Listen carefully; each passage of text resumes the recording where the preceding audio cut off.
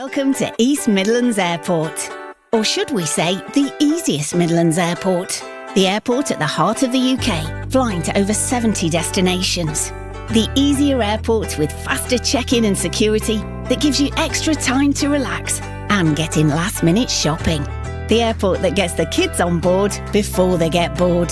East Midlands Airport, the easiest way to get away. To book your next holiday, visit eastmidlandsairport.com.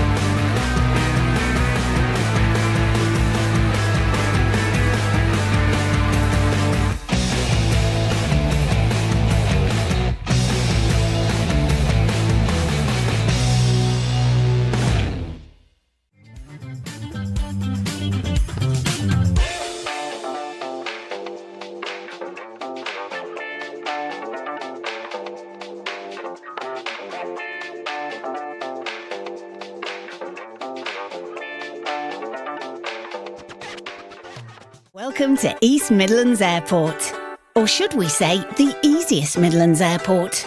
The airport at the heart of the UK, flying to over 70 destinations. The easier airport with faster check-in and security that gives you extra time to relax and get in last-minute shopping. The airport that gets the kids on board before they get bored. East Midlands Airport, the easiest way to get away. To book your next holiday, visit eastmidlandsairport.com.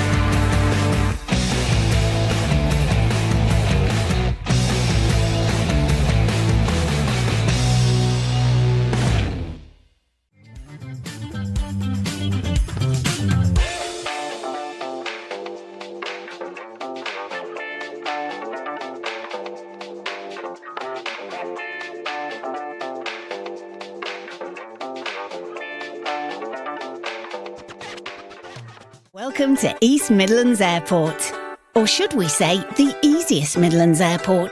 The airport at the heart of the UK, flying to over 70 destinations. The easier airport with faster check-in and security that gives you extra time to relax and get in last-minute shopping. The airport that gets the kids on board before they get bored. East Midlands Airport, the easiest way to get away. To book your next holiday, visit eastmidlandsairport.com.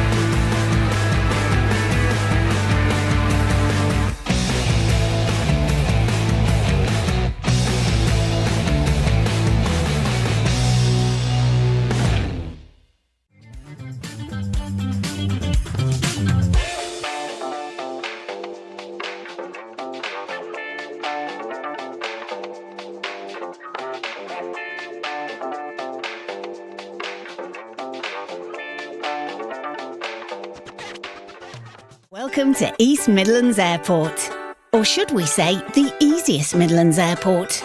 The airport at the heart of the UK, flying to over 70 destinations. The easier airport with faster check-in and security that gives you extra time to relax and get in last-minute shopping. The airport that gets the kids on board before they get bored. East Midlands Airport, the easiest way to get away. To book your next holiday, visit eastmidlandsairport.com.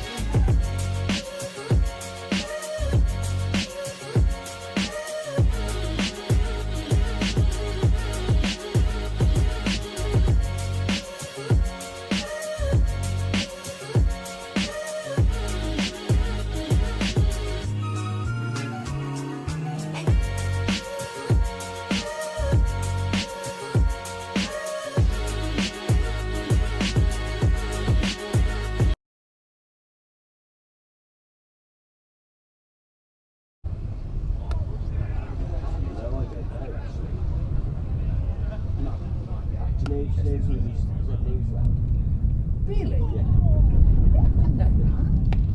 Well, he's a man who keep that kind of thing quiet, to be fair. I bet he's a Chester.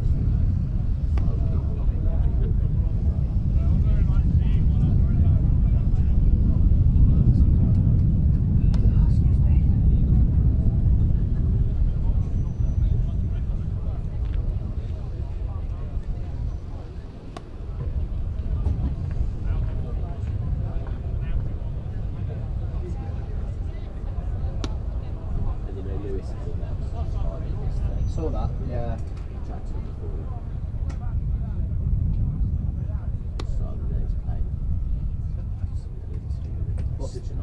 Yeah, I saw like a brief clip that they put on the socials. What's the reason behind that? At school. Yeah.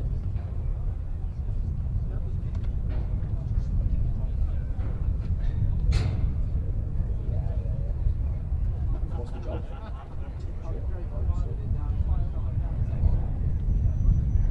Yeah.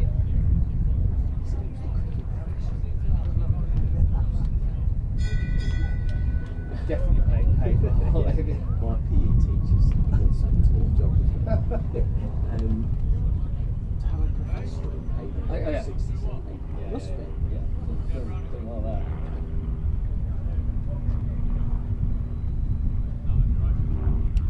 Right, here we go. I'll start in a few seconds, gents.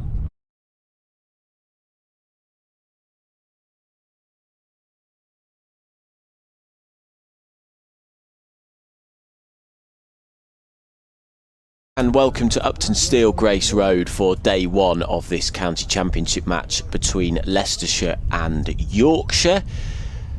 The toss made half an hour ago. Yorkshire won it and chose to bat, and you can understand why with glorious sunshine above us. Not a cloud in the sky in the centre of Leicester.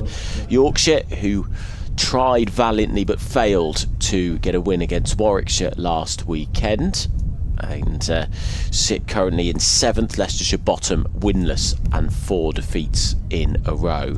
I'm Adam Whitty from Radio Leicester, delighted to be joined by Jamie Rayner from Radio Leeds. Hello. Good morning, Adam. 2 moustaches on show today. You can send in your thoughts on what you think is best. So, the team news from Leicestershire's perspective, one change, and we will get to the reason why. You can probably see the reason why, actually, if you're watching the stream. But they've brought 2 spinners in, so Ajaz Patel and Rahan Ahmed will be playing for them. Ajaz Patel in for Tom Scriven. And one change for Yorkshire, Jamie, isn't it? Dan Moriarty in for Ben Cliff. Absolutely right, yep, and for similar reasons as well, having looked at the pitch, and Yorkshire, quite like Leicestershire, favouring the option of 2 spinners in their team, so Don Bess and Dan Moriarty making his first class appearance of the season for Yorkshire. And as I say, if you're watching the stream, you can probably see the reason why the spinners have been brought in, and that is that Leicestershire have cut the ends of the strip but not the middle as much. So the middle of the pitch,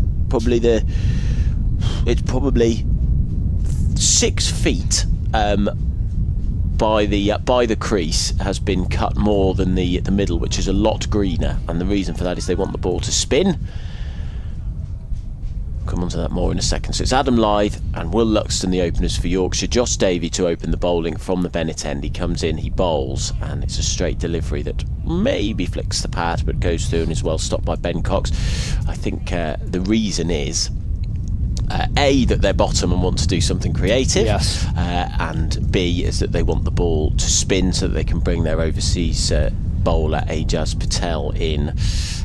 But it is, I mean, I haven't seen a pitch like that before. It's where it's so marked. Yeah, I've seen a lot of cricket, Adam. That's the first time I've seen, and look, it won't be alien to some viewers and listeners today, but that is a unique looking pitch, to say the least. Davey runs in, is up to the wicket, bowls, and that's pushed at by Lyth and comes off the inside edge and trickles to Rahan Ahmed, and there is no run.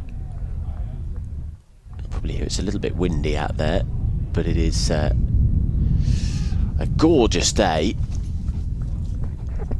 Really lovely conditions for cricket. I think it's supposed to get up to the mid-30s at some stage over the course of the weekend. So Davey then, 5 wickets at 45 a pop in the county championship so far. There's an update for Radio Leicester coming in a second, where Yorkshire have won the toss and have chosen to bat here under gloriously sunny skies in the centre of Leicester. The Foxes, 4 defeats in a row in the county championship. They're staring relegation in the face. They've made one change. Ajaz Patel, their overseas spinner, comes in as they try to desperately turn the tide. They're going to have to do so against one of English cricket's big boys, though. They haven't beaten Yorkshire at Grace Road since 1986. If they do so, it really will be something special. But we are in the first over of the day. Yorkshire yet to get going. They are none for none so far. So you didn't miss anything there. 2 defensive shots from Lythe. It make for interesting viewing, in truth. I mean, it's good to see in many ways that Leicestershire are prepared to push it in regards to the preparation of the pitch. I mean, I guess looking at the table situation and the like, they've got to try, haven't they? They've got to give it something different. As you just heard me mention, it's 4 defeats in a row. They haven't quite looked up to the standard, to be brutally honest. The other teams just look better than them, have more quality in their team. As Davey running in towards us now, he's past the umpire, he bowls, and that's driven through the covers. It won't go for 4, but Lythe with the first bit of bat on ball really of the day, and it's misfielded towards the boundary edge there. I don't think it's cost a run, but that's Yorkshire off the mark. They are 2 for no loss. Yeah, I think from what I gather it was a coaching decision to make the pitch like this, and you're right, I think they've just decided that they're going to try and be creative, a bit bold with how they go about things. But to paint the picture, the middle section of the pitch is green and would be hooping around if the whole pitch was like that. As Davey, with the final ball of the over, comes in, bowls. It's defended by Lythe, and we are underway here on day 1 between Leicestershire and Yorkshire. But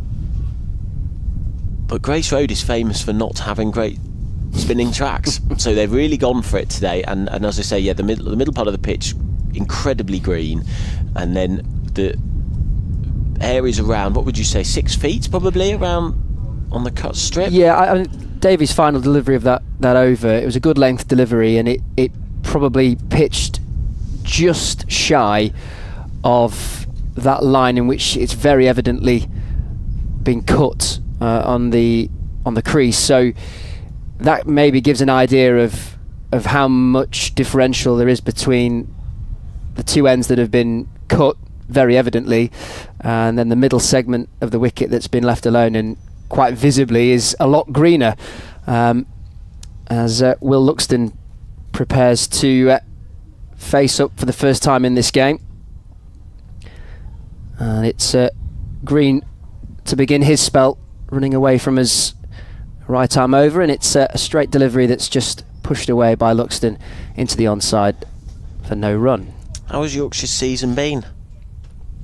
It's an interesting question, I would say, and I hazard a guess, as someone who hasn't watched Yorkshire routinely, albeit deputising for the brilliant Jonathan Dodge, I must say that today. I know he'll be listening in some capacity from his second home this week at Royal Ascot.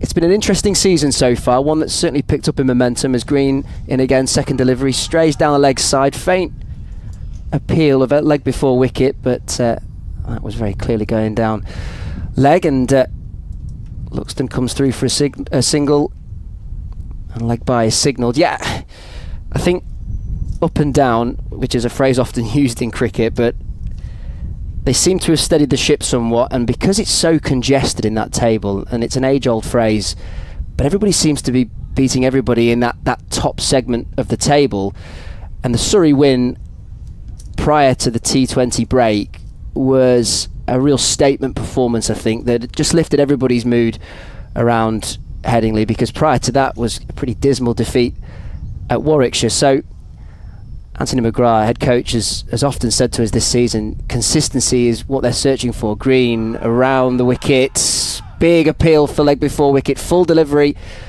and Adam Lyth stepping forward. Umpire unmoved despite those vociferous appeals.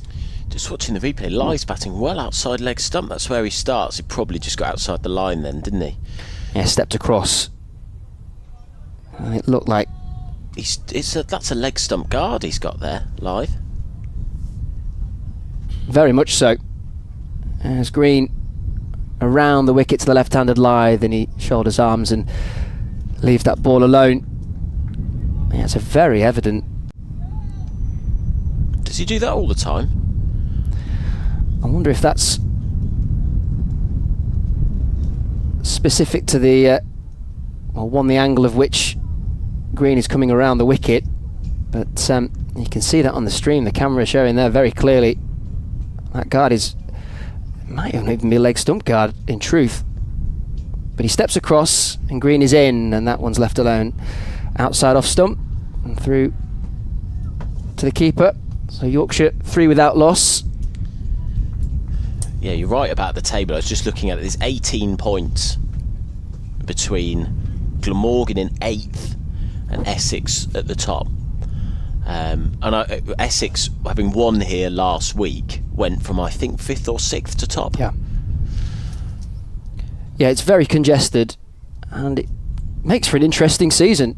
As Green again around the wicket, and Lyth not interested as he steps across his wickets, leaves that ball alone, and at the end of the second over, Yorkshire 3 without loss. We were looking at it, weren't we? I think this is the first game between these two in Division 1 since 2002. Leicestershire back in the top tier for the first time since 2003. But surprisingly, Yorkshire weren't in Division 1 in 2003 when Leicestershire got relegated. So this is the first meeting in the top tier for 24 years. They don't meet a huge amount in the county championship, but they did meet, 23, 24? Yeah. Leicestershire don't often win against Yorkshire. Davey is going to bowl his second over from the Bennett end, and charges in towards us now. Luxton waits and defends out into the leg side, and he's off the mark. The ball coming off a thick inside edge, hands on head from Davey. And Luxton, who was brilliant last week. Marvellous. A very important innings for him in his young career. A maiden first-class century, and really did it in style as well. We've known of the quality of Luxton, there's no doubt about that. His stroke play is very evident, but it was his temperament and consistency at the crease that was very clear to see. As Davey comes in, right arm round the wicket to the left-handed Lyth, who drives, and it's stopped a backward point by Lewis Hill, who announced his retirement this week. And he's hurt his fingers. Probably another one of the reasons why he probably wants to retire, so he doesn't get stung fingers like that. You'll hear, by the way, an interview that I did with him just before the start of the day's play on at lunchtime. We're going to play it as part of the stream, and if you are listening to us on the BBC Sport website and app, that'll be available on the Talking Foxes podcast, which is our Leicestershire pod. Davey moving in towards us now, bowls, and forward comes Lyth, and that again comes off the inside edge. There's quite a bit of thick edges so far, outside and inside, but there is no run. It'd be interesting as well to see, clearly the preparation of this pitch is to aid spin. We've seen that in team selection as well, but actually how the two areas of the pitch that are evidently different behave length dependent. Yeah. It's almost like I was trying to work out when I was looking at it earlier whether, as Davey broad shoulder comes in now, bowls straight delivery, and again it's a thick outside edge from Lyth, who dangles his bat at that. At what stage, whether you have to bowl full to hit the more cut strip, or whether sort of at what length that has been, what the dividing line is. The fringe of the two areas of the pitch, if that's how we want to describe them, clearly the area that's cut in contrast to the middle segment, I would say from this lofty position of which we watch the game, it looks like a good length. Davey in bowls, and forward comes Lyth and defends. I'm also interested to see what happens if the ball hits the lip, particularly from the spinners, the dividing mark there. It will surely just die if it hits the line between the two. There's quite a few millimetres of difference. Apparently they asked the ECB if they could do it. They asked for permission to see if you could cut either ends to that sort of drastic degree, and they were told that they could. That's Davey. Final ball of the third over. 4 for no losses to score. Lyth 2, Luxton 1. That's former Somerset bowler Davey in bowls. That's 2 straight, and that is going to run away for 4 byes. It's a very straight fine leg position. Just straying a little bit there, Davey, and despite the despairing dive of Ben Cox, who's a brilliant wicket keeper, he couldn't even get that. Moved a huge amount past after it had passed the batter. I saw they were talking about that yesterday quite a lot, the Test match, about how in England the ball moves so much after it's passed the batsman on its way to the wicketkeeper, because James Rew conceded about 22 byes. I think there was a lot of extras in the early stages of yesterday's play, but none of it was really his fault. 8 for no loss at the end of the third over, and it's Green to continue running away from us here in the pavilion as a full length delivery is driven firmly, crisply by Luxton through the covers, and that might have the legs to reach the boundary. In fact, it does. 4 runs to Will Luxton, and in the early stages of this innings, picking up from where he left off really at Scarborough, and certainly looking to try and cement his place at the top of this Yorkshire order. Coming in for Finlay Bean, he's 5 runs to his name from the 4 deliveries faced as he flashes at that full blade back of a length delivery, and that has reached the boundary. Back-to-back 4s for Will Luxton, who is showing some real attacking intent, and he moves on to 9 from just 5 deliveries. Yeah, with 2 full and wide from Green, and it's just allowing Luxton to throw his arms at that, and he hasn't got much protection in the field either. I've noticed they've also brought that boundary rope in from the last game. The pitch was... I'll come to that in a second. So Green into Luxton, and that one is solidly pushed away defensively, picked up at point, and a decent enough response from Green. Yeah, they brought the pitch last week was maybe 2 or 3 along from this to the right as we see it, and so the boundary on what is the offside to the right-hander at the moment was a lot further out. So we saw a lot of run 3s and 4s last week, but they've brought it in, I've noticed. Green is in, and that one's a straighter delivery that just takes a thickish inside edge off Luxton's bat. Squirts into the onside. It's interesting to see Luxton not afraid to put it away if it's there to be had in the early stages of this innings. It's Green running away from us. Number 6 on his back over the wicket, and that one is a straight delivery. Big appeal, and he's been given. It looked a good length, it looked a good line, and Will Luxton has been given out LBW, and despite going for back-to-back boundaries at the start of this over, Green has responded, and he's got the first wicket for Leicestershire. I was just watching the umpire there for a while. It took him a long time, didn't it? Because I think he was trying to think why there was a reason he couldn't give that out. Zip right back off the seam, a lot of movement, jagged right back into Luxton, but it hit all the criteria, and I think was going to hit middle and leg, maybe leg stump. I don't know whether he set him up a little bit there. The way Green celebrated suggested he did. There were a few outswingers in that over, but then he jagged one back in right at the end and caught Luxton off guard. And yeah, good start for Leicestershire, because Luxton looked good, didn't he? 16 for 1 the score.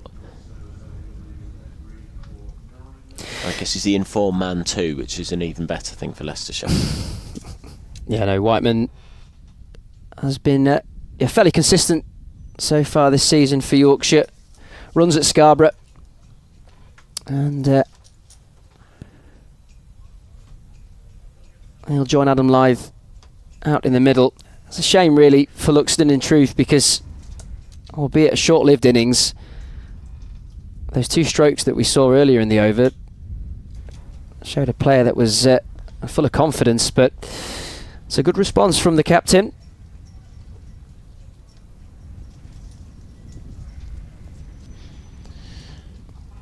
Yeah, he's been Leicestershire's best bowler by some distance. He's 6th on the list in Division 1. 26 wickets at 28. He has been the standout bowler, and the one that really offers a threat. The problem has been that people don't back him up, sadly. Well, he's got a new man to bowl at. Whiteman just taking his guard, getting himself accustomed with the crease. And Green now around the wicket to the left-handed Whiteman, and he leaves that ball alone outside off stump. It seemed to be hooping in. And the reaction from the slip cordon and Cox behind the stumps would suggest that it was a testing line there from Green, who finishes his over. So a breakthrough, an early breakthrough for Leicestershire. Yorkshire 16 for 1.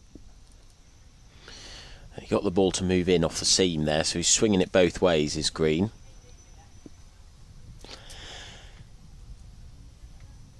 That's a good over. The question is, again, can Davey back him up? That has been the problem. Leicestershire bringing Ajaz Patel into the team, as they want the ball to spin on this very unusual track. Davey to bowl the 5th over of the game, and he's moving in towards us now. He's up to the wicket bowls, driven by Lythe, but not with full force, and it goes to mid-off, and a single is added to the total. Ajaz Patel, brief spell with Yorkshire in 2019. Don't remember him playing all that much, actually, in truth. Well, he was left out of the game last week against Essex, and it all felt a little bit silly really when you get an overseas player over and then the conditions aren't right to play him, and because the bowling attack didn't quite have the variety and quality that was needed last week, it all felt very strange that he wasn't doing anything. Davey round the wicket bowls, forward comes Whiteman, who's a left-handed batsman. Aussie, but he's got a UK passport, is that right? That's right, yep. He was born here, wasn't he? Yeah. Like Donny or something. Doncaster, yep. So he has, he's got Yorkshire blood in him somewhere. It's a canny bit of recruitment in truth. Yeah. They did it with Ty in the T20s, didn't they? Absolutely, he's got an English, British passport. He's been at Western Australia for most of his career. He's captain Western Australia, I think he does, doesn't he? He waits, does Whiteman, as Davey comes in, bowls to him and tries to play this late through the slip cordon, but it's stopped by Gully. Joey Everson is fielding there. Crucially, experience as well, and a big part of the off-season recruitment by Yorkshire is just, whilst also bringing quality into the ranks, no doubt, experience, know-how, and he's been impressive in the early stages of his time with Yorkshire. Had a bit of trouble with injury.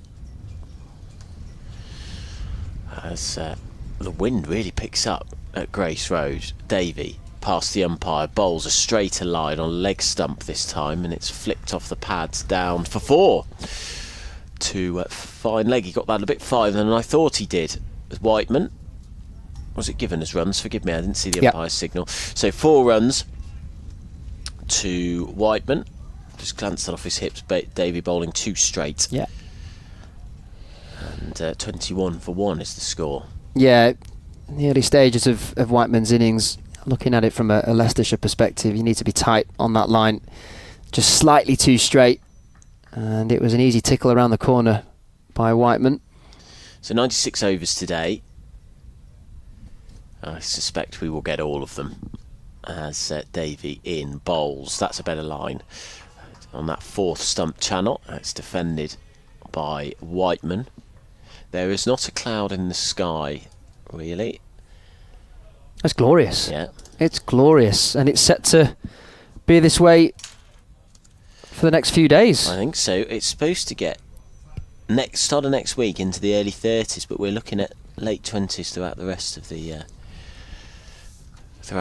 the weekend. Glorious. 31 degrees on Tuesday. Davey. Final ball of the over in bowls, short of a length this time. Back goes Whiteman, defends. That is the end of the 5th over of the innings. Day 1 of Leicestershire against Yorkshire at Uptonsteel, Grace Road. You're listening to BBC Radio Leicester, BBC Radio Leeds, and the YouTube stream for Leicestershire, where you can watch as well as listen to us. How long have you had the tash? You've got both. You've got a good quiff and a good tash. I've only got one of those things, sadly. Tash is probably about a year old now, and it started off as a project to just frustrate my other half, and then duly frustrated, persisted with it. Green, full length delivery around the wicket to Adam Lythe, who just about punches that ball out as he goes through his defensive shot again at the striker's end. A lot of my teammates from my village side say I look a bit Aussie. Yeah, well, it is the Aussie look. Yeah, not to stereotype in any way, shape or form, but I can see that as Green again around the wicket and a probing line that's firmly pushed into the onside by the middle of Adam Lythe's bat. Well, Ben Green is the archetype of this, really, of the Aussie look, which is the moustache and the mullet. The mullet, so yeah. You need to add the mullet. The mullet, yeah.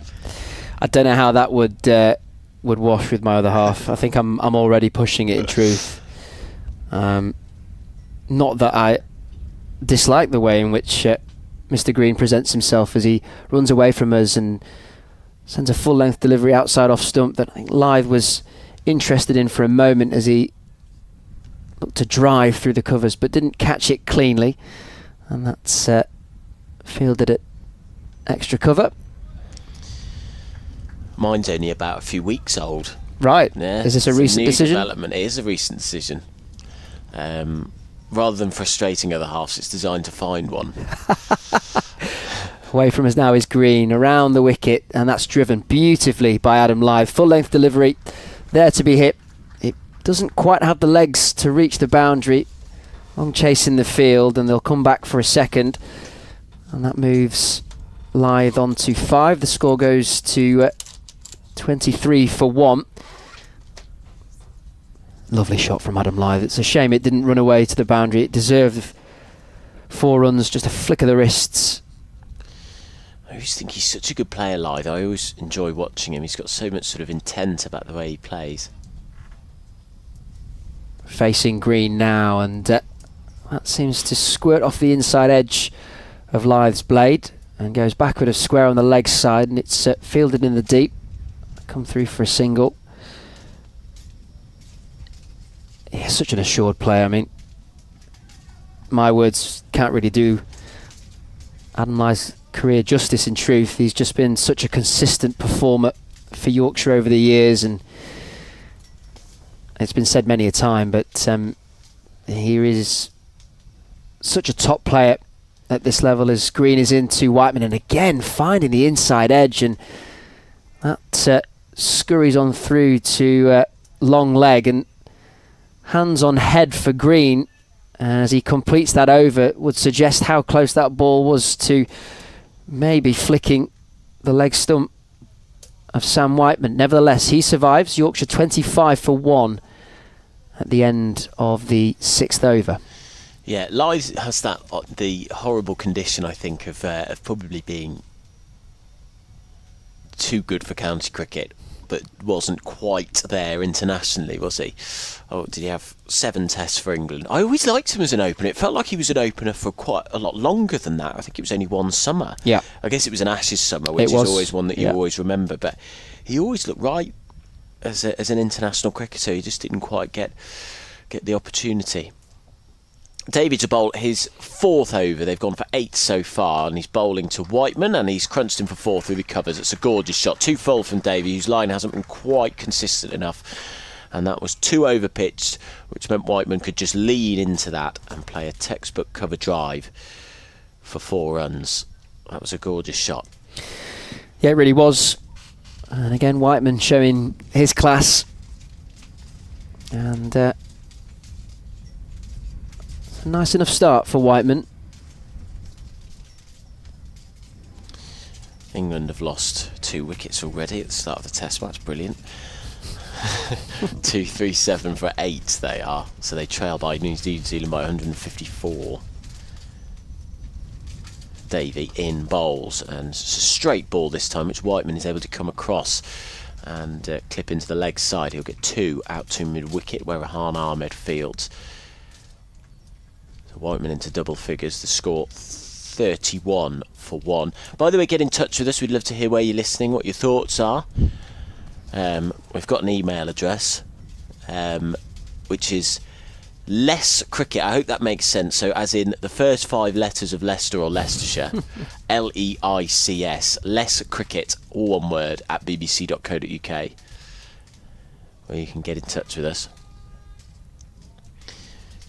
Davey past the umpire now, bowls, and that spat up off the surface a little bit. Whiteman came forward to it, but he almost played it with his arm up at sort of head height, leaning forward, so his elbow right up at the top of the bat. Yeah, the Less Cricket idea was mine. What's the idea for the thing? And it sounds like an obvious thing, but it's really difficult to describe because I think if you've got to explain it after you've said it. Yeah, Leics. There you go.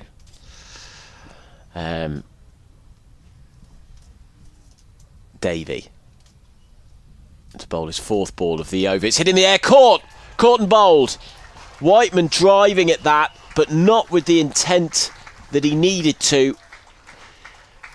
And it was caught wonderfully by Davey in his follow-through, diving to his left. And Leicestershire have 2 early wickets against Yorkshire here. 32 for 2 is the score. And Whiteman, who looked very assured at the crease, has to go. I think that came off the inside edge, actually, watching it. He was trying to play it through the covers, but it came off his inside edge. And Davey taking a very good 2-handed catch. 31 for 2. Brilliant bit of fielding from Davey.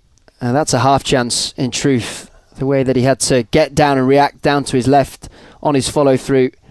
That is a fantastic bit of fielding off his own bowling. Whiteman maybe threw the shot a tad too early, hence why it just popped up and allowed Davey the chance to grab it, which he did.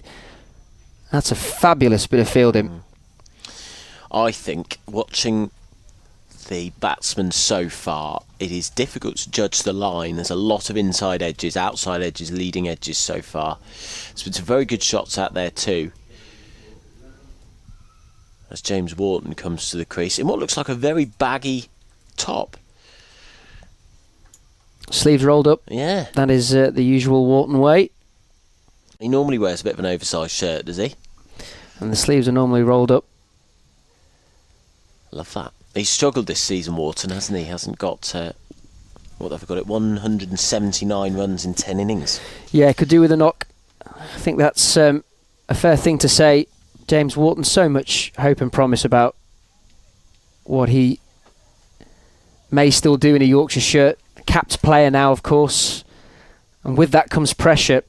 That standout score of 92 at Somerset this season, but hasn't really backed that up in first-class cricket, so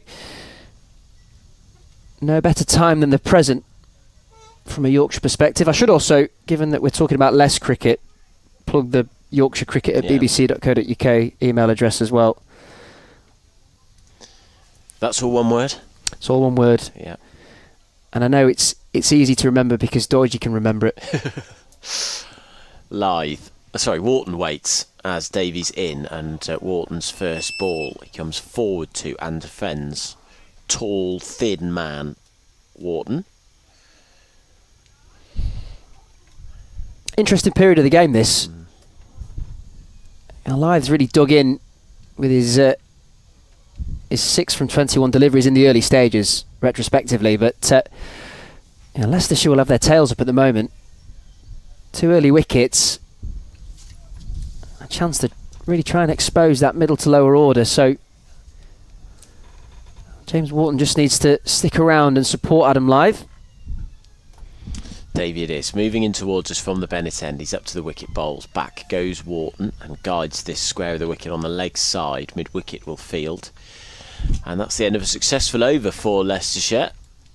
32 for 2 the score. 2 early wickets for the Foxes in their first Division 1 meeting against Yorkshire for 24 years. And that's gone pretty well. 1 wicket each for Green and for Davey. And Great Moustache and Quiff is making way for Great Quiff.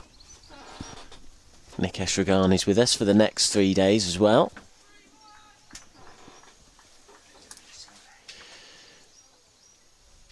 As Green will bowl from the pavilion end. With the score 32 for 2. Wharton on 1, Lythe on 6. Hello, Nikesh. Good morning, Adam. Good morning, everyone. Lovely to have you back. Great to be here as Green runs in away from us, delivers, and it's edged and it's dropped, put down at second slip. It's going to be a couple of runs as well. Wharton with a genuine edge, lovely bit of bowling from Ben Green. And was that Ajaz Patel there at second slip? I think it was. Let's have a look at the replay. Genuine edge. Oh no, it dropped just short of Patel. He couldn't gather it on the bounce, so not a chance as I initially thought, but Green creating opportunities. Green round the wicket now to Lythe, and he plays that forward in defence. Not a cloud in the sky today, Adam. I know. Very different to the conditions we saw on day 1 of that match against Essex. Yeah, we were sat up here for a few hours, weren't we? It is glorious. If you didn't know you were in Ayleston, you'd think you were in Marbella or something, wouldn't you? As many sunburnt faces. There certainly are. Places. Decent crowd in today, actually, for day 1 as Green comes in, bowls. Genuine half volley, but just gently driven to mid-off.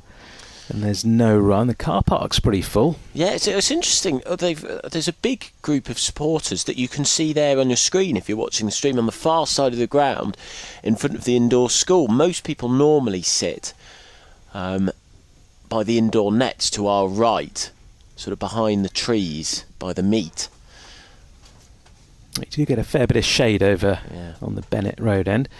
The Bennett end, rather, as Green is in, and that's left alone by Lythe, who's on 6 from 24 balls. Been a watchful start for the former England opener. What do you make of the pitch? A little bit different, isn't it, to what we saw on day 1 last week? Different colour to it. Interesting. Bit of two-tone going on. Yeah. Very green in some of the middle patches. Skin fade. Absolutely. Green in, and that's been driven into a gap there just in front of cover, but good bit of fielding there from Ahmed, prevents the single. So good pressure being applied by Leicestershire. Good to see Ajaz Patel back in the side today for the Foxes. Certainly lacked that variety against Essex. I know the pitch didn't offer a great deal of spin, but you even saw from Essex, didn't you, that they used their spinners quite a lot, especially in that second innings. Green bowls. That's another leave by Lythe outside off stump. So just 1 run off the over. Yorkshire onto 33 for 2. Lythe 6, Wharton 2. Run rate's pretty healthy at the moment, but Leicestershire will be very pleased at taking those couple of early wickets. I was saying to Jamie earlier, they asked the ECB for permission to do it, or if it was legal to do it, to cut the strip. If you're just joining us, they have cut the strip totally differently. So the ends have been cut more and have finer grass on it than the middle, which is actually very green, the middle. And yeah, they want the ball to spin, which is why both sides have picked 2 spinners for this game. Davey to bowl his 5th over. Bowling from the Bennett end, he's up to the wicket, he bowls, and Wharton goes back and wristily flicks this into the leg side. The outfield is very quick today, and it's saved just at the last moment by Lewis Hill, who throws that in, and that's 2 added to the total. Wharton on to 4. It might be one of those where if we had a TV umpire, they might have wanted to have a little look at that, but we'll take Hill's word for it. He's an honest guy, Lewis. And welcome Lutterworth's finest. Welcome to listeners on Sports Extra 3 as well. So Yorkshire make their way to 35 for 2. Batting first on day 1 here against Leicestershire. Glorious sunny day at Grace Road. Davey. 3 slips in. Past the umpire. Bowls to Wharton, who prods at that outside his off stump, and he's beaten. That goes through to Cox. Also got a short mid-wicket. Mid-off, who's quite square, mid-on, mid-wicket. And a long leg. There's someone behind square on the offside. Doesn't look like it, actually. So there's big gaps. They've offered the drive to Wharton because there's Rahan Ahmed at backward point, but there's a huge gap in the offside. I don't know whether they'll offer him offer Wharton the tempter. But the 3 slips, hands on their knees, crouched down in unison as Davey moves in, bowls, and that's on a leg stump line and whipped away. That'll be 4 runs through deep backward square leg. I was saying, Nikesh, from last week, they've brought that boundary in front of the scoreboard, haven't they? Even though they've actually brought the pitch closer to it, if that makes sense, which I thought was quite interesting. 4 runs to Wharton, who moves on to 8. Because we saw a lot of 3s last week, didn't we? We did, although the offside boundary here for Wharton looks quite a way back, doesn't it, towards the meet?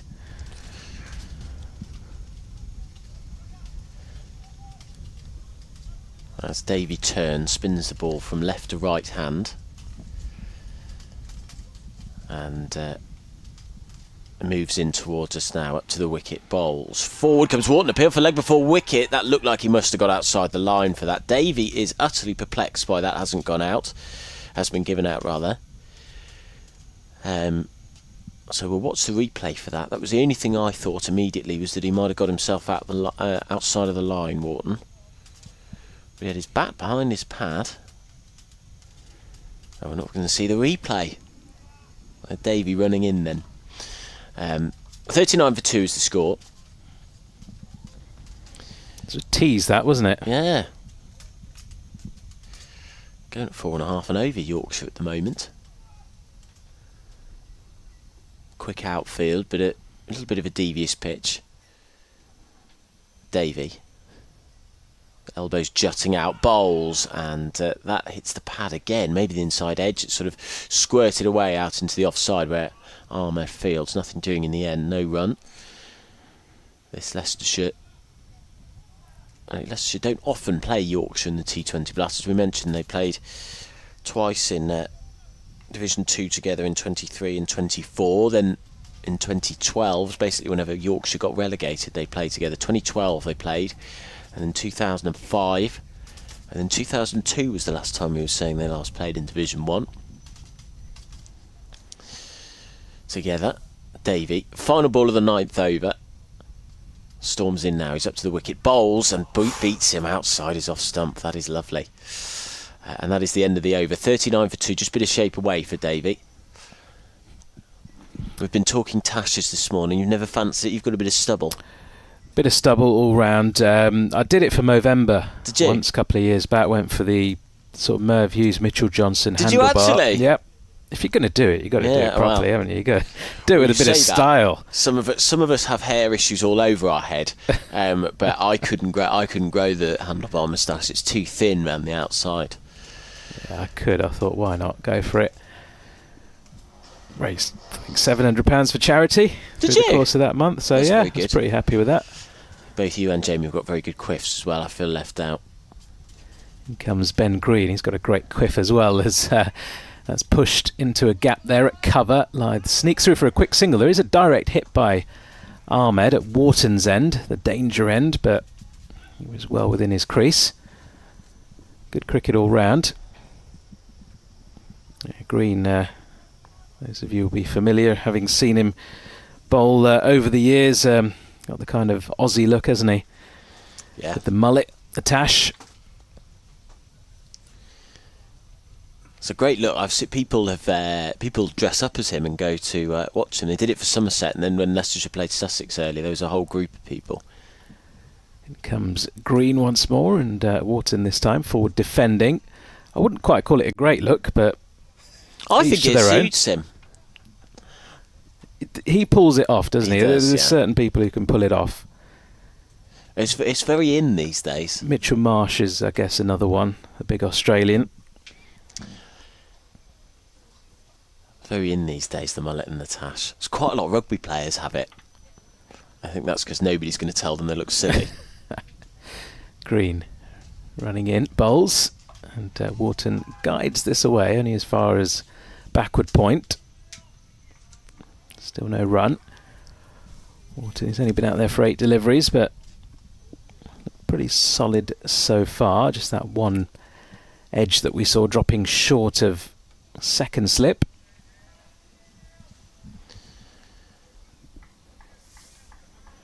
Less cricket, if you've got any emails. LEICS cricket, all one word, if you want to get in touch. Green back in, and that surprised Wharton a little bit. Bit of extra bounce on that occasion. Movement away, past the shoulder of the bat, and through to Cox. That was a beauty. Oh Angled no, in actually. and just sort of held its line, but he was on the move, wasn't he? Wharton didn't play it particularly well. No, it was a bit Ben Stokes in the last test, where I think he made quite an average ball look very good there, actually, by just playing down the wrong line. To be fair to Green, it just held its line, didn't it, that one? Here he comes again, and this time he has a last-minute leave. As Wharton thought about having another poke at it, pulled his bat away just in time. It wasn't too far away from that off stump. Talking of England, 243 for 9 in reply to New Zealand's 391. Still trail by 148 runs. What a weird side that is that England have I guess, been forced into picking in some ways. Well, we were discussing it 20 minutes ago. Green to complete the over is in, and that's driven just forward a point, and they get through for a single. So Wharton will retain strike. Yorkshire on to 41 for 2. Who's batting at the moment for England then? Fisher and Baker. Fisher and Baker. Don't expect too many runs from those two. Such a long tail, but they had the opportunity to add some balance to their team, in my opinion, and the person who could have added that balance is currently fielding at the moment in this game. Rahan, I obviously am biased, so I accept that, but Rahan Ahmed could have been I think probably a perfect number 6 or 7 for them. Probably number 7. You wouldn't have needed to bowl him, but he would have been he's such a good batsman that he could have added real balance to the team. I don't really know why they didn't. I suppose they just felt that it was a pace pitch and that's what they wanted, and to rely on part-time spin. Davey to bowl from the Bennett end, his 6th over, and beats his man outside off stump. There's an appeal for LBW, I presume, but nothing doing. Davey didn't fancy it. And the score remains 41 for 2 at the start of the 11th over of the day. We're going to watch the replay now and see. Oh no, it was for an outside edge. Yep. Must have been a little nick somewhere. Maybe bat on pad, I think. Something like that. Now you look through that lineup there, you can understand why Jordan Cox was straight in after that double 100 here last week. Wharton waits, 9 not out. Davey bowling right arm over the wicket, and that hit high on the pads. Tries to flick it through the leg side, Wharton, but was too late on it. Yeah, he's a brilliant player, Cox, and he looked really good last night. Rue looked good too, did well behind the stumps. It's just a very, very strange side. It's a very, very strange test match, really. It is. I mean, New Zealand did their best to sort of make a game of it, really. The way some of their batters got in and got out in slightly silly ways makes you think they could have been on for closer to 500, let alone just shy of 400. Davey, 38 on his back, comes in, bowls the right-handed Wharton, who goes for a big hoiking drive and misses it. He looks like a man out of form at the moment, doesn't he? It was a great opportunity to play himself into form. It's probably the type of innings that we saw, funny enough, from Lewis Hill here last week, where it felt like he was playing himself into form. Just sticking there, not getting out, not really middling it, but playing safely. That wasn't a particularly safe shot. 3-dot balls to start the over. Run rates dropped below 4, 41 for 2. Leicestershire have just won once against Yorkshire since 1996.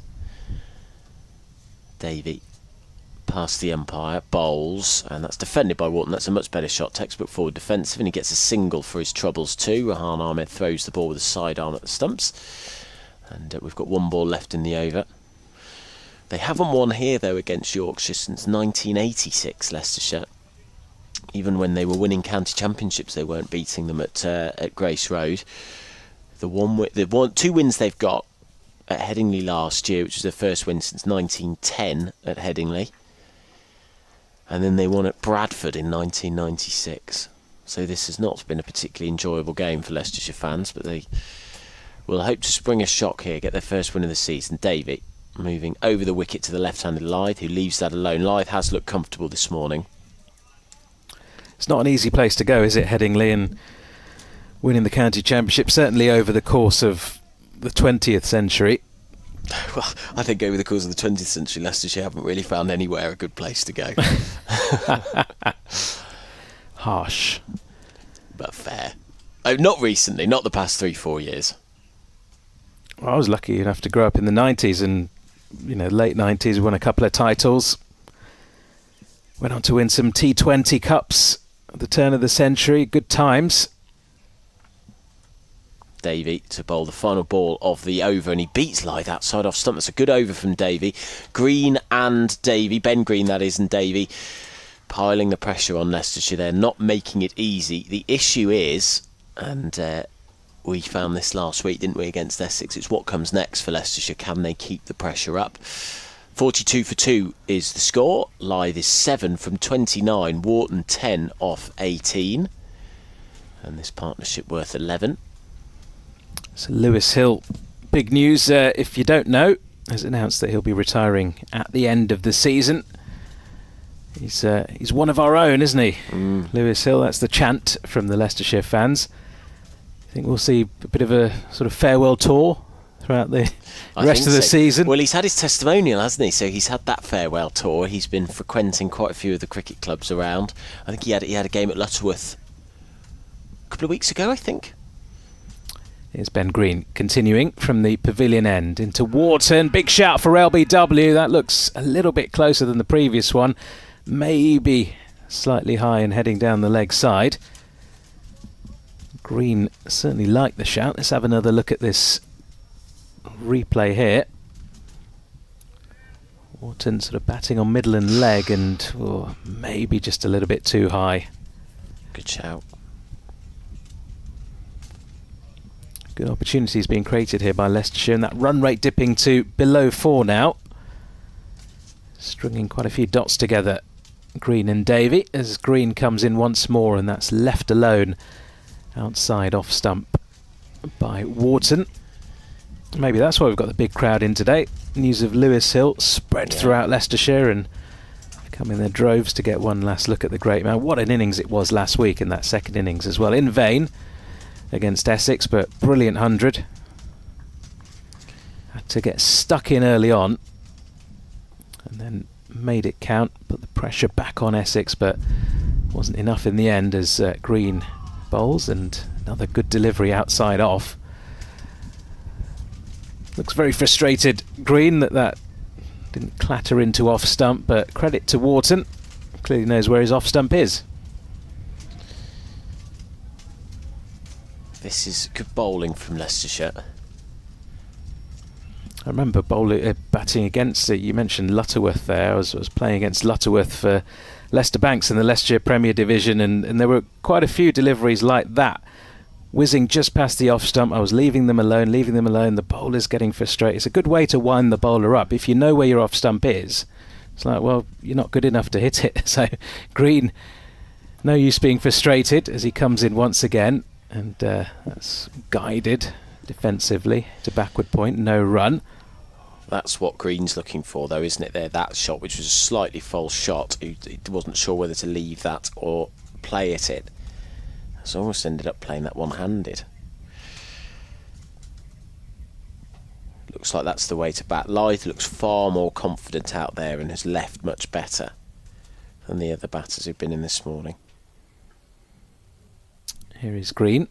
Once more, that's tucked away off the hip. It's timed really well out to deep square leg. It's probably going to get all the way for 4, is it? No, I think that's a great bit of fielding. Running around there from fine leg. They settle for 2. I think Wharton thought it had gone for 4. As the fielder signalled that it did cross the boundary. No, I don't think he has. So they're going to have to settle for 2. But again, another one which looked very touch and go. So what 2 wonderful bits of fielding so far from Leicestershire. That was probably another area that let them down last week, was their fielding. They dropped some silly catches. There were just a few sort of quite regulation misfields. Final ball of the over from Green, driven beautifully, but only as far as mid-off. No run. Yorkshire finished the over on 44 for 2. We've had 12 overs bowled in the day so far. Yorkshire winning the toss, deciding to have a bat first, which looks like a wise decision on such a glorious day here in Leicester. Not a cloud in the sky, just maybe a bit of wispy sort of white stuff in the far distance, but not above Grace Road. And the pitch, if you are watching on the stream, you'll be able to see it's got a very two-tone look to it. Green in the middle, sort of brown sandy colour at both ends, and maybe they were a little bit unsure about how this is going to play, so trying to make the best of the conditions. Yorkshire first up. Davies, 7th over, 1 for 22 his figures. He's past the umpire, bowls. Oh, and there's an appeal for all sorts, I think, there. LBW court. There is no raise of the finger from the umpire, though, so it remains 44 for 2. It looked like a quick ball, that, and sort of zipped through to the wicketkeeper and hit something, pad, bat, whatever it may have been. Just watching the replay now, it hit the back of his pad and would have been too high for LBW. I think there's an appeal for inside edge onto the thigh, but nothing doing. You mentioned that at the end of the over there about people not being sure how it's going to play. But my understanding really is that Leicestershire aren't sure how this is going to play. It is a proper gamble, this. Worth a go, considering their position, where they're, 30 points off safety in Division 1. Nearly 40 points off safety. They need to win, and they need to win soon. Davey in, bowls, outside off stump, left alone by Lyth, who's 7 not out. They're not sure if it's going to work. They're not sure what it's going to do. Give it a go. Could be a massive risk. At this point, though, there's no point playing it safe either. You can hear that it's a bit windy out there. I've turned the effects mic right down and pulled it in from the window, and it's still picking up quite a bit of wind out there. 3 slips for Josh Davies, bowling right arm round the wicket to the left-handed Lyth, who leaves alone outside the off stump. I think he's trying to tempt him into the drive. There's a cover there, but nobody in the outfield on the leg side. Yorkshire, who drew last week with Warwickshire in what you would have called, I don't know whether they still do these in club cricket. They've stopped in the leagues that I have played in recently, but what you'd call a winning draw, wasn't it? Where they yes, loved a good old winning draw. Yeah. You often get a side trying to bat out the overs for a losing draw, but at least they get more points than being bowled out. Davey in bowls, and that's down the leg side. Well kept by Ben Cox. Yeah, there was that story of someone in Derbyshire a couple of years ago, wasn't there? He literally got like none off 200 balls because they were chasing 300 and were never going to win, so he just batted the whole thing out for a draw, and they'd got 9 for 6 or something. It's a little bit like for some of our older listeners, they might remember the 1975 Cricket World Cup, the first ever one. Sunil Gavaskar in the opening match scored an unbeaten 36 not out opening the batting and carried his bat through the 60 overs. Here's live where he waits and drives at that. He hasn't timed it, but he'll get a single as it goes to the right of mid-off. 45 for 2. Must have thought he was playing for a draw. Wasn't to be though. I wish I was around for some of those innings. People just seeming to forget the urgency of one-day cricket. Warwickshire doing really well in the end. The 333 all out they ended on, with some really good rearguard actions from Barnard, Hayne, Malik, Souther. But Yorkshire doing really well, and it was Will Luxton, the star of the show, with over 200 runs in the game. Davey bowling, and that was played very late by Wharton. Good delivery from Davies, bowling with a bit of zip this morning, and that's the end of his 7th over. 1 for 23 his figures, so he's going at about 3 and a bit and over is Davey. But Yorkshire 45 for 2. Things have settled down somewhat after 2 quick wickets that the Foxes managed early on day 1. It's got that feel about sort of England-Croatia the other night, where it was 3-2, England had chance after chance after chance, and you just think they've got to take one sooner or later. They can't let the opposition back in. Leicestershire creating these chances, but not able to get that 3rd wicket really to put their foot on the throat as Green is in. That's a full delivery into Lyth, who defends quite comfortably into the offside, and there is no run. Similar thing happened last week, didn't it, against Essex? Couple of early wickets in their first innings, and then they were just able to build partnerships and post a big first innings score.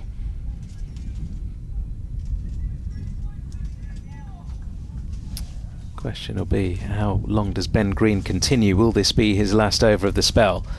Into his 7th, and he comes, bowls, and another defensive shot by Lyth back down the track. Yeah, 4 pacers, Everson and Green. I'll be interested to see if they are used as the first choice bowlers. I think the fact that Alex Green's taken his cap off and was is it shadow bowling? You can't call it that, can you? Do you call it that? In his warm up? Rolling his arm over. Yeah. Tells you that he's coming soon. Green in, and he's been hit on the pads again, Lyth, but that one probably sliding down leg side. It was a polite appeal more than anything else. A bit of that. Lots of balls hitting the pad, lots of outside edges, inside edges. I think the batter's just trying to struggle with the line of it, which is quite interesting. I don't know whether that's anything to do with the two-tone pitch. Lyth unbeaten on 8 and gets a thickish outside edge out towards backward point. Another dot ball. He's certainly been very watchful here early on. Adam Lyth, 8 from 38 balls. Got Jamie Rayner going through some shadow commentating at the back of the box, ready to join us very shortly at the end of this over. Twirl of the moustache. Green running away from us, bowls, and Lyth leaves one alone just outside off stump. Alex Green found most of his sort of better spells of bowling last week coming from the Bennett end. So So we might well see a change in bowling there first, with Josh Davey having bowled 7 overs himself too, 1 for 23 his figures. Helped by coming down the hill, I think 2, but yeah. Final ball of the over as Green runs past the umpire, bowls, and Lythe looks to drive, gets a bit of an inside edge on this into the leg side. There is no run, so maiden over for Green, his second of the innings, and Yorkshire remain on 45 for 2. Adam Whitty will take a short break. Jamie Rayner will make his way in alongside me, with Yorkshire looking to rebuild here. This partnership worth 14 runs between Adam Lythe and James Wharton. Wharton's got 12 of them, but it's Lythe who looks much more comfortable out there, as you'd expect, really, a player of his class. Former England Test opener, of course.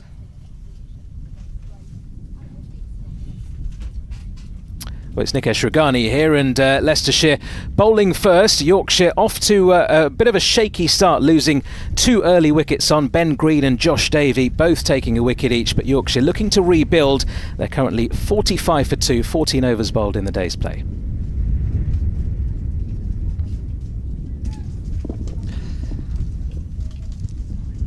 We've seen some agile play out there on the pitch at Grace Road, and some agile work in the commentary box as well. Good to be back in your company, Mr. Ragani.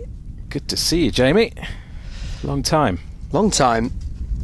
Alex Green then into the attack from the Bennett end, and Wharton there just letting that one fly past through to the keeper Cox. You've used the word watchful quite a lot in regards to Adam Lythe's innings, and I think it's absolutely spot on. Very patient player, and when you look at how things have unfolded thus far for Yorkshire, I think that patience, that temperament is absolutely what is needed right now. With Green, broad-shouldered, tall bowler is in, slightly back of a length, and almost crab-like Wharton stands across his stumps as he leaves that ball alone and goes through to Cox.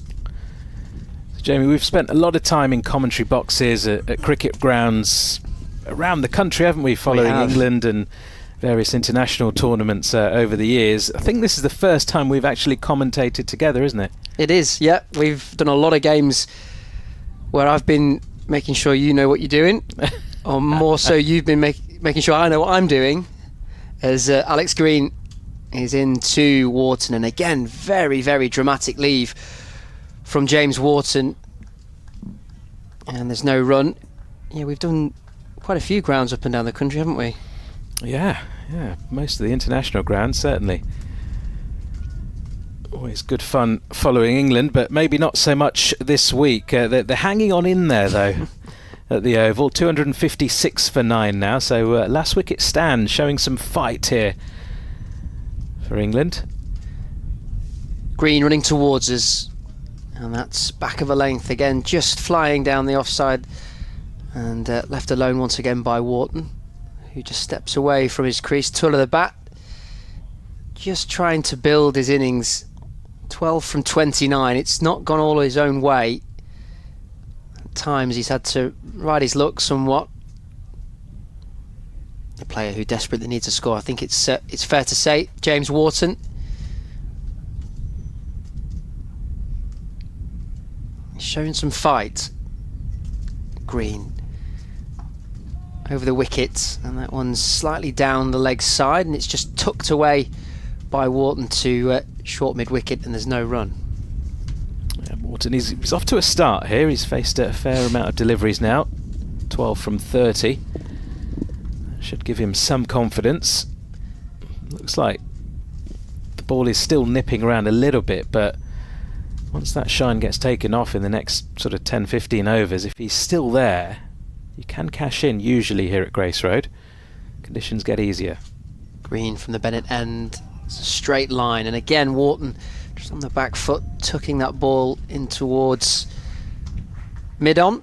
It's a dot ball, it's a maiden, as Green starts his spell. Yorkshire 45 for 2. Yeah, Davey was certainly causing Wharton some problems, some issues. It's one of those ones where you've just got to, if you're not in form, you're not feeling it as cleanly as you'd like, just stick around, dig in, find a way to keep your wicket. And the more time you spend out there, one would hope the easier it gets, and it just looks like Wharton's maybe got through the tricky spell of that early stage of his innings.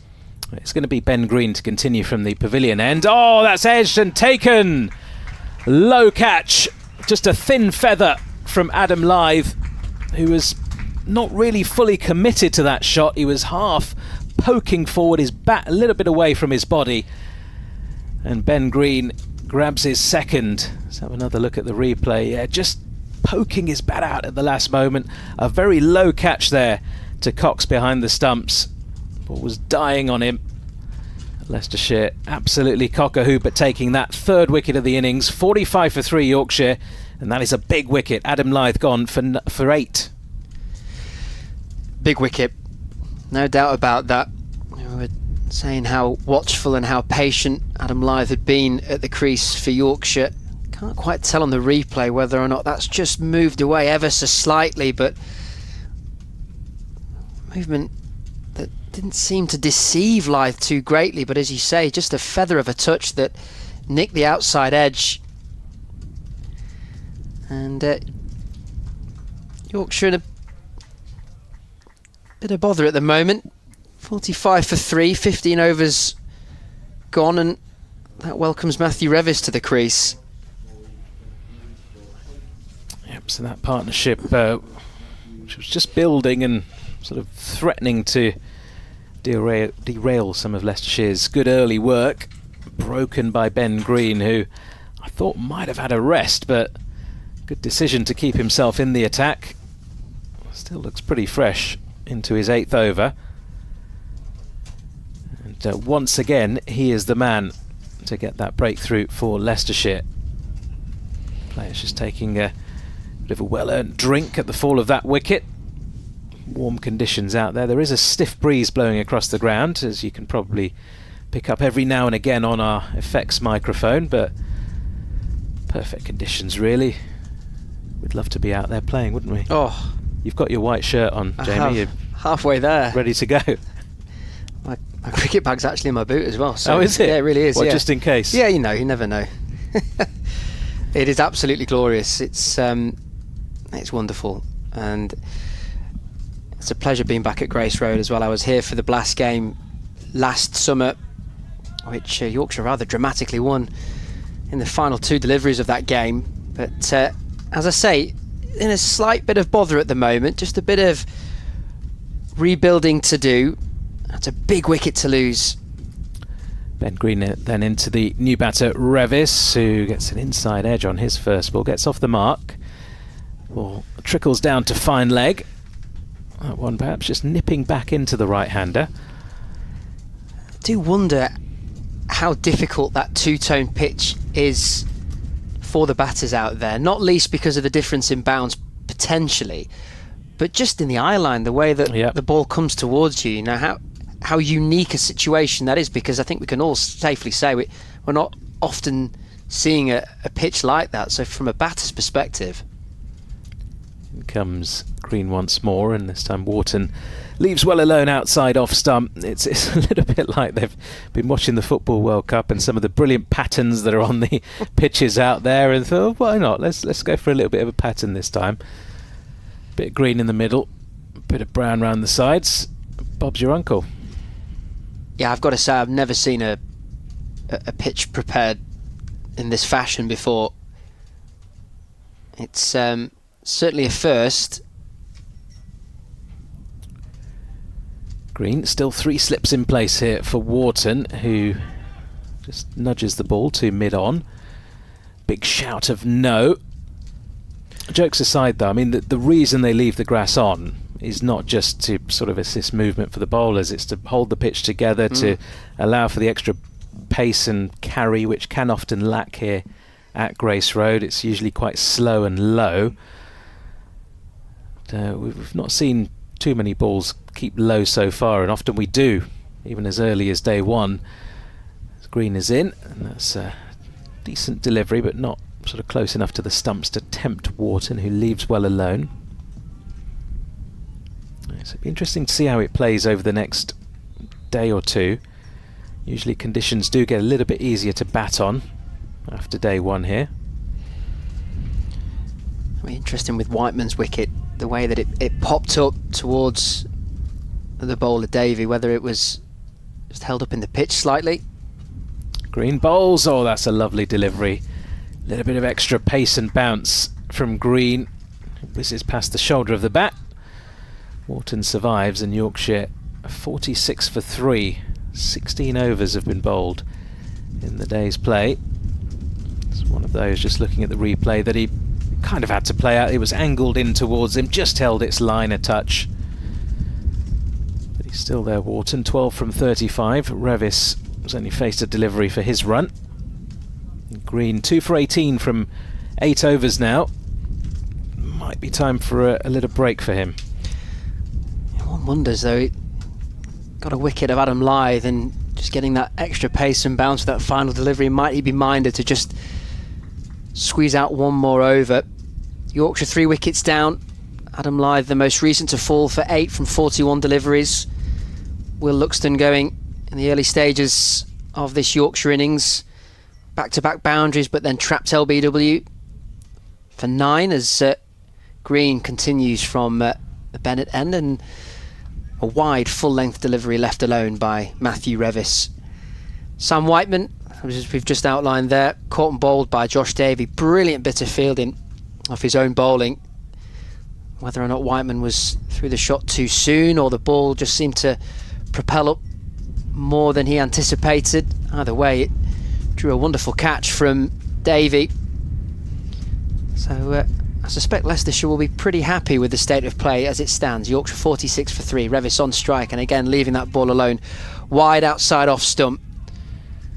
Tall frame at the crease. Matthew Revis, big long levers as he lifts that bat high up into the air. He's a tall man, very tall in his stance as well. A long stride, and be looking to use that.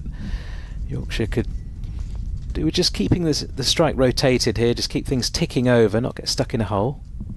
Green full length delivery again, and this time Revis opts to drive on the full, but seems to catch the toe end of the bat as he inspects the blade, and the shot mistimed, scurries through to cover, and there's no run.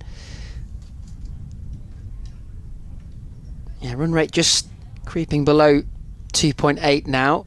They were at one point going at near 5 and over, Yorkshire, so the runs have dried up. Leicestershire applying the pressure. Green running towards us from the Bennett end. That's another wide delivery outside the off stump. Probing line, just looking to tease and invite Revis maybe into the drive, and Revis lets the ball run through to Cox, the keeper. 2 cap players now at the crease for Yorkshire. 2 promising talents, no doubt about that, both of which have been on the England Lions radar as well. They'll need them to step up. Yorkshire in this moment. Revis on strike. Green is in, and that has edged, and Revis has gone. Outside edge. Green was persisting with that line outside the off stump, just went a fraction straighter, and Revis there just playing towards the ball, and he's caught behind, and Yorkshire now 4 down. Regulation take by Cox behind the stumps. 46 for 4. Yeah, good start for Leicestershire, now a brilliant start for the home side. 46 for 4. Exactly what they would have wanted when Yorkshire won the toss, decided to have a bat first. Chat would have been right. How do we get a couple of early wickets? And they would have probably settled for 2 or 3 at this stage. But to have 4 and to have Alex Green in the wickets, I think, is key. Bowled well in spells last week against Essex without too much reward. And you can see by that reaction as well, sort of fist pumping, looking to the heavens. Meant a lot to him. Yet to concede a run, 1.5 overs, 1 wicket, no runs conceded. It's been a really, really good start for the big man from the Bennett end. And now Yorkshire under some serious pressure. But here's a man who's been there, seen it all pretty much. Johnny Bairstow, the skipper, strides out. And has been batting well of late. And how they'll need his talent and experience right now, Yorkshire. 46 for 4. Leicestershire have really turned it on with the ball in recent overs. Matthew Revis falling for just 1 run, caught behind by Cox. It's a probing line from Green that just drew Revis into the shot. So 46 for 4 at Yorkshire as we edge towards the end of the 17th. Yorkshire winning the toss, electing to bat on this two-tone pitch that we've outlined throughout the initial stages of this innings. Bairstow just taking his guard.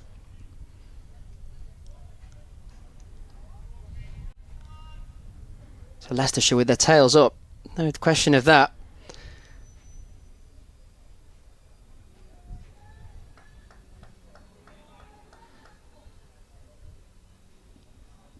A lot of enthusiasm in the outfield, understandably so. So Green from the Bennett end, running in towards us, bowls, and that one's wide outside off stump and left alone by Johnny Bairstow. Second successive maiden, wicket maiden for Green. And at the end of the 17th, Yorkshire in a spot of bother, 46 for 4. Yeah, Bairstow with a big role to play then. As captain of this Yorkshire side. I don't actually think it's too much of a surprise that Ben Green has just taken his cap off once again. He fancies another over here. And why not? Sort of touched on club cricket a little bit earlier on. You'd often see club cricketers on a Saturday, especially back in the day. The old workhorses who'd bowled 22, 23 overs from one end. As Ben Green bowls, and it's been driven firmly by Wharton, but only as far as cover. Slightly overpitched by Green, but he gets away with it.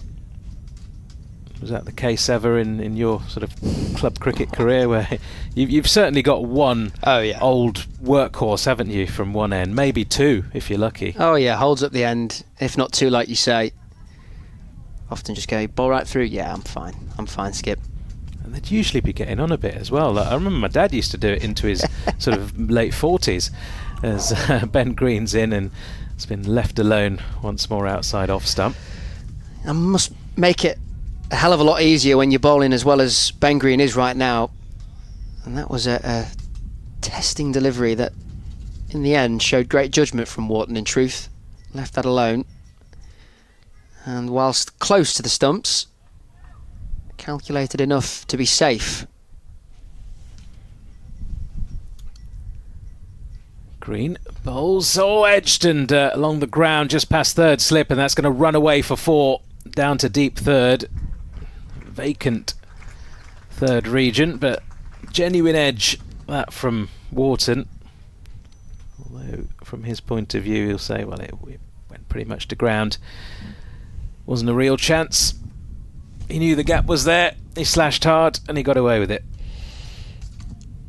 The length of that delivery, pitched just shy of the lip between the two-tone pitch that we've been describing. 50 up as well for Yorkshire with that boundary, 50 for 4. Green bowls, and that's off the thigh pad of Wharton, who was looking to flick leg side, didn't get any bat on it. A polite inquiry for LBW, but a pretty ambitious one from a Leicestershire point of view. It's a skill, isn't it, to go back to the conversation regarding club cricket. It's a skill to be able to just bowl the way through, right? You know, and put it on a spot. They tend to always put it on that spot. They don't get hit towards the end of their spell any more than they would at the start of their spell. Some of these bowlers. Green in. That's a good length delivery, well defended by Wharton to mid-on. It'd always be the sort of medium pace or medium fast swing bowler and then maybe sort of 8 or 10 overs into their spell, the keeper might come and stand up as the pace goes down a touch. Oh, the good old days. Do you still play a bit of club cricket? Yeah. As in when I can, outside of work commitments, definitely. Green bowls, and Wharton leaves alone just outside off stump. So 4 runs off the over, that boundary down to deep third. Yorkshire 50 for 4, 18 overs bowled. Give my club a shout out, Thorpe Audling Cricket Club, Pontefract District League.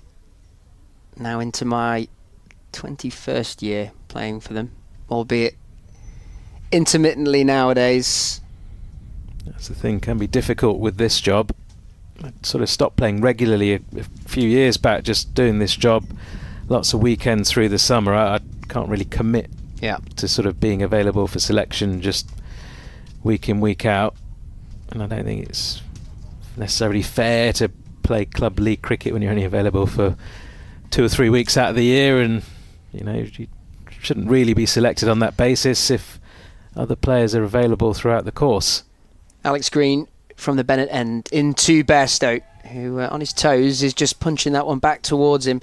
It bypasses the bowler and it's fielded at mid-on for no run. It's days like today, it's weather like this, where there is genuinely no better place to be than out playing cricket. It is it's a wonderful thing. I'm playing tomorrow, I think, all being well, if selected. Team news hasn't come through yet, so I've got a nervous wait. Alex Green into Bairstow, who on the back foot is looking to cut away, but he doesn't find bat on ball, and that one flies past the outside edge, and through frustration it would seem, Bairstow just replaying the shot again.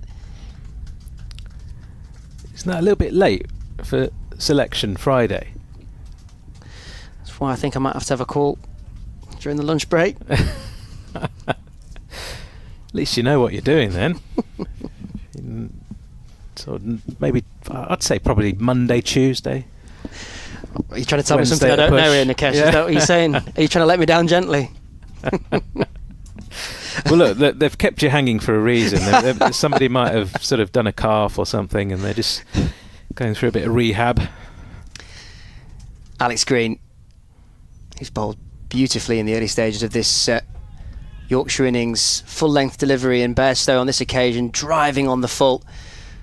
But he picks out Rayan Ahmed in the cover, and there's no run. Johnny there just taking a little wander down the pitch, slaps his bat on his pad, and then he's now back at the crease and firmly patting the deck as he awaits Alex Green over the wicket into Bairstow, and that one is wide and full, and again Bairstow looking to try and manoeuvre the ball through the offside, but again a play and a miss from the Yorkshire captain, and it's another dot ball. And after 16 deliveries of this Alex Green spell, he had to concede a run, and he's got the wicket of Matthew Revis. It's good pressure this from Leicestershire. Yorkshire 50 for 4 after winning the toss and electing to bat. In comes Green again, and this time beating the inside edge. Wide outside off stump. Johnny Bairstow again looking to access the offside, and ball is certainly beating bat at the moment. Looking to access Saffron Lane somewhere in the distance. He's an original Bazballer, isn't he? Johnny Bairstow from that summer of 2022, and he's trying to bash his way out of trouble here. Just not managing to get bat on ball at the moment. Did wonder what the approach would be given the game situation with Bairstow now at the crease with James Wharton. Alex Green into Bairstow. That's a straight delivery that's punched back towards the bowler from Johnny Bairstow, and it's a third successive maiden for Alex Green. A firm round of applause from this Grace Road crowd. And the way in which Wharton in that previous Ben Green over went hard at a couple of full-length deliveries, given the game situation, that would suggest to me that maybe the best form of defence is attack. Yeah, sometimes that can be the case. We saw Jordan Cox do that last week here. Just came out. They lost a couple of early wickets, Essex, and just bashed his way to, I think, 22 off 10 was his start, and he just sort of carried on from there, and it put pressure back on the bowling side as Green continues. Ben Green here, a couple of wickets into his 10th over, forces Wharton to play defensively to one that maybe kept a touch low for the first time. This is a mammoth spell from the captain, right? It is, but as we say, there'll be club cricketers up and down the country saying, well, it's only 10 overs. Come on. Not even halfway there yet. Little to no sympathy. Just getting warmed up. He's bowling beautifully. Green bowls and leave this time from Wharton. Just starting to keep a little bit low now the ball. Those last couple of deliveries. Ball getting a touch softer as it enters its 20th over. Pitch maybe settling down as well. It's had lots of sun beating on it throughout the course of the morning.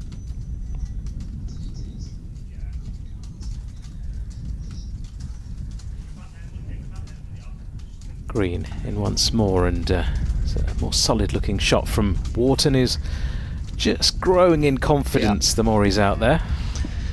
Yeah, not wanting to put the mockers on him, James Wharton, but has faced 44 deliveries now and just seems to be that degree more assured at the crease in his shot selection, his judgment of the delivery. You don't want to put the mockers on him. Adam Whitty here put the mockers on at least 3 Leicestershire batters last week. Literally next ball, bam, out. As Green is in. Oh, that's a very good leave, or a bit of a risky one. I think Wharton will say he knew exactly where his stumps were, but good solid stride in, leaves the ball alone. It's not too far away from the off stump.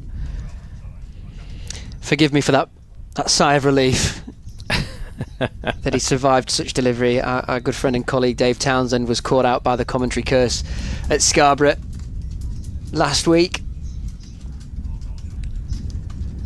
Green bowls once more, and that's tucked away off his legs by Wharton, down to fine leg for a single. 51 for 4. A DT assisting the wicket of what looked to be a well-placed Johnny Bairstow as well, so don't let Johnny know. No, we won't mention it. 51 for 4 then. Bairstow back on strike, yet to get off the mark. He's none from 7. He's wafted at a few outside off stump to the previous over of Alex Green. Doesn't want to take any undue risks. You can understand the intent and wanting to be positive, but can't afford to take too many risks. Has a little shimmy down the track to Green, but then just gently drives to mid-on. End of the over. 20 overs gone exactly in this innings. Yorkshire on to 51 for 4. I'll leave you in the capable hands of Jamie Rayner, and I will make way for Adam Whitty. So 51 for 4 are Yorkshire. And once again, this partnership of Johnny Bairstow and James Wharton looking to steady the ship and rebuild, with Yorkshire losing wickets of first William Luxton, 9 runs from his 8 deliveries, back-to-back boundary, but then trapped LBW by captain Ben Green. Then went Sam Whiteman, caught and bowled brilliantly by Josh Davey for 11.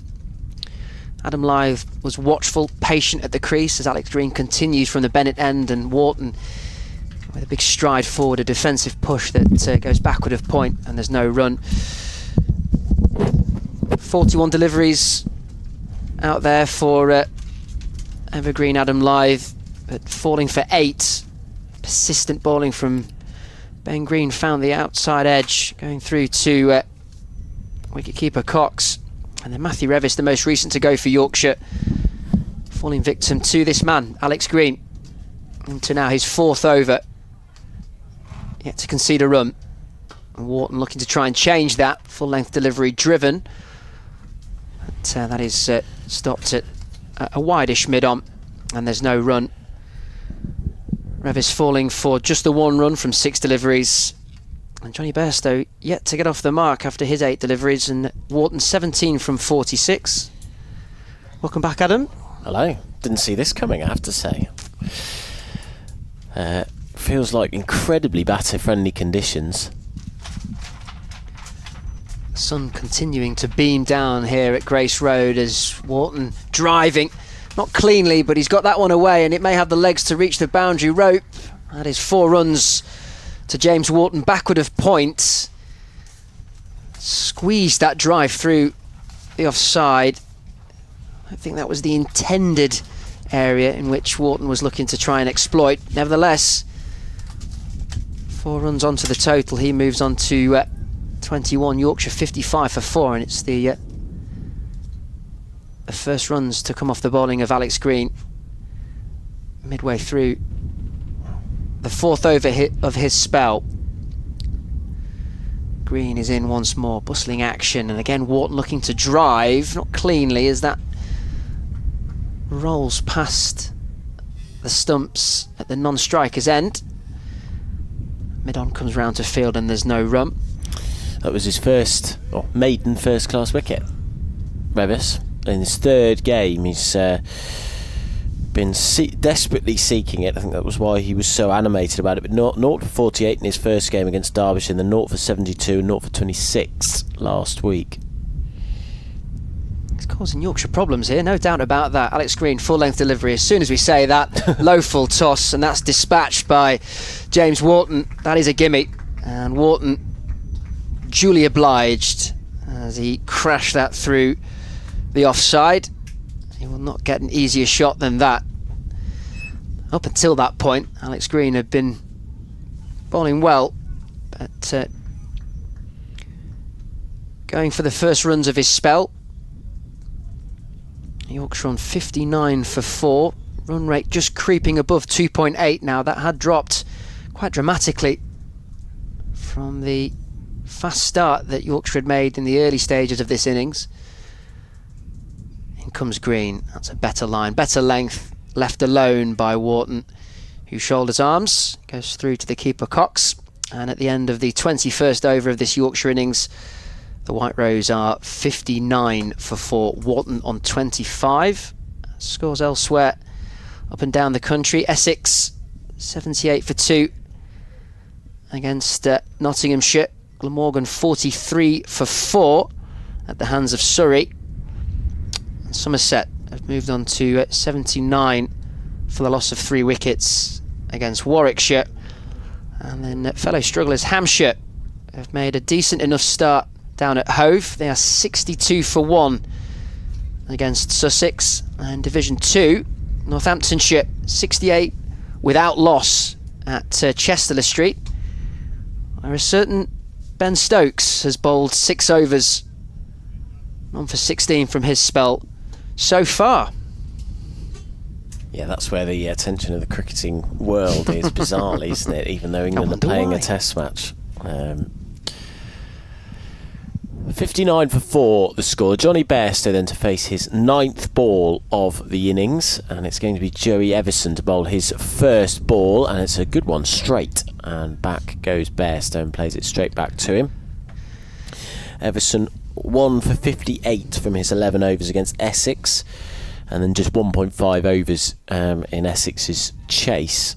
But he's going to be doing a lot more bowling this week, I would suspect, because they've got rid of a seamer in Tom Scriven and got a seamer in, and it is Everson on loan from Kent who bowls. Back goes Bairstow. That's a lovely back foot punch out towards mid-off. It's stopped by Lewis Hill, who dives to his left and stops it to Bairstow off the mark. I think you saw everything from Alex Green in the past couple of overs that sums him up, really. He's really big, broad-shouldered. He's only 19 years old. And he's built like a 35-year-old bodybuilder, isn't he? He's absolutely extraordinary physique. Real pace, real power in the way that he bowls. As Everson, slightly slighter figure, bowls, and forward comes Wharton and pushes at this. There is no run. And Leicestershire think they've got a real prospect there. He's an England under-19 player. He has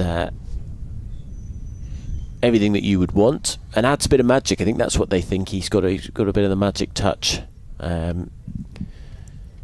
but can, being the age that he is and the experience he's had, give a few gimmies away as he did in the last over. Everson it is, up to the wicket bowls. Forward comes Wharton. That's a thick outside edge, and it dribbles away to Rahan Ahmed at backward point. 60 for 4 is the score. Yeah, it did feel like just that first shot that was sent away in anger by James Wharton that saw Green concede his first runs of that spell, that it might have just rocked him a little bit with the low full toss that followed not long after. Up until that point though, brilliant.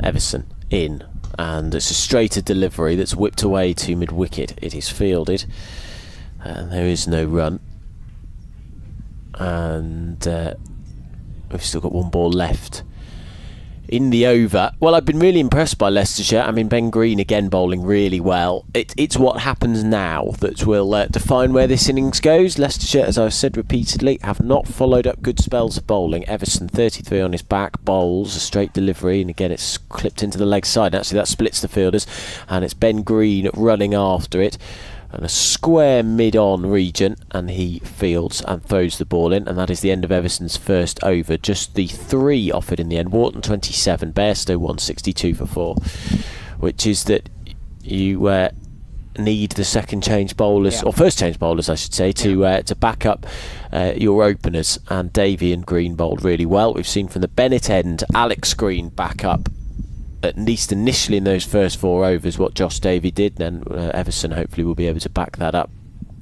I don't know how much we've seen from the pitch really. I think there's been a little bit of nuisance in it, but Yeah, I think there's been a period where it's misbehaved. There's a couple of deliveries that has kept low. We've seen a couple shoot up. I'm more interested and fascinated to get the perspective of the batters, just with that difference in length of pitch out there, and just how that two-tone shade impacts them as Alex Green continues from the Bennett end, and that's a wide delivery that's punished by Johnny Bairstow, driven backward of point, and you could hear how cleanly that came off the blade, and Bairstow begins this 23rd over with a boundary. His first, he moves on to 5, Yorkshire 66 for 4. lovely shot. What would you would expect that from Bairstow, who's just such a class act. He still feels like an England player to me.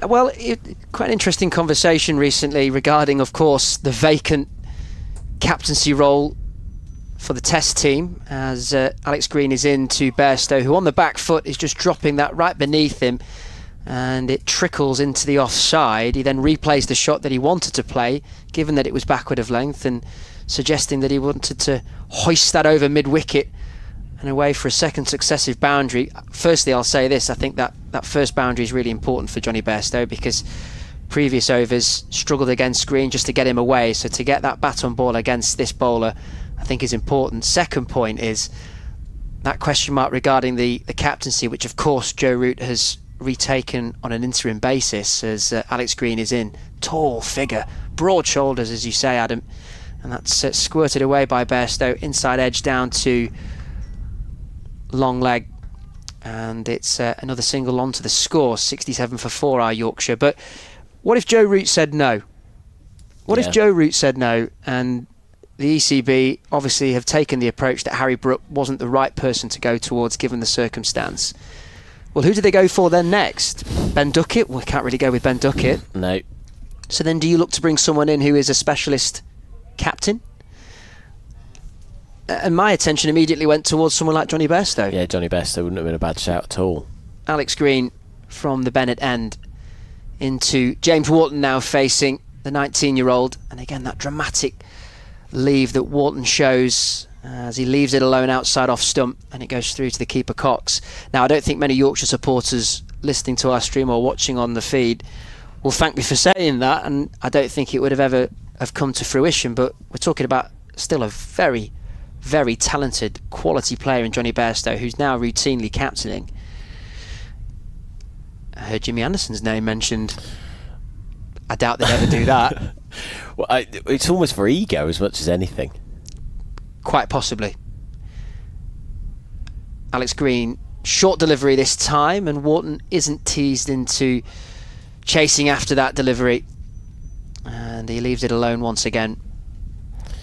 Yeah, I mean, in theory, Jimmy Anderson's bowling very well, isn't he, in Division 2 for Lancashire, but and Johnny Bairstow seems to be batting pretty well as well for Yorkshire. He's the top scorer, is he? No. 333 runs in 8 innings, which is not bad. But, yeah, it would be a safe pair of captaincy hands, respectable figure. As Green, full length delivery this time, and that's well dug out and played by Wharton, who seems to run the ball across the deck through the slip cordon. I think that's a purposeful shot. It was right up there, almost Yorker length, which Wharton dug out and just almost batted it down into the ground as it raced past third slip and away for a boundary to conclude the 23rd over. So Yorkshire 71 for 4.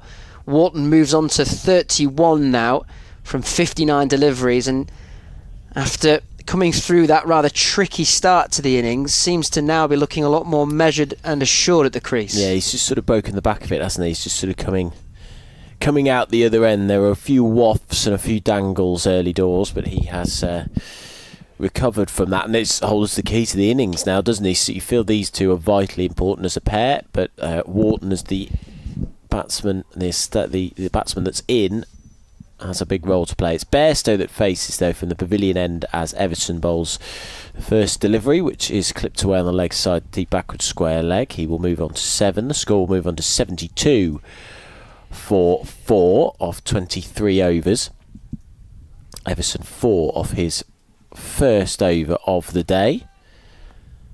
Does Cox usually stand up to Everson? Yeah, I think Everson is probably late 70s, early 80s. So yeah, whenever that does happen, he was doing it in the last game. He was doing it to Tom Scriven as well, who's a similar pace. Here is Everson in. Oh, was that a nick from Wharton? No, the way it's gone for 4. Outside edge that races away, beats the first slip. Don't know whether it had gone to hand, but it has beaten the second slip. 4 runs. But a chance for Leicestershire there. Wharton on to 35, 76 for 4. It's a genuine outside edge, no question of that. Whether it would have carried, I'm not quite sure. Ajaz Patel in the second slip position, going about a yard or two to his right, and I don't think that would have carried. But Everson definitely finding the outside edge of Wharton, who is now on to 35. Off 60 deliveries. Into the 24th over of the day. Lunch 15 minutes away. It's been a very quick session, but or it's zoomed by anyway, as Everson in. Back goes Wharton and defends, showing everybody the bat sponsor, and it rolls to Ben Green. But Leicestershire, in seemingly perfect batting conditions, have the visitors on the ropes. Run rate back up to just over 3.2 now. It was down at about 2.5 not that long ago. Everson in, bowls. That goes past the outside edge. That's a lovely delivery from Everson without a bit of shape away from him. Wharton playing down the wrong line of it. Nice healthy crowd in today. They're all grouped around in the shade on the far side of the ground. They're all huddled together in front of the indoor nets. As Everson comes in, 2 slips and back goes Wharton, drives down the ground, and Green is there again to field.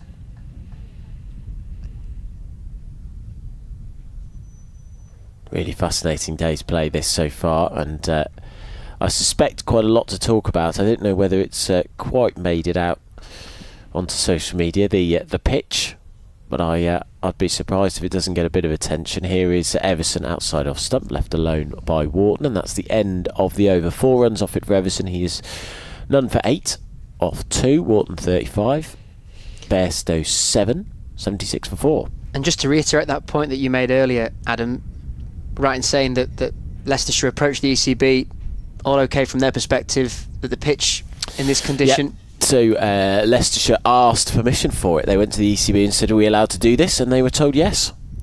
I don't know how many rules there are governing the maintenance of the pitch. I suppose there's I don't know whether you're judged simply by the results of it rather than the way in which you maintain it. I don't know whether if you literally put like a cow's grazing field out there and that would be okay, or yeah, very interesting. But Leicestershire's certainly gambling, and they've got a change of bowling now for the exact reason that they have made this pitch, which is rather that Ajaz Patel, their overseas bowler, has the ball in his hands at the Bennett end. Well, this will be interesting then. So Ajaz Patel, first introduction of spin in this game, in the 25th over, brings Alex Green's spell to an end. This partnership worth 30 between James Wharton and Yorkshire skipper Johnny Bairstow, who is on strike. 7 from 14 for Bairstow, who just takes a moment to gauge the field as Patel, that's a poor delivery down the leg side, and it's just scooped around the corner down towards fine leg, and it's 4 runs for Johnny Bairstow. So a loosener from Ajaz Patel, left arm around the wicket, and it was meat and drink for Johnny Bairstow on the half volley, just helped it on its way. Yeah, poor ball from Patel to start off with. Freebie for Bairstow to get into double figures. He hasn't quite worked, Ajaz Patel, at Leicestershire so far. To be fair to him, he's been bowling on green pitches in May for most of it. This is far more like the conditions that he was brought in to bowl on. Yorkshire 80 for 4. This one now outside, off stump, wide delivery that's cut away on the back foot by Bairstow. Fielder comes round on the boundary edge to keep it to just a single. Bairstow moves on to 12. Yorkshire 81 for 4. Brought in late, really. Leicestershire had sort of signed up Keshav Maharaj, the South African spinner, but for all kinds of reasons, as is the way these days, Yorkshire had exactly the same thing, didn't they, with one of their overseas players. Patel, better length this time, a straight line delivery that's defensively pushed away by Wharton on the front foot, and there's no run. He was withdrawn, and so Patel was brought in relatively last minute. Patel around the wicket, and that's again a better line and length, and on the full, Wharton is defending and squirts it into the offside for no run. Yet Patel, brief stint at Yorkshire in 2019. Keshav Maharaj, another former Yorkshire player as well. Patel, sunglasses on, down the leg side, it's swept across the floor by Wharton. Won't have the legs to reach the boundary, they'll come back for a second. It's fielded in the deep by Kelly, and that moves Wharton on to 37. Yorkshire 83 for 4. This partnership worth 37, so 7 runs already from this Ajaz Patel over. Final delivery to come from the Bennett end. There's a man in close, catching on the leg side. First slip in place, Patel, and that is respectfully defended by James Wharton to conclude the 25th over. Yorkshire 83 for 4, and just starting to rebuild this first innings after the loss of those 4 early wickets. Just a reminder, Will Luxton the first to go, 9 to his name, trapped LBW by captain Ben Green. Then Sam Whiteman fell for 11 from 11 deliveries, brilliantly caught and bowled by Josh Davey down to his left hand side. Reaction catch. Then Adam Lyth, who looked patient and watchful at the crease, fell for 8 from 41 deliveries, edging behind. And then Matthew Revis out for just a single. And first class wicket for Alex Green in the process. Yep. in his third match, and a really special moment for him and his family, for the Yorkshire Academy product. Now something's going on down below us. Johnny Bairstow walked away. Johnny Bairstow walked away while Joey Everson was running in. We've now got players walking over towards us for some reason, as is the umpire. Can you figure out what's going on here? Well, there's an issue to the right of the sight screen as Johnny Bairstow looks at it, and then the problem area, it's, I think, with the advertising hoardings, and it must be the way in which the sun is reflecting off it. Yeah. So how they resolve that, this is where it gets a bit village, and I love to see it. So a Yorkshire spectator has reached into her bag and she's pulled out a very, very dashing yellow blanket, and that will be traipsed across the reflection point that seems to be the issue for Johnny Bairstow. This is absolutely brilliant, and the Leicestershire fielders are just having to very carefully place that, and now more towels and blankets appear to try and cover up what seems to be the problem area that is off-putting Johnny Bairstow at the striker's end. Well, this is a new one. That woman's getting her blanket back, which I think has some lovely seagulls on it. There's some Leicestershire green towels being placed over the advertising hoardings at the moment. There's 4 of them placed back to back, and is Bairstow happy now? I've never seen that before, but it makes complete sense if the sun's shining in your eyes. Well, the blanket's been returned to the lady, but some pegs from her bag have been taken out to attach the towels to the advertising hoardings. She had some pegs in her bag. She had some pegs, and pegs big enough to reach the span of the width of the advertising board. Who has pegs in their bag? She's got more. There we go. There's a blue peg now. Do we need to add more towels? Well, we're ready to continue. Wow, 83 for 4. Bairstow waits and defends the first ball. You can take the cricket out of the village, but you can't take the village out of the cricket. Watching Lewis Hill putting those towels up there was absolutely fantastic. And so, yeah, we've got 4 towels draped over. In fairness, I think the pegs are because Everson in. Full delivery, and that's driven down the ground, no run. Ben Greenfield at mid-on. There is a gentleman scoring this match, and because of the sunshine has adopted blanket cover. You're right. And the pegs are there to keep said blankets in place to offer shadow and shelter for the screen in which he is scoring the game. What I will say is very colourful towel selection by those 2 down there. Here's Everson, and that's 2 straight, and it's able to be glanced off a leg stump line. I don't know if it was on that woman's original towel. It looked like some pigeons or seagulls or something, maybe some birds. But we've got, they're proper beach towels, they are, aren't they? Yeah, he's getting the shade in while he's doing the scoring, the chap down there. We're creatures of habit, aren't we? Yeah. We love something that's a bit different, because there is a game going on, but that's fascinating. Everson, very fair-haired, shortish chap, comes in, and back goes Wharton and whips it away to mid-wicket. There is no run.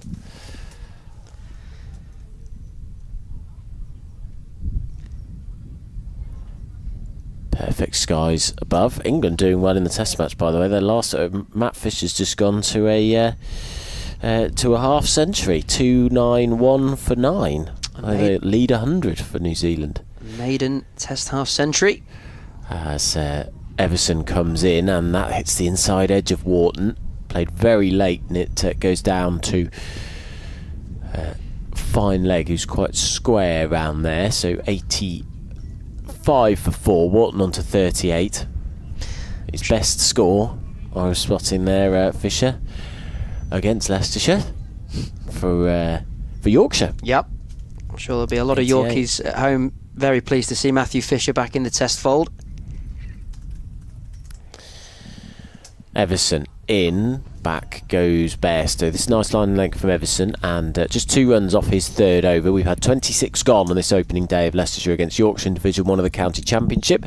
And Yorkshire, having won the toss and chosen to bat in seemingly perfect batting conditions, are having to recover from 46 for 4. They're currently 85 for 4, with Bairstow 13 and Wharton 38. We said it at the time when Bairstow walked out to the crease that this partnership would be crucial for Yorkshire, and there's still plenty of work to do, but worth 39 at present, and James Wharton has certainly dug in to move his way on to 38. He's facing Ajaz Patel, who begins his 2nd over. That ball kept low as on the back foot.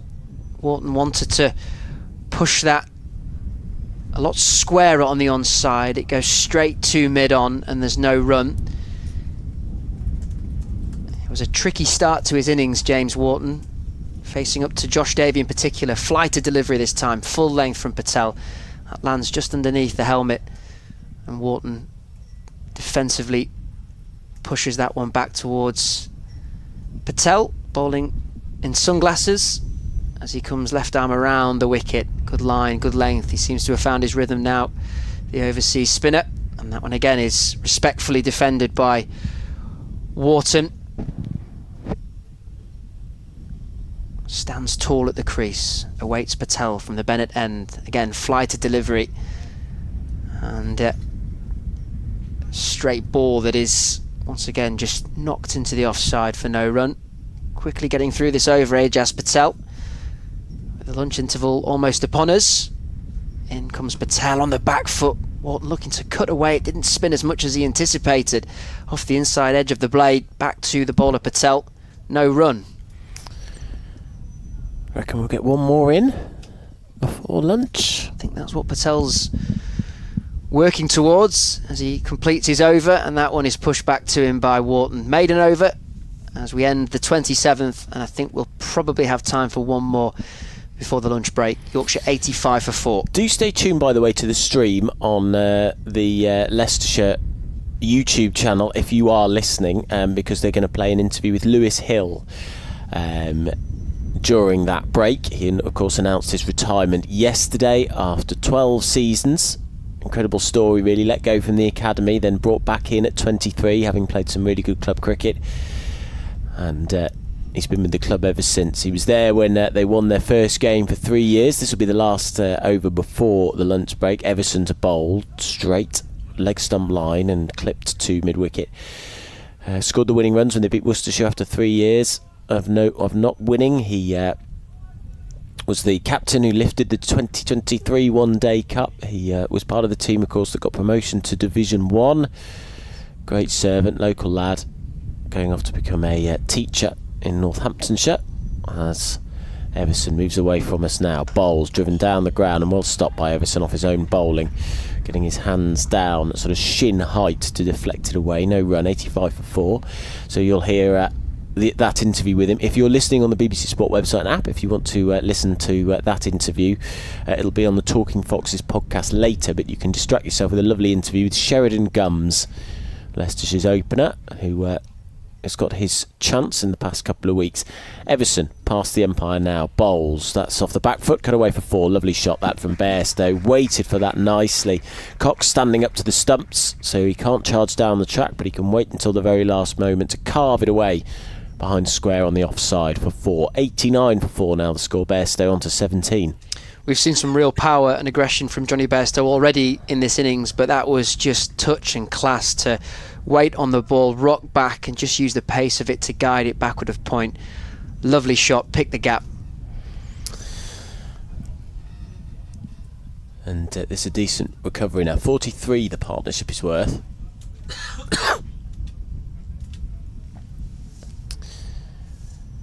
Everson in, bowls. Oh, he's bowled him!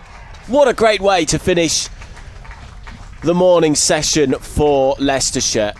Bit of movement away from Everson, and he's knocked the off stump of Johnny Bairstow back, having cut him away for 4 the previous delivery. That's a great response from the all-rounder, and he gets his first wicket in his second spell for the Foxes. And Leicestershire have had a wonderful session. They have left Yorkshire teetering on 89 for 5, having bowled really, really well this morning. Ben Green with an epic morning session. Morning spell rather, of 10 overs, 2 for 23, but he's been helped out by Davey with a wicket, Green with a wicket, and now Everson with a wicket too. Leicestershire have hunted as a pack and have Yorkshire in a bit of trouble here. So Yorkshire, well, what will Yorkshire be thinking? Well, up until that wicket, they'll have been pretty happy with the rebuild of this partnership between Johnny Bairstow and James Wharton, worth 43, but that is an absolutely brilliant delivery to dismiss the Yorkshire skipper, top of off stump, fractionally moving away from Johnny Bairstow, who was stuck on the crease, and Leicestershire put into bowl, and they've certainly delivered thus far. Yorkshire 89 for 5, wickets to fall this morning for the White Rose. First of which, Will Luxton falling for 9. Successive boundaries, looked good at the crease, trapped LBW by the Leicestershire skipper Ben Green, who bowled a mammoth 10-over spell. Sam Whiteman fell for 11, caught and bowled brilliantly by Josh Davey. Then went Adam Lythe, who was very patient at the crease. Only 8 runs to his name, 41 deliveries. Green finding the outside edge. And then a maiden first-class wicket for Alex Green to remove Matthew Revis. Yorkshire did rebuild, no question of that. James Wharton and Johnny Bairstow looking very assured at the crease together, but that crucial wicket just before the lunch break. Well, Leicestershire are well on top and have Yorkshire teetering on day one. Batter-friendly conditions, but they are 89 for 5, Yorkshire, having won the toss and gone into bat. Joey Everson dismissing the former England wicketkeeper Johnny Bairstow just before the lunch break. The players have just gone off. Ben Green, the captain, with a mammoth opening spell, 2 for 23, his figures. But Leicestershire have bowled really well. They've bowled as a pack. They've backed up good spells from other bowlers, and they are well on top at the moment in a team that they have only beaten once since 1996. So Yorkshire 89 for 5 at lunch, Leicestershire on top.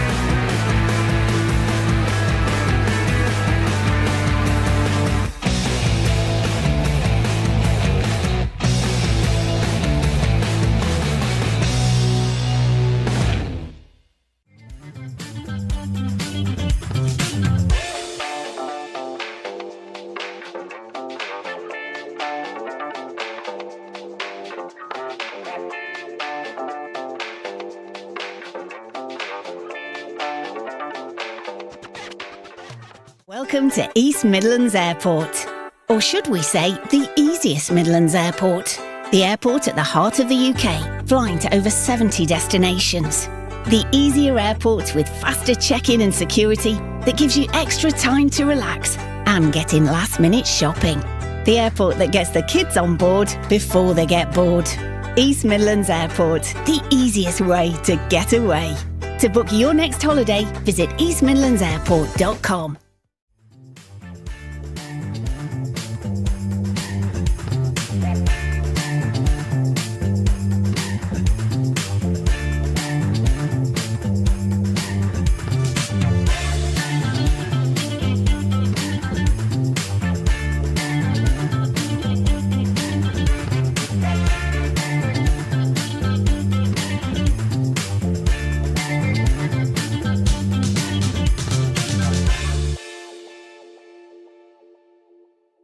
Lewis, here we are. Firstly, take me through yesterday. It must be a weird day. Phone must be going off the hook. There must be a lot of messages coming in. How was it? Yeah, I had a lot of nice messages from kind of family, friends, people I played with, supporters. So yeah, very very nice kind of day to get those messages off people, really. Oh yeah, I just said to you before we started recording, it's a bit weird, isn't it? Nobody really tells you what they think of you. Nobody really tells you that sort of thing until something like this happens, do they? So I don't know if you've been touched, surprised by the sort of things people have said. Yeah, a little bit surprised. It was really nice as well, to be fair, to show that I've actually kind of had a bit of an impact and actually shown that the kind of the effort I put in at Leicester is people realise, and they send nice messages saying all the effort I put in. So yeah, really, really nice kind of messages yesterday.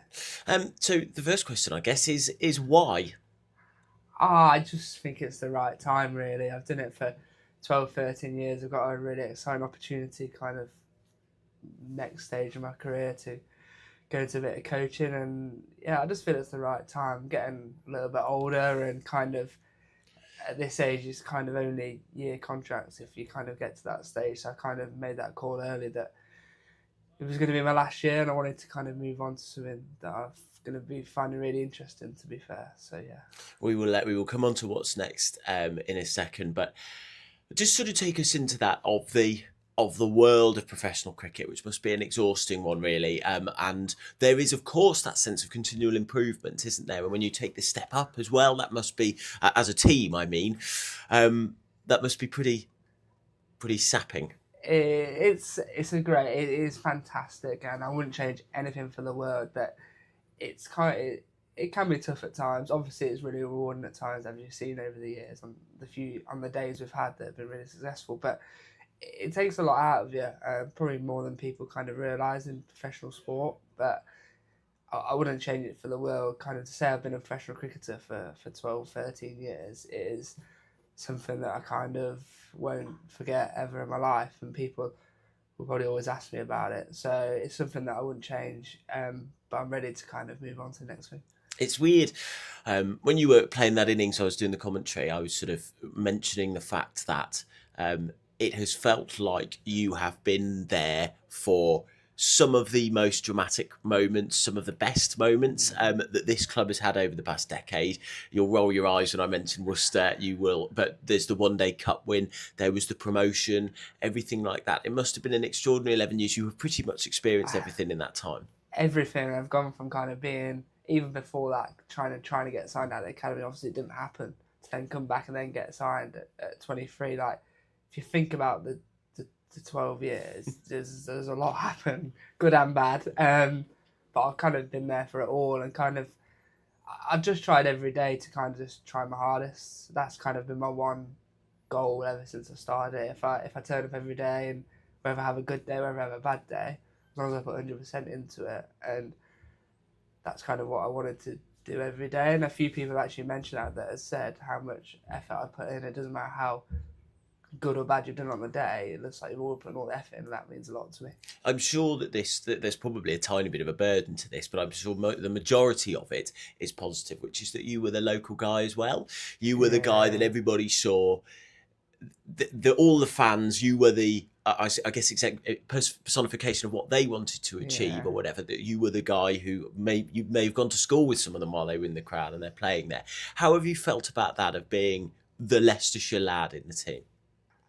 Just like, obviously, when I realised I was okay at cricket or could go somewhere, like even at 14, 15, I always dreamed of playing professionally, and obviously I was involved down here, not to under 15s in the county setup, so I did all the district stuff. So to be a Leicester lad and to be all the people that speak to you when I play club cricket about the cricket and how well I've done, it does mean a lot. Like, it's been an absolute pleasure. Like, I've loved every minute of it, just about. There's been a few tough times, but I've enjoyed 99% of it, and it means a lot to represent the club and the people that work here as well. Like, this year hasn't gone now, whereas you kind of probably look back years ago, that probably kind of wasn't, maybe not have been the case, but you've got everybody pulling in the same direction. Like, a few people that have come in and worked here have kind of moved the club forward. Like, everybody, like Claude's been instrumental on the cricket side for the last 5 years. I think he's really looked after me, and I really do thank him for that. Like, he's gave me a lot of trust, and I hope I've repaid him with the stuff I've done. But he's really pushed the cricket squad on immensely over the last 5 years. But yeah, it's a good place to come and work. Favourite memories? It has to be the 2023 final. That's my best day in cricket, because how the game went, I mean, probably a week out, I decided if we won the toss, we'd bat, because I just thought in my head, if we've not been to a final for a long time, and if kind of, not to be negative, but if we were going to lose, I wanted it, we were all out there together, and it wasn't on two people if they were batting. Obviously, we got there and it was foggy, and we still decided to bat. So looking back at that, it obviously worked out, but when I got out at 80 for 6, I was thinking, oh my God, I can't believe it's on TV. We're 80 for 6. I'm going to be home by 3 o'clock. But in the end, it was a great day, and two Leicester guys that kind of had that massive partnership, and everybody contributed through the day. That was just really special. How about some of the people, the key standout teammates, coaches that have been instrumental for you? No, I had my academy director, Phil Wickett. He was like my first ever bit of coaching, I think, at 15. Like, he had a big impact, batting first up. Like, people like James Sykes, who I stay in touch with now, and a lot of the overseas guys that have come in. You remember, like, Mark Cosgrove, Clint Mackay, Andrew McDonald as head coach. Obviously, Fonz is here now, and Cole is director of cricket. There's so many people to kind of thank and have helped shape kind of my career that I'm very thankful for, really. So what's next? What's next? I'm joining Oundle School as kind of cricket professional. I've obviously been working there part-time for the last 9 months since last winter, but I've really enjoyed kind of everything to do with that. The head of cricket there is a really nice fella and really leads the kind of the department really well, and I'm really looking forward to kind of working under him and getting my hands stuck into some other sports in the winter, a bit of rugby and hockey. So I'm really excited about that opportunity. It kind of made the decision easier to finish, because I knew that I could going on to something that I'm really enjoying. I'm going to really enjoy even more than I am now. So no, it's been fantastic. Why teaching? Was teaching always something you wanted to do? Not really. My parents are probably happy they've actually got a job after. To be fair, no, it wasn't. If I finished in 2020, 2021, I nearly finished, and I think if I finished then, I think I'd have had regrets. So I feel like I could have eked more out of my career, and if I finished then, I probably wouldn't have had a lot of options to go into. But now I'm finishing now. I think like I feel like I've eked every single thing out of my body and my cricket, so I'm more than happy, and I've got something lined up after that. Hopefully I've made a good impact so far, and I hope to make more of an impact with the young boys and girls that either play cricket or just in general life. And you don't have to negotiate a new deal every 2-3 years. No, which is absolutely amazing. Finally, I just wanted to ask about the innings last week, which was, I've watched a lot of cricket in my life. I don't think I've seen this sort of like, it was such an emotional reaction to it. And of course it made a bit more sense. Yeah. 3-4 days on. But that was such a sort of hard, grafty innings, and it clearly meant a lot to you as well. Just sort of take us into Yeah, it did mean a lot. Obviously, I told Claude and Fonz about 2 weeks ago now that I was kind of thinking about it, and a couple of days later, I was communicating with the school, and they were keen to take me on. So I kind of 2 weeks ago, I kind of said I'm finishing, and again going back to 2021, I had a low average in the 20s, or 24 or something, and I had about I think I had 200s. I had one at Gloucester, which was my second one in God knows how many years. And I kind of gave myself an aim of 1000s, and whenever I finish, I average over 30. And that was my 10th 100. And I think I'm averaging over 30 now, which is nice. But there was a bit of that, and there was a bit of kind of, I didn't think I'd get another chance to play, to be honest with you. So obviously there's a few injuries, and I was quite lucky to get back in. So the whole emotional thing, and the innings as well, which took a lot out of me. Yeah, that was probably my top 3 moments as well. Like, it was really pleasurable innings to play. And my 100s, I read somewhere that they've been a lot quicker than that. So to have all the effort to go into it, to then get the 100, and they had a decent bowling attack as well. And it was Division 1. It just, yeah, it meant a hell of a lot. And people at home, they try not to get emotional, but they put a lot of effort in we kind of, as cricketers, we make decisions, but our wives and our children, they kind of make the sacrifices for us. So that was for them a little bit as well, that it's nice to, obviously it's not gone so well this year, batting wise. So it was nice to kind of do that and just show all the sacrifices they made over the years of, summer holidays, I'm away in hotels. I mean, the start of this year, we had 3 away games in 4 weeks, I think. So I was like in the house for a week maximum. So it's just nice to repay a bit of faith into them and just say thank you for all their kind of efforts and their sacrifices they made for me in my career. So yeah, it was nice.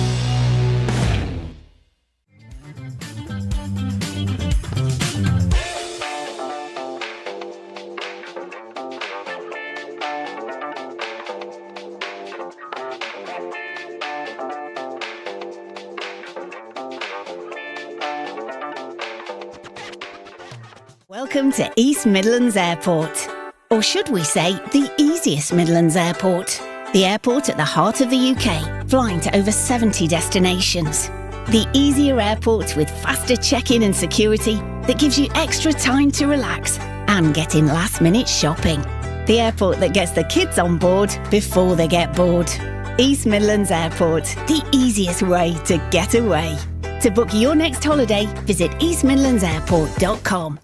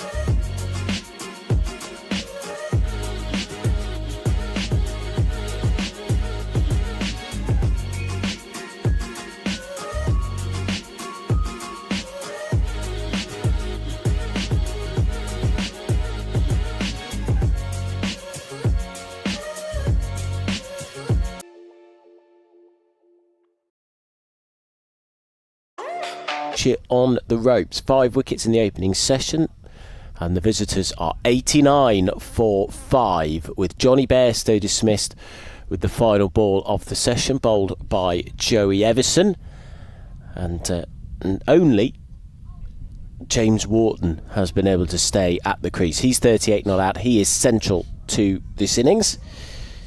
And George Hill will be the new batter at the non-strikers end. I'm Adam Whitty, and the glorious sunny skies, joined by Nikesh Ragani. Nikesh, hello. Good afternoon. What did you make of what we've seen so far? Well, it's brilliant from a Leicestershire point of view, isn't it? 5 wickets down in that first session after losing the toss on a glorious day, as you say. Looks like a decent batting surface from the way the ball has sort of come onto the bat, and it's had that pace and carry. Slightly odd look to the pitch in front of us, as we alluded to earlier. For those of you just joining us, there's a sort of green square almost in the middle of the 22-yard strip, and then a couple of sandy coloured ends to it. But, that grass obviously doing what it's there to do, I guess, and just hold this pitch together, ensure that there's that pace and carry. The Leicestershire bowlers have bowled very accurately indeed, and haven't really given an inch. They've taken 2 massive wickets in Adam Lyth and Johnny Bairstow, 2 of the keys to this Yorkshire innings, as Joey Everson continues here, and that's past the outside edge as well. Cox standing up to the wickets, 2 slips in place, and Everson bang on the money first up. Yeah, he's bowled really tightly. Perfect lines and lengths, really. He's not bowling the fastest, you can tell by the fact that Ben Cox has stood up to him. However, his lines have been spot on. I don't think he's really gone wider than 5th stump and tighter than middle. Here is Everson once more, and it's a solid forward defensive shot from Hill. And that's the end of the over. A couple of deliveries remaining in it. That wicket falling in the final over before lunch. Yorkshire 89 for 5 then. Wharton at the other end, 38 from 76. He's looked pretty solid actually since probably since about the 25 ball mark of his innings. Looked a little bit scratchy up until then. Has been short of runs, James Wharton, but he's still there. And if they can dismiss him, Leicestershire, they'll be right in here. 28 overs in the innings so far. And Wharton, who started a bit scratchy but looked far more fluent as his innings has progressed, and he's in desperate need of runs. Just 179 in 10 innings before this, 150 but 3 ducks in that. Done a little bit better in the T20s, 162 runs, 250s there, and that first ball from Davey is a decent one. It gets a thick outside edge that runs away square of the wicket for a single, so Wharton on to 39. Davey bowled really well this morning, 1 for 24 his figures, probably his best performance for Leicestershire so far. Kept that consistency up, and that is the thing about that bowling performance this morning, was that they backed up good performances, backed up good overs, backed up good spells, and now they need to back up good sessions. Because that's been an issue for Leicestershire for arguably a decade, I think, is the fact that they have these good spells, but they overall are relatively consistent, but they just have these horror sessions that mean that the game falls away from them. It's Davey from the Bennett end running in towards us. He bowls down the leg side, no run. You know, you go back to the game against Essex in the County Championship, the first game before the T20 started. You know, you've got a 40 run lead going out of the first innings, and then get bowled out for 60 in one session. That is the sort of issue that Leicestershire have had. So they've played very well in that first session. Just need to press home the advantage now. And it is Davey, long run up. Fair-haired bowler Davey comes in, bowls and beats him. Outside is off stump. That was a lovely delivery. And Cox takes it behind the stumps. Hill, the new batter. Very good all-rounder is Hill. Got 65 not out in the second innings, the last time he batted against Warwickshire. And 345 runs in 12 innings. Did very well with the ball too last week. it up at Scarborough? I think it was up at Scarborough the last game. Forgive me if I've got that wrong, Yorkshire fans. Hill waits, 5th ball of the innings, and Davey is into him. The score 90 for 5, and that's defended by Hill. Textbook forward defensive. Stroke. Known affectionately as Scarbados. Yes, of course. And it probably will be on a day like today. Well, it will be. I'm very much looking forward to, on Bank Holiday weekend in August, that's the Leicestershire game. Leicestershire going up there, so I'll be going to Scarbados. What would Leicester be? What would be the... is there a holiday resort or beautifully sunny place that we can rhyme with Leicester, as Davies in straight and clipped away? Get in touch with us. Yeah. If you've got any suggestions. Lovely ideas. Less Cricket, so Leics Cricket. A email address that sounded great at the time, but the fact that I need to explain it every time suggested it probably wasn't. Less Cricket. So what you would have written on your letters 30 years ago for the county, Leics Cricket at bbc.co.uk. Hill waits, 90 for 5. Barely a cloud in the sky, just little puffs of white cloud as Davies passed the umpire bowls again down the leg side. I don't know whether that's what he's trying to do, whether he's trying to bowl straight. That's the end of the over. 1 off it in the end. He didn't quite get his lines right there, Davey. 90 for 5 is the score of 29 overs of the game. So the wickets to fall then in that opening session. Luxton for 9. He was LBW to green. Then Whiteman caught and bowled Davey, brilliant catch. Lyth 8 for 8. Caught Cox bowled green. Revis caught Cox bowled Alex green. I should say there are two sets of greens on the pitch. 2 sets of greens in the Leicestershire team too. I'm quite proud of that one. Very good. Very good. I'm not sure you're as impressed. Joey Everson continues, and Wharton is forward in defence. Got a green cover on one of the strips there as well, haven't we? To the left of the one that they're playing on at the moment. Did you miss Towelgate towards the end of the session? Yeah, I think you were out.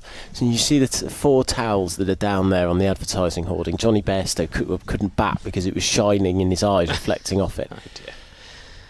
In comes Everson, and that's tucked away leg side, but straight to short mid wicket by Wharton, no run. And so first Lewis Hill, the umpire came down. Lewis Hill, another Leicestershire player, were getting towels off the supporters right in front of that advertising hoarding. And in the end, some people brought down some official Leicestershire towels to drape over it, so that it's not in the striker's eyes while the bowler's coming in. First world problems, eh? Yeah. Joey Everson in, and that's left alone outside, off stump. You do get certain batters, don't you, who get irritated by all sorts, the smallest thing. I remember Sachin Tendulkar was one of them, and he came on tour to England in 2011, which was his final test tour. He was on 99 international hundreds at the time. Farewell test match for him at Lord's, at a ground where he'd never scored 100 before. As Everson is in, and that's cut away, but straight to backward point, no run. And there's a really nice sort of viewing area. When I say viewing area, you get a really good view. You can take a nice photograph from the staircase just underneath the Lord's Media Centre. So if you go out the Media Centre down the stairs, the first sort of bit you come to where you can see the pitch, brilliant view, and it's sort of really high up, nowhere near the sight screen, as Everson runs in once more. Another defensive shot, leg side from Wharton. So I thought, look, he's on 70 odd. It's the last time he's going to come here. I had my nice camera there. Take a nice couple of shots of him. And then as the bowler's running into bowl, I get a couple of shots, and the bowler's coming into bowl. Tendulkar pulls away, starts pointing in my direction. Oh, no. I'm miles above the sight screen. I'm in a staircase, so I'm not sort of exposed and sort of out there, but he must have spotted me, and I just ran straight back up the stairs. Wow. Another leave outside off stump to finish off the over. A maiden from Everson, 90 for 5. I was a bit worried there that A, I'd get on camera, and B, if he gets out because of that, I'll be to blame, and there'll be 1.4 billion people after my blood. Did he get the 100 in the end? He didn't know. He got 80 odd. Yeah. He did obviously go on to get 100 international hundreds, but never got an international 100 at Lords. Only got one there playing for a World 11 in a Princess Diana memorial match, actually, in 1998, 1 year after the anniversary of her death. That's great knowledge. One of the greats of the game. No hundreds for Brian Lara either at Lords. There's a long list of great players who haven't done it. As Davey comes in to bowl the 31st over, and his first ball is defended well. Another one left the other week. Kane Williamson hadn't, had he? No. It's amazing how many. Maybe that was that. Yeah. My guess is, I could be wrong here. My guess is he always knew he was going to do it after Lords. Yeah. And the fact that he didn't really get any runs there maybe just told him it was all over. One last Lord's lunch. Yeah. Or Must have several. been it. I've never had a Lord's lunch, you know. The players get fed very differently to the media, it has to be said. Davies running in towards us, the sun shining behind him. He comes in, bowls, and defended well by Hill. He's yet to get off the mark. That's his ninth delivery. If you ever get the opportunity to attend a men's test match at Edgbaston as a member of the media, so head up to the media suite. Yeah. The food there gone a little bit downhill. Well, not even downhill, but it's not quite at the standard it was maybe 3 or 4 years ago. But an example, Daniel Norcross describes Edgbaston as his favourite restaurant in the country, and he's a man who likes to go out and eat at very fancy places. Wow. You get a full cooked breakfast. The lunch is amazing. I'll go into more detail in a second. David is up to the wicket, bowls, defended again by Hill. So you get omelettes, pancakes, freshly made for you in the morning, so you don't have to have your breakfast. Although usually, if you're there for work, you're in a hotel, you probably get breakfast anyway. Starve yourself, go to the ground early, eat there, it's much better. And then lunch, you always get the option of a full roast. And there's also every day full curry, like 3-4 different curries, dals, rice, naan, and you can have both. It's not one or the other. Oh, wow. You can have both, and then there's all the side dishes and the desserts, and honestly, it's amazing. So you just need to get me on Test Match Special, Nicholas. That's what you're saying to me. David is thundering in towards us. He bowls outside off stump. That's left alone. Hill came walking down the track to him there, and that went through to Cox, the wicket keeper. I remember here actually. There used to be an Indian caterer that used to provide food quite regularly at Grace Road, and I remember the Indian touring team in 2014, I mentioned this last time on commentary as well, that they came down and this caterer put on like this special meal, and we as the media used to eat with the players in those days and help ourselves to the same buffet that they are. Some interesting diets in that Indian team in 2014. Things have changed a lot, because they were going all in for those 2 curries, dals, everything. In comes Davey. This is the penultimate ball of the over. 2 straight, but it does get punished. It's on the hips. Really, they were tucking in. Yeah, and it wasn't the type of Indian food that people of Indian heritage cook at home, which is quite healthy. It's the oily stuff that you get in the restaurants in the city centres. And they were getting stuck in. There were sort of full fat colas being drank, and I was thinking, really? And they actually took a 1-0 series lead, which was quite surprising. But then they went on to lose that series to England. Times kind of changed from 2015-16 onwards, when Virat Kohli took the captaincy and fitness became #1 priority. But back in 2014, curries were on the menu. Hill waits. Davey into him, and again defended. And there is no run. So that was a maiden over from Davey. 1 for 24 from his 9 overs. 90 for 5 the score. Hill 14 balls faced, no runs. Wharton 39 off 83. Yeah, that was a big priority for Kohli, wasn't it? He brought that level of professionalism, didn't he, to that Indian side. And you see it all around the world now, don't you? It wasn't just the Indian side, but you look at England now, and under Stokes' captaincy, certainly fitness has become a massive, massive thing. The amount of franchise cricket that's played around the world as well, you see players going off and they've got specialist nutritionists and fitness coaches, and you've got to be in really, really good shape to play as much cricket as this all around the world most months of the year. Everson continues, and Wharton defends into the leg side. Yeah, the days of the slightly podgy cricketer have gone, haven't they, really? You would see them from time to time, but you don't really get it anymore. Used to quite like it, though. I quite like it as well. You sort of Ian Austins, Mark Elam's, Mike Gatting back in the day, Arjuna Ranatunga of Sri Lanka, another famous one. Everson in, and that's been tucked away leg side. They go through for a quick single, and they make it. It's good running. Mark Cosgrove here for a while Yes, was of that ilk.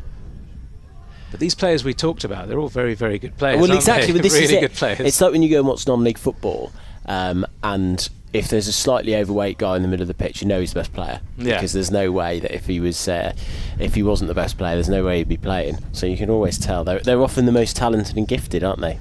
Absolutely.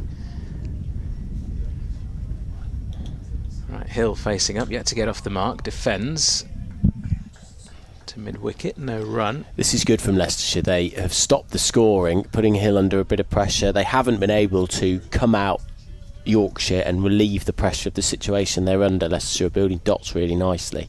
It's really impressive bowling performance. Very underwhelming last week, but a similar set of players. What one change to the bowling attack seems to put it big difference in performance. Everson bowls, and it's another defensive shot from Hill. They seem to be bowling well as a unit, and I don't think they had done so previously, had they, before that Essex match, as that sort of particular four-pronged attack that Leicestershire had. And three of the guys here in particular doing really, really well this morning. Sorry, go on, Nicholas, forgive me. Everson then turns, runs in, bowls. Another defensive shot from Hill, yet to get off the mark. None from 16 so far. They are still struggling with quite a lot of injuries. Josh Hull, who would have been one of the other alternatives they could go to with the ball, is out injured and hadn't been playing overly well so far this season. Haven't quite found his consistency. But they've got Ian Holland away in America, and then batters Budinger, Tattersall and Eskenazi still away. So they really are struggling, Leicestershire. Final ball of the over is left alone outside off stump, so just the one run from it. Yorkshire on to 91 for 5. Yeah, some really big names there missing for Leicestershire, particularly in the batting department. Yeah. As you mentioned there, Ian Holland's such a key leader for the side too. I wonder how he's getting on in America. I've not been keeping up with the Major League cricket. You haven't been? I'm not sure many people in America have, No. actually, with the World Cup going on over there. I think you'd have to be a very big cricket fan to be watching, a very big franchise cricket fan to be watching that. Was it the Belgian league that we were talking about last week? Euro T20 Premier League, something like that. Where Moeen Ali was going from playing here for Yorkshire against Leicestershire to play for the Antwerp Anchors, which, as we pointed out, is not a great T20 name. You drop anchor to stop. Absolutely. In comes Davey to bowl his third over after lunch, and that's clipped off the hips. It's still not got his accuracy quite right, Davey.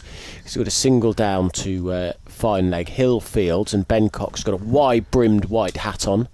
Takes the ball in. 92 for 5, the score. Have you seen the film Snatch? I have. Was it Antwerp, that first scene where they sort of go and rob the diamonds? I think they it get is, that big giant yeah. It's Antwerp, isn't it? The Antwerp Diamonds would have been a better team, not the Antwerp Anchors. Absolutely. But it doesn't look like Ian Holland has played in Major League Cricket by the looks of things. I don't know who he plays. I'm sure he's for, been actually. compensated. Yeah, I'm sure he Being has. out there, though. Hill, still yet to get off the mark, comes in and he flashes at one outside off stump and tries to cut that, but it goes through and there is no run. You can't blame players, though, for going and, earning lots of money in these leagues around the world. It's just the way it is. Sports people's careers are very short. If you've got those opportunities to cash in every now and again, then absolutely, why wouldn't you? Yeah, absolutely. We'd all do it in the rest of our lives. If someone offered us more money and we had the freedom to go and do it, we absolutely would. As Davey runs in, bowls, and that's straight middle stump, leg stump line, and played into the covers, no run. The thing for me is, I don't blame the individual sports people, but it is so sort of kamikaze and all over the place that you can have players who you think you've signed for the season who just disappear, and there's no sort of guidance on what you should actually do. Yeah, you're right there. It's difficult to plan for a season when two of your players might be called up to the IPL, another one might go off and play in America. Davey in bowls, and that's driven down the ground for 4. Beautiful shot that from Hill, who's finally off the mark, over pitched by Davey, and Hill with a beautiful straight drive to take him to 4 not out, and Yorkshire to 96 for 5. Lovely shot that, slightly over pitched, and nice way to get off the mark for Hill. Back to that point though, you can understand people's frustrations if it's an England contracted player, because they get hundreds of thousands of pounds a year and are very well paid, and people like Ben Duckett can afford to say, well, I'm not going to play in the IPL this year, I want to focus on red ball cricket and get back into the test side and get off to a good start ahead of the summer. But county cricketers who aren't internationals, Davey in bowls, defended to mid-on, there's no run. It's more difficult to turn down that big paycheck when you're not getting those hundreds of thousands for playing county cricket. So there's two sides to it. And again, I would never blame the individual sports person. You have to look after yourself. It's a short career, particularly with T20. It can be a bit fickle, can't it? If you're out of form, you're not going to get picked by anybody, so take the money while you can. I just think it's a ludicrous scenario, really, when you can, if you're someone like Claude Henderson, the director of cricket at Leicestershire, you can plan all season and all winter for certain players to be there. As Davey comes in bowls, and that's whipped into the leg side. There's nobody out in the deep square, in front of square, and so it goes through square leg for 4. Again, Davey's to 2 straight, and that was punished. Didn't need to do much, Hill there, just knock it off his hips for 4 runs. So the score 100 for 5, that's the end of the 33rd over. Hill 8, Wharton 41. There just seems to me to be, there needs to be a regulation of the calendar. In theory, I don't have a huge problem with, and this is very difficult, it's almost impossible now, but I don't have a huge problem with people going, the IPL is now, and that is the priority for cricketers. That is where the best cricketers will go, no matter what. And the cricket will stop for the IPL, basically. I almost don't. Well, it pretty much does. Bar the county championship, apart from the county, apart from maybe sort of domestic red ball cricket, and maybe the Pakistan Super League, because Pakistan players don't play in the IPL. As Everson bowls, and that's punched off the back foot. It's a nice punch.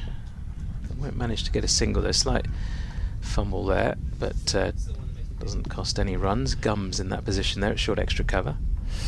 But I just think there needs to be a organisation of the calendar that allows some sort of stability, I think, because it just feels a bit silly. Everson bowls, and it's full and wide. It's driven at, but well fielded by Ahmed there at backward point, and there is no run. Interesting points you made. I spoke to Nathan Souter, who plays for Surrey and plays in the 100 and various franchise competitions around the world, on BBC Stumped this week, and he had some interesting thoughts on the future of franchise cricket and the way the players are contracted, as Everson is in once more and has punched once more to gums, no run. And I asked him the question, do you see a world, he plays for the sort of Mumbai Indians franchise now in the 100, MI London, or My London as they like to be called, and I said, will there be a situation in a couple of years where players like yourself just contracted to the Mumbai Indians, you just play for all their different franchises all around the world, because he's a T20 specialist, short form specialist, and he didn't rule that out. We've heard rumours about it already as Everson bowls, and that's a lovely guided shot by Wharton down to deep third, past second slip, in full control of that one. And Yorkshire now just starting to break the shackles a touch. 104 for 5. There's too much width on offer from Everson there. We heard rumours about Jofra Archer, didn't we, a couple of years back, before he'd made his return to the England Test side, and there were rumours that the Mumbai Indians did offer him a contract to play all year round for them in their different leagues, but yet to see the first player make that decision and make that move. Everson bowls tighter line, defended by Wharton. Everson's bowled wonderfully, I think, today. 1 for 19 off 7 overs. Kept it really tight, really solid lines and lengths. Been really impressed by him. He's just on a 2-year deal, a two game deal. with Leicestershire struggling so much with injuries.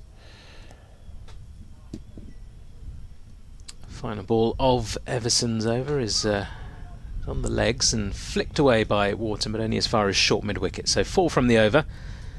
A lovely boundary it was too from Wharton. He's on 45 now with Yorkshire 104 for 5.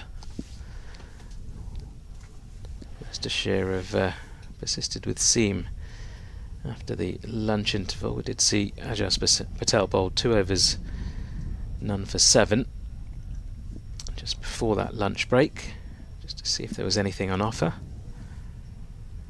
No Rehan Ahmed yet into the attack. Yeah, that's interesting, isn't it? No Ahmed. Would have thought it would have been worth a go. The pitch designed for spin, but I guess well, you say that, I say that. 104 for 5. 104 Seamers for 5. have done Yeah, the the damage. Seamers have done well, but they did bowl Patel. I don't know whether that was to get a few quick overs in towards the end of the lunch break, but Ahmed surely worth a go. But it is 34 overs we've had so far, and Hill on strike. Right-handed batsman waits and goes back, and the ball goes to backward point. Rehan Ahmed is there. The beer tent on the other side of the ground now fully occupied, it looks like. I've noticed that has sort of grown throughout the day. I don't know whether that's a sort of corporate thing. They've got a booking, but that's got busier and busier. Just got a text from my colleague at Radio Leicester saying the car park's absolutely packed. Certainly is. Good to see. 104 for 5. Decent crowd, all behind Davies' arm, actually, hiding in the shade. That's a straight ball, which is played nicely behind square, actually. That's going to run away for 4. I think the chase is on with the fielder towards the third man boundary. Actually, it's wonderfully stopped there. That's Sheridan Gums who went herring after that and has pulled it short of the rope and saved 2 runs. Looking forward to seeing him bat whenever he gets the chance, especially if Yorkshire are bowled out for a less than par total. He'll be batting without the added pressure that he was under in that match against Essex on his debut. That first innings stuck around for a fair bit of time, but didn't really get going. Second innings, unlucky to fall 1 short of a well-deserved, I thought, half-century. Played really well in the second innings. He did bat really well.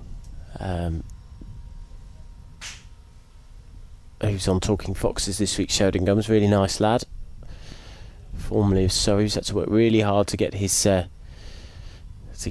go as in comes Davey, and Wharton defends at this, pushes it out. There's a very vociferous bit of clapping there from someone in the crowd for that single. Played out to cover point, where Ahmed is fielding. 108 for 5 the score.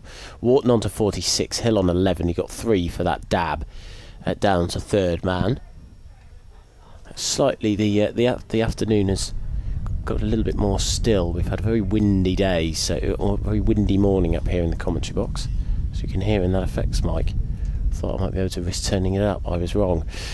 Davey then holds the ball in front of his chest, elbows jutted out, and runs in, and that's driven, and that's going to run away for 4. I think it goes through the covers. Wasn't perfectly timed, but it's going to go away. Didn't come out of the middle of the bat, but it was played with enough force by Hill to get it over the boundary rope for the third boundary in Hill's innings. He's moved on to 15. 112 for 5 is the score. This partnership on to 23. Davey still with 2 balls left in the over. Yeah, again, just a little bit too much width offered on that occasion by Davey. Slightly over pitch too. Ben Green, captain, goes and has a chat with his bowler.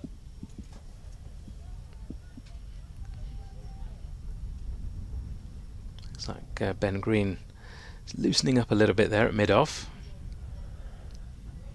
Davey moves in, he bowls, and it goes through inside edge for 4. Went through past the inside edge and nicked by Hill, but it was too much of a deviation for Cox to be able to respond to it, and down the hill it goes for 4 runs. 116 for 5, and this an expensive over for Leicestershire. What is that, 12 runs off it already? And Davey can probably feel a bit hard done by. Hill hasn't timed one properly yet. Yep, that was unlucky for Davey. Much better delivery. Didn't know much about that, Hill. He's bowling straight, is Davey. Bowling wide on the crease, trying to create an angle to the right-hander. He's a right-arm bowler. As Davey's in, that's straight, and that's on middle and off line. Forward comes Hill and defends, and that's the end of the over. So 12 off it. Yorkshire 116 for 5. Hill on 19. Wharton on 46. It looks like it is going to be Ben Green. Takes his cap off and has the ball back in his hand. Skipper bowled really well this morning to put Leicestershire in commanding position. We're looking to make this 6th breakthrough for the home side. As Adam Whitty goes off for a short break. Jamie Rayner back in alongside me. Couple of slips in place here for Wharton up against Ben Green. He's bowling from the pavilion end. Running away from us, bowls, and has been left alone outside off stump by Wharton. Welcome back, Jamie. Afternoon. What have you made of the post-lunch session so far? Well, so far, so good from a Yorkshire perspective. I think the key objective will have been initially to not lose any more wickets. That feels like an obvious thing to say, but just to steady the ship given that very late dismissal in the morning session of Johnny Bairstow. Green bowls, and that's a good delivery, just over the top of off stump, I think. Good leave from Wharton. And George Hill has certainly provided that support in this partnership with James Wharton, worth 27. And it's been an important innings from James Wharton.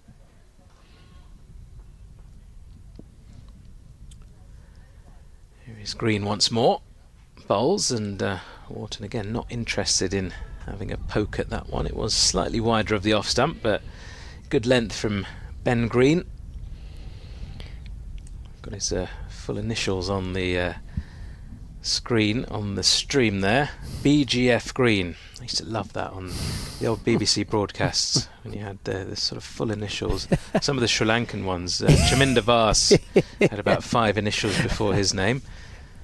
BC Lara. Of course.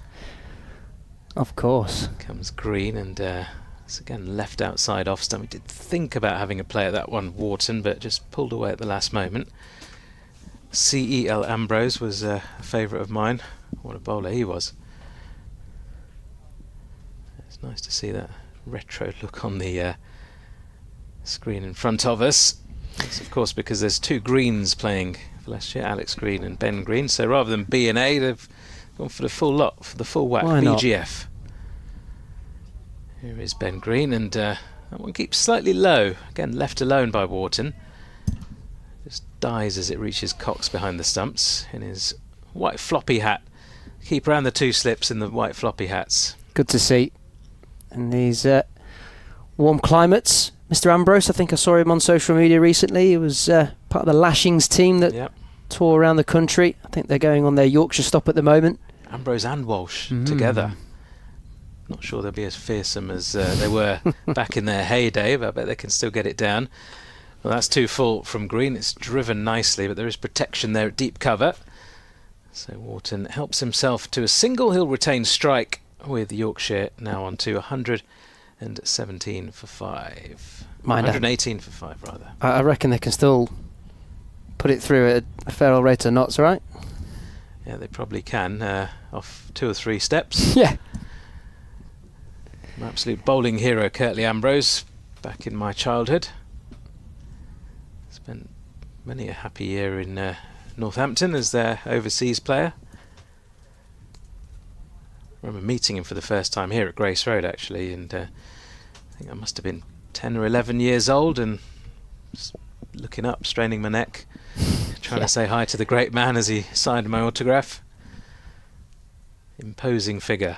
I had the pleasure of interviewing him last year at Hanging Heaton Cricket Club. And if you think you're vertically challenged, Nikesh, welcome to my world.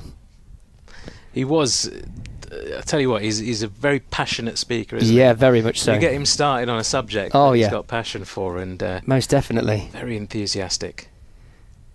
Yeah, it was a real honour. Pleasure to speak with the great man. And he was in fine form as Davey to continue as he runs towards us. And that one's just slightly back of a length. And on his toes, Wharton just dabbing that backward of point for no run. Were you with us on TMS when he did a bit of commentary a few years back? No, I'm trying to think who were the newish voices on TMS the summer that I was with you. Moeen Ali made his TMS debut at Trent Bridge in the game against New Zealand. Davey again, just wide, hanging it out there, and Wharton not tempted at all, leaving it alone and showing patience as he has done throughout this innings now, worth 47 runs, 101 deliveries. Yeah, Moeen Ali was brilliant actually from memory on commentary, and you may remember that was not long after his ordeal with Alistair Cook on the winter coverage of England's Test tour of Australia 21-22. As Davey is in. Oh, and Wharton there just had a little waft at it. And it safely runs through to the keeper Cox, but we spoke about that patience. Green there just hanging it out there for Wharton, inviting the shot. Thankfully, from a Yorkshire perspective, that one didn't find the edge. And yes, Adam Mountford very mischievously popped Moeen Ali next to Alistair Cook in the commentary box at Trent Bridge, and that made for quite entertaining listening as they resumed battle. It was good fun. Wharton on 47. Davey is in, and that one's pulled away, not cleanly, and it's half stopped at short mid-wicket. Tumbling dive there. Keeps it to just a single. Trying to get on top of the bounce, James Wharton. That one slightly straighter from Green. The reason I talk about Ambrose on TMS, he was with us for a couple of series, but I worked with him in the 2019 World Cup on home soil, commentating up at Old Trafford. As Alex Green, bustling run up, in he comes, and that one there just beating the outside edge of George Hill, and there's no run. Forgive me, I was saying Josh Davey at the start of the over, but the scoreboard on the far side of the ground was misinforming me. I should have known, really, given that broad-shouldered approach of Alex Green running towards me, in truth. And Ambrose, having sort of spent a stint with him on air, which was like a dream come true for me. Incredible. Got him at the back of the box off air. Got him talking about a few subjects to do with West Indies cricket. Green is in, and that's a full-length delivery. Punched backward of point on the offside by Hill. Takes the single, keeps the strike. End of the 36th over. Yorkshire 119 for 5. He was their bowling coach during the 2015 Cricket World Cup, and I was doing a match at the old Wacker ground in Perth, and India were sort of bossing it. They'd bowled the West Indies out very cheaply. But the way he rallied the West Indies bowlers there with that passion, there was a talk on the outfield just before they went out. And although India went on to win the match, the West Indies made it very, very difficult for them, and it should never have been that difficult. And, you know, he had a bit of an influence on that generation of fast bowlers from the West Indies, and then was no longer involved, so I sort of asked him, what happened there? The next 25 minutes or so, as Ben Green is in, and that's left alone by Hill outside off stump. It's like facing him from 22 yards. He was fierce, he was passionate, he was certainly not pulling any punches as far as that was concerned, but yeah, real character. And it's a shame we don't see those sort of elite level of fast bowlers in county cricket these days as we used to. Joel Garner, another one who was at Somerset, of course. Andy Roberts used to play here at Leicestershire. push into the offside by Hill out to deep cover, helps himself to another single. Curtly Ambrose at Gloucestershire, I remember back in the day. Shoaib Akhtar's had a couple of stints. Imagine facing him. I really wouldn't. You wouldn't know where the ball's going. At least with Ambrose, you know, he puts it on a spot. He's quick, he's bouncy, he's aggressive, but he puts it on the spot. With somebody like a Shoaib, you don't know if it's going to crush your toes or knock your head off. Fear for one's life. Green bowls, and well, he is putting it on the spot there, and Wharton defends to short extra cover. And there is no run. Breeze just picking up once again around the ground. It's quite nice to have a breeze like this on such a warm day. It's not an annoying breeze. It's just enough to not make it uncomfortable, especially for the players out there in the middle. Wharton a couple away from a half century. Knocks the ball to short mid-wicket. There's a slight fumble and gets through for a single. You can hear some of the Yorkshire players maybe on the effects microphone just beneath us on the balcony of their dressing room, urging him on, knowing how crucial a knock this could prove to be.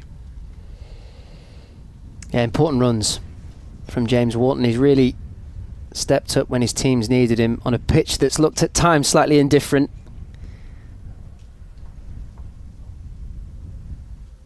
Green into Hill, who is solid in defence. Ben Green with figures of 2 for 26 into his 12th over of the innings. A mammoth 10-over spell to kick things off as well. For those that are just joining us, leading by example, it was a spell that just kept going, and every time you thought he might come out, he'd just take a wicket or make something happen and keep himself on. Green with the final ball of the over goes full outside off. It's gently driven to deep cover by Hill. He'll take a single.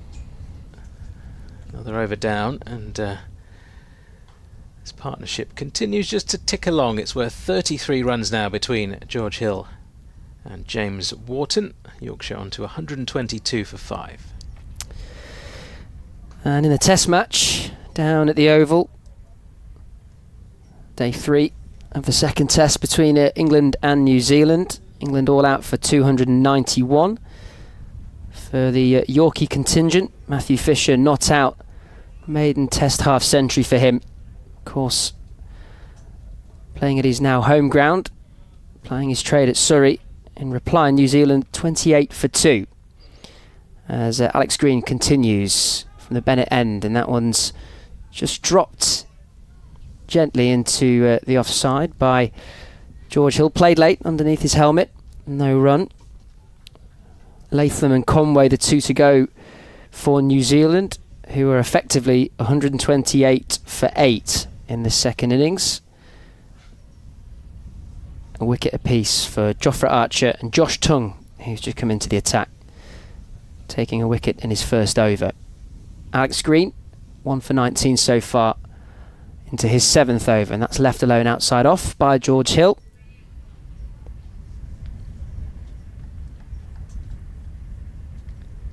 Elsewhere in the County Championship, Division 1, Essex 130 for 6 at home to Nottinghamshire.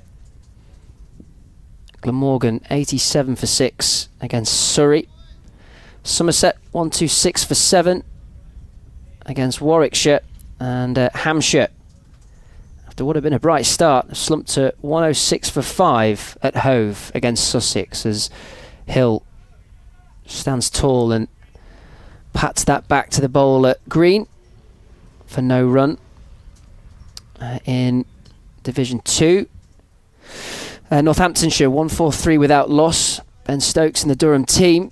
He's bowling currently into his 7th over.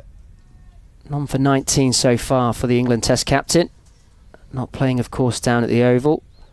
He's still on the naughty step, do you think? Well, there's talk that he's returning for the 3rd test at Trent Bridge as captain, as Hill just gets a bottom edge on that, trying to play it on the back foot, skims through to first slip. Patel there, getting down low, Rishi Patel, that is. And there's no run. Just, again, further evidence that that pitch is just lacking some bounce. It tends to do that here. And it will get slower and lower as the ball gets older. 1-2-2 for 5 are Yorkshire. Hill on strike. Right arm over his green, and that one's on the back foot. Just, again, punched into the offside. Fielded at point by Everson. Hill comes through for a single. He moves on to 23. Yorkshire 1-2-3 for 5. Yeah, the talk was yesterday that Ben Stokes would be back for the third test and as captain, which I think we can all say we're pretty happy to see. Certainly from an England trying to win perspective, yes. Contentious point, no doubt. Polarising opinion. That's a lovely shot from Wharton. Flicked off his hips, through mid-wicket. A boundary to bring up his half-century. It's been a brilliant knock so far from James Wharton. He had to battle hard in the early stages of this innings, but he's coming good now for Yorkshire. He moves on to 53 from 106 deliveries, and Yorkshire are 127 for 5. Yeah, really well played. You could tell when he first came to the crease he was a man short on form, short on confidence. Looked a bit scratchy early on, but once he'd faced about 20-25 deliveries, looked a lot more settled out there, and he's judged this wicket perfectly. Still there on 53. And Yorkshire still in trouble. They need him to go on and get a few more. Along with George Hill, they're doing a good rebuilding job here after lunch. The partnership up to 38. Going to be Ben Green, the Leicestershire skipper, who tries to put an end to it. In he comes, bowls, and is again left alone outside off stump by Hill. You can see the extra bit of respect that the batters, both of them, are showing to Ben Green. Not getting sucked into playing at anything that they feel they can just let through to Cox. Ben Green getting the early wickets of first Will Luxton, LBW, and then just chipped away at Adam Lyth and found a feather of the outside edge to dismiss Yorkshire's opener for 8. Green once more, a bit straighter, and Hill forward in defence. That's planted himself on the front foot there before the ball had even been released, George Hill. Which says a lot about the way in which Ben Green is bowling. That's James Wharton's first class half century since his 90 down at Taunton earlier this season. Green 6 on his back, running away. Oh, that's a beauty. There's not much you can do about that. It's sort of angled in, seamed away, bit of extra bounce. Hill has a poke at it, but just too good for him in the end. Yeah, that's moved away, hasn't it?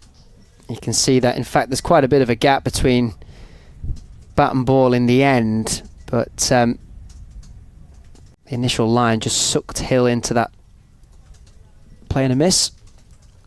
Green in once more, and slightly fuller delivery, defended by Hill. Can just see the body language from the Leicestershire players. It's not poor body language, but it's not as enthusiastic as it was out there early on. That's the benefit, isn't it? Don't necessarily have to score runs, but if you just take that sting out, the momentum, and just play for time initially. That's what they're doing really well at the moment, Yorkshire. Full delivery again. Driven this time, but only as far as Hill there at mid-off. No run. And that's to take nothing away from what Leicestershire have done so far. I've been brilliant with the ball. After being put into the field, Yorkshire winning the toss and choosing to bat, understandably, given the conditions that we're all enjoying here today. Beating sunshine, but making that ball talk in the early stages. These two just steadying the ship slightly for Yorkshire, but work still to do. Green bowls down the leg side. There's an appeal for a catch behind. Cox likes it behind the stumps. Green kind of went up a little bit late, and umpire says no bat involved. So Hill survives. 127 for 5 Yorkshire at the end of the over. Take another look at the replay, and maybe just brushing the thigh pad on its way through. I don't think there was any bat involved. Yeah, very delayed, half-hearted appeal from Ben Green. Cox behind the stumps was the most vocal. So Yorkshire will just be feeling a little bit better about themselves after that very late wicket to end the morning's play of Johnny Bairstow.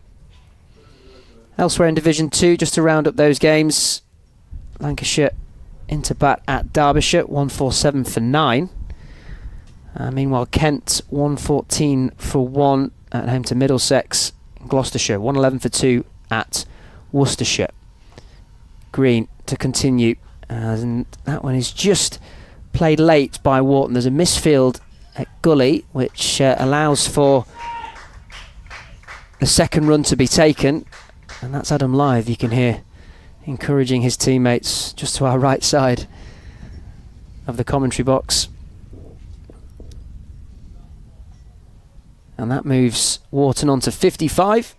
This partnership worth 40. Yorkshire 129 for 5. If you are just joining us, whether it's on the BBC Sport website and app or indeed on the YouTube feed, as Alex Green again into bowl, and that's flashed away by Wharton with real intent, but there's cover at deep backward point in the form of Rayan Ahmed. It was straight down his throat, and so Wharton, despite catching all of that, picks up just a single. Yeah, if you are just joining us and you're wondering, if particularly watching the feed, why there's a two-tone pitch, well, your eyes aren't deceiving you. That really is the case. Both ends shaved here at Grace Road to encourage spin. So a very unique looking pitch at the moment, which has caused the Yorkshire batters some issue.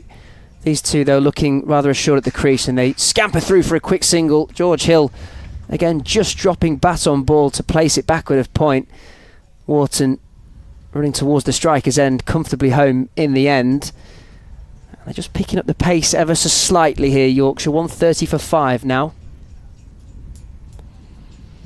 Yeah, I'm just starting to put pressure back onto Leicestershire here.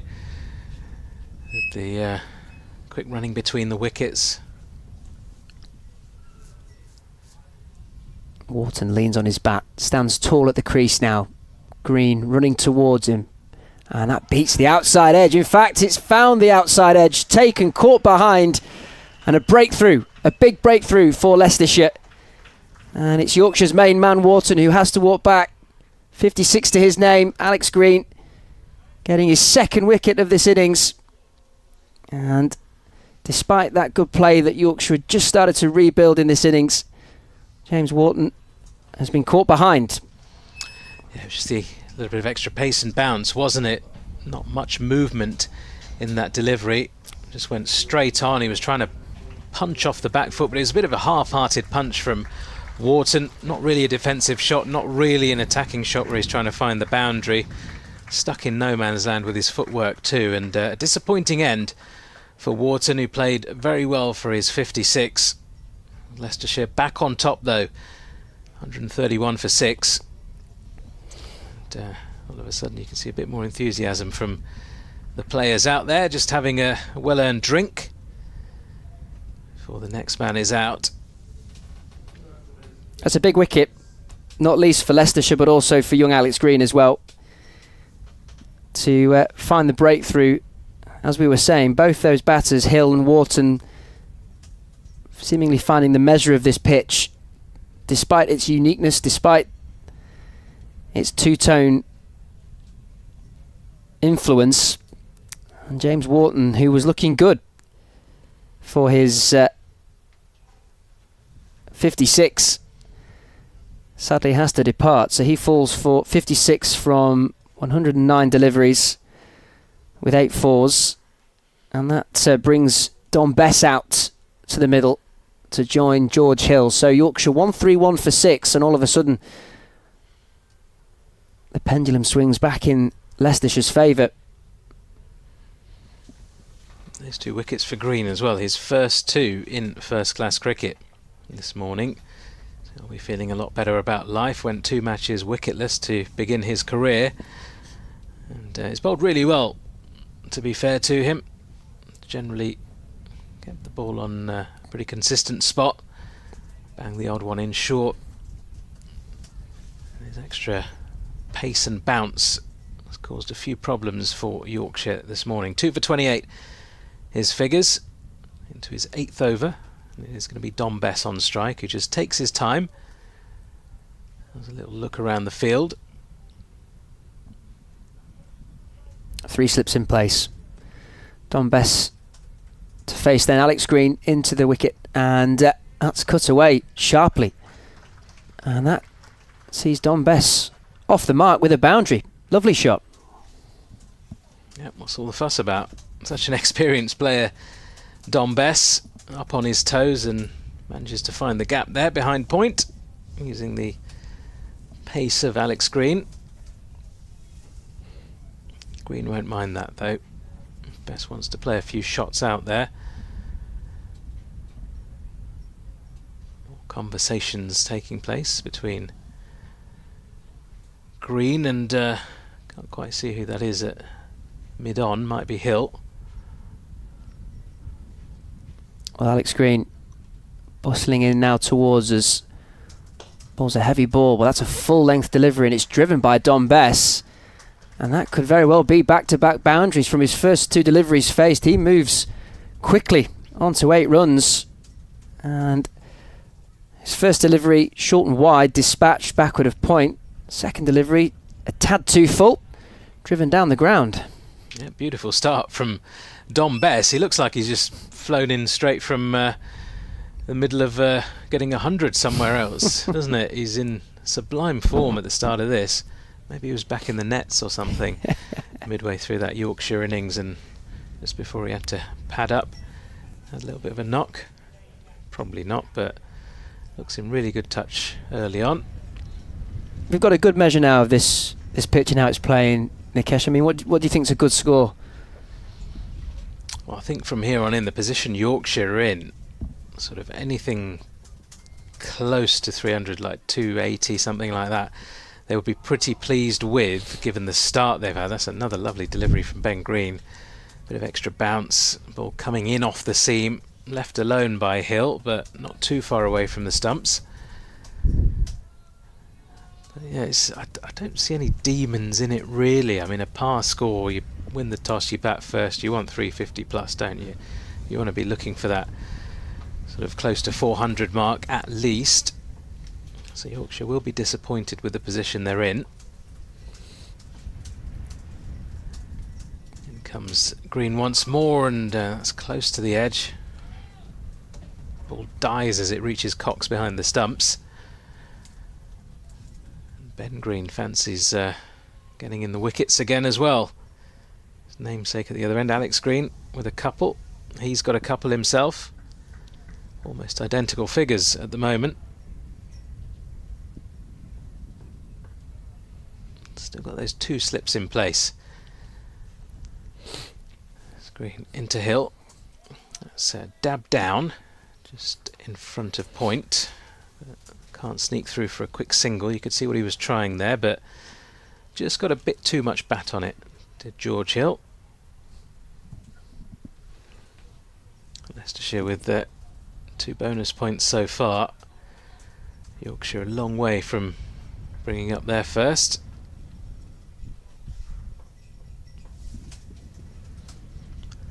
Over 8 level at the moment as Green bowls and Hill defends. Straight to Sheridan Gums there at short extra cover.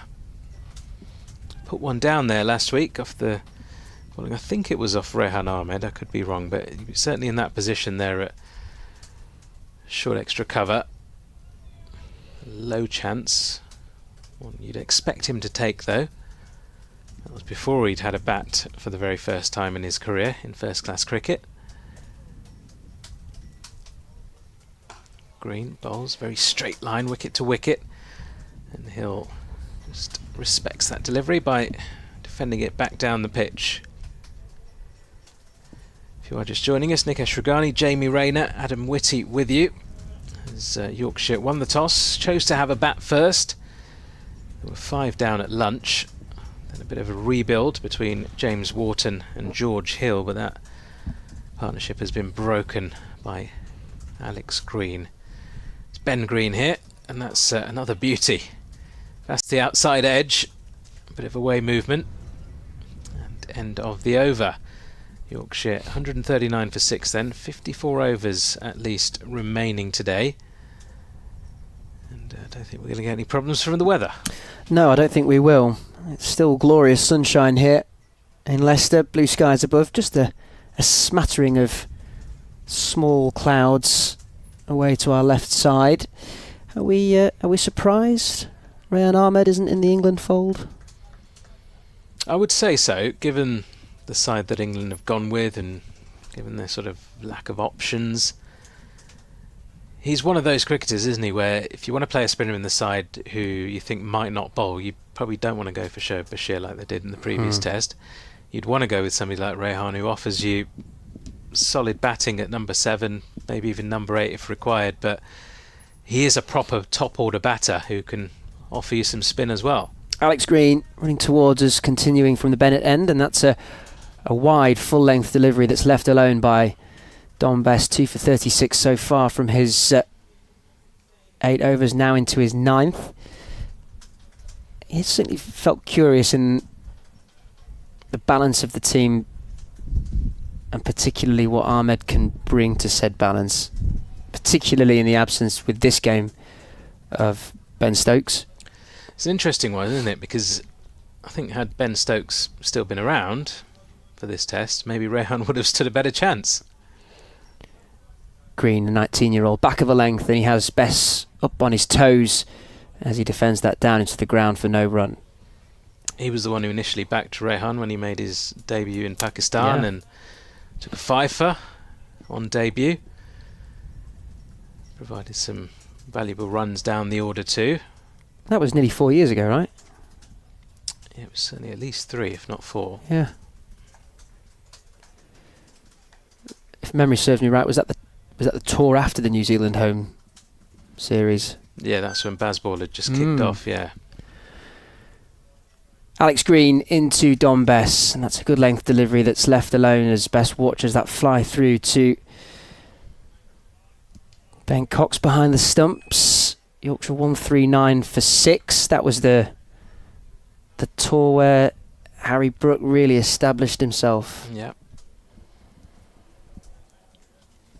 Did. Brook had a really good tour. It was a very successful tour for England, of course, and they went back though. Exactly. Soon after, and got beaten by the spin, didn't they? Green over the wicket, and that's a full-length delivery that invites the drive from Dom Bess. He picks out Ben Green at mid-off, and there's no run as the Leicestershire captain just walks with his namesake to the top of his mark. I think there's a sort of curious situation at the moment with somebody like a Rehan Ahmed.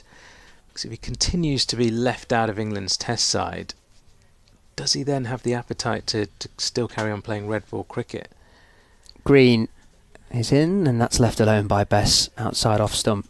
And this is nothing to do with his love of red ball cricket, because clearly he does. He's just an enthusiastic young lad who just loves playing cricket, no matter what form it is. But just given the opportunities that somebody like him has in going out and playing in the IPL, he was called up by the Delhi Capitals this year.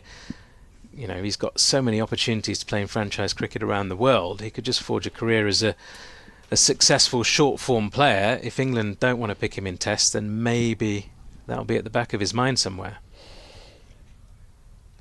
Alex Green, right arm over, and that's a leading edge as Bess looked to play through mid-wicket, and it flies backward of point down to that man, Rehan Ahmed, who fields in the deep, and they come through for a single as we say goodbye to Nikesh Regani, and we'll welcome into the picture Adam Whitty in just a moment. But to build on what Nikesh was saying there, sadly it's the reality of the modern era of domestic cricket, franchise cricket, and the battle that will continue to remain, and understandably so.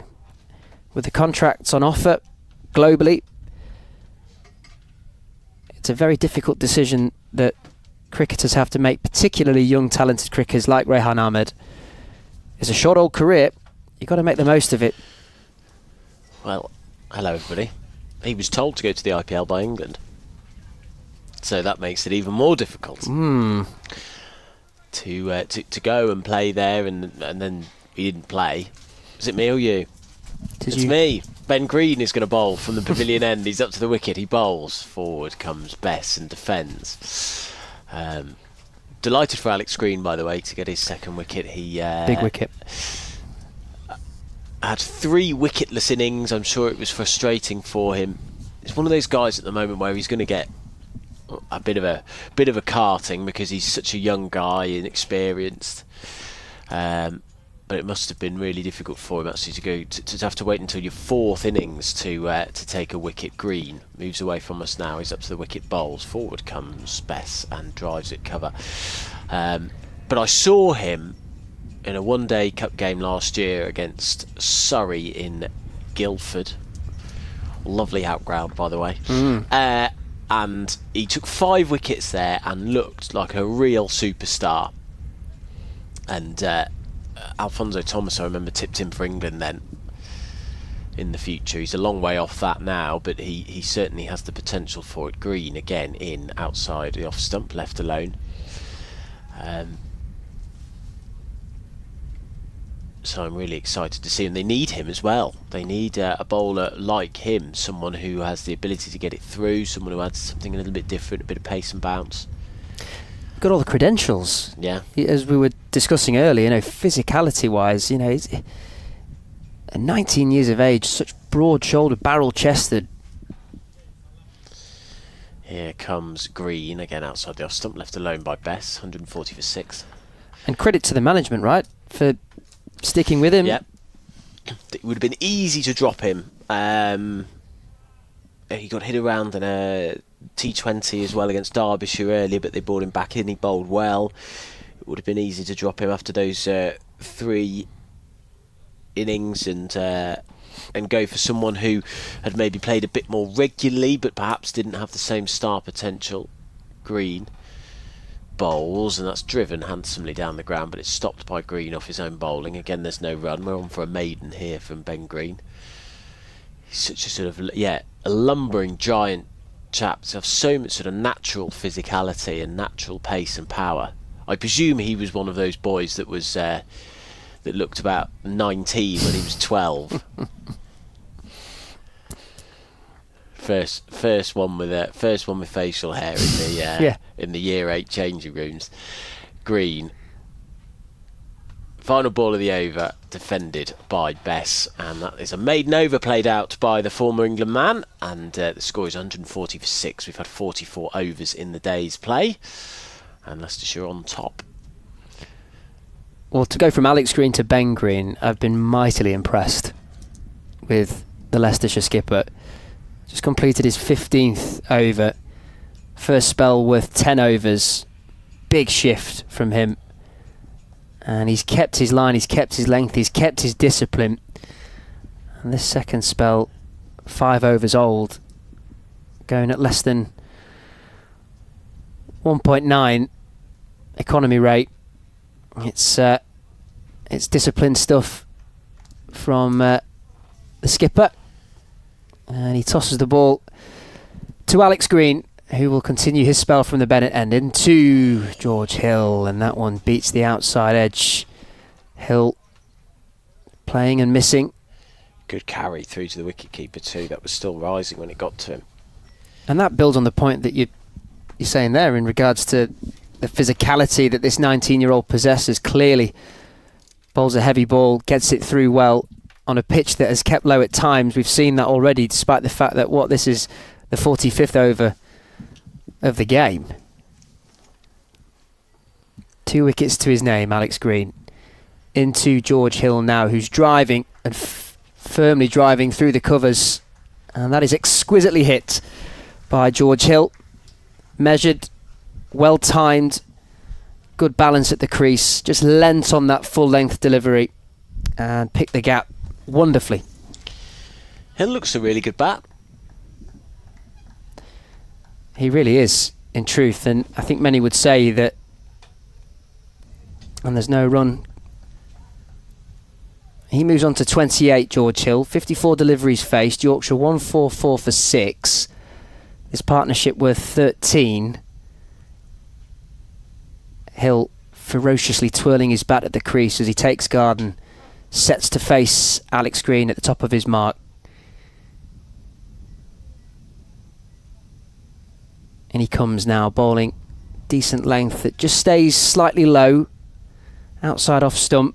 Ben Cox taking that low down to his left side behind the stumps. A trio of floppy hats in the slip cordon, which is just wonderful to see. A wicketkeeper wearing a floppy hat feels like a throwback, doesn't it? I'm enjoying that. I've got Jack Russell vibes. Yeah, he's so Jack Russell. And I've got a lot of time for it. All three of them. Good to see. And much needed in this glorious sunshine that we've been treated to here at Grace Road. Absolutely gorgeous conditions. And George Hill awaits the 5th delivery of this over, and has a waft at that. Uncharacteristically, it was there to be hit in truth. Maybe a bit of movement, a bit of bounce from Alex Green as it carries through. Hill nowhere near that as he attempted to cut through the covers. But this has been brilliant weather and a decent turnout here at Grace Road, which is good to see. A contingent of supporters camped in that shadowed area opposite us here in the commentary box as Alex Green, big shift from him now, full length delivery, that's driven. Not much back foot within that shot from George Hill, and it's cut out by Ben Green at mid-off. And it's a dot ball to complete the 47th over. So the George Hill boundary coming from Alex Green's 10th. 2 for 41 from his 10 overs so far. Yorkshire 144 for 6. There's that hospitality tent on the far side of the ground too, which is filled up nicely. I think they're all from an office. They turned up quite late. They turned up about 12 o'clock. What, half day? Half day. And looks really good in there. On a day like today, God. Perfect. One of them sitting out there. They've got their own little roped off area. Few games. Looks like an office treat to me. Yeah. Doesn't that doubt that's going to be a BBC thing. And that's a beauty from Green as it beats the outside edge of Bess, who played forward at that, but it goes past his outside edge. I would guess there's a little bit of movement away from him there. Just watching the replay now. Yes, beautiful line actually. It's a Jaffa. Pitched about 5th stump line and moved away from him as he came forward. Best 9 off 15. Bess, another player who was always handy with the bat. He must have got a couple of 50s for England, did he, Bess? I certainly remember him being a decent number 8, number 9. Oh, and the wicket's gone. He's bowled him. Either played on or straight bowled Bess. And I've completely put the mockers on him. Bess has to go for 9. Lovely ball by Green, full of a length. And he came forward at that again. Looked uncomfortable the previous delivery, and he's just edged on. Has Don Bess, and he has to depart for 9. And Yorkshire in heaps of trouble now. 144 for 7 on day 1 at Grace Road. He's been so consistent with this line, Ben Green, and yet just inside edged onto his off stump, Don Bess, whether or not he was anticipating a bit of away movement, which we've seen from Green's bowling so far in this spell. That's just kept true to the line. Nicked the inside edge, and sadly Don Bess has to depart for 9 from 16 deliveries. And this Yorkshire innings just has not got going at all. 144 for 7, losing wickets at key moments. Any threat of a promising partnership, Leicestershire have put paid to that. And it's Hassan Ali now who walks out to the middle for Yorkshire. So more rebuilding to do, and Got to say, at this stage now, Yorkshire would be thankful of reaching 200. Yeah, completely. It's going to be a real challenge from here for them. It's been a strange innings from Yorkshire. It's just nobody, as you said, the best way to describe it is how you did it. It hasn't got going. There's been some... I've never felt like they've got the line right. They've worked out the line. I think Leicestershire have bowled really well. Green in particular. There's been plenty of movement and flight in the pitch. Yeah, Green's been magnificent, Ben Green. He has just been so disciplined and consistent. And when you're able to produce that, the most subtle variation can prize the wicket there. And I just wonder if Bess was anticipating that outwards movement that Green has been able to manipulate from the surface, and that delivery maybe just stayed true to its initial line and thus catching the inside edge. Either way, he's been so consistent with his deliveries, Ben Green, and well worth the 3 wickets that he's taken so far. Yeah, he's moved the ball in both directions. There's a full delivery first up for Hassan Ali to defend. Love Hassan Ali from what I've seen so far. You were telling me earlier, isn't he? Proper personality. Real character. He's been a breath of fresh air. A bit of a late inclusion for Yorkshire as an overseas signing. But he's more than made his mark. He really came to the fore in the blast with a wonderful run chase at Headingley. With tie, wasn't it? Durham? As Green comes in, bowls, nearly squares Hassan Ali up, but he gets enough bat on it and it trickles out into the offside, no run. I should know this. I'm going to put my neck on the line and say Derbyshire, but I could be wrong. Might be Derbyshire. It was certainly someone that Leicestershire had just played, and that was either Durham or Derbyshire. It was a Sunday game at Headingley. I think it was Derbyshire. I think you're right, it was Derbyshire. I'm just looking at his stats, first class cricket. He's got 9 50s and a century, so he can certainly bat. Nearly 2,000 first class runs. As Green is in, and Hassan Ali goes back and defends it square on the offside. Also 27 tests. He's got a best of 30 there, average of 11. So maybe that's where he's found out slightly. But 68 one-dayers, 57 T20s for Pakistan. Experience, again, to go back to that word. It's a big part of the recruitment that Yorkshire have looked to try and achieve, and they'll need that right now.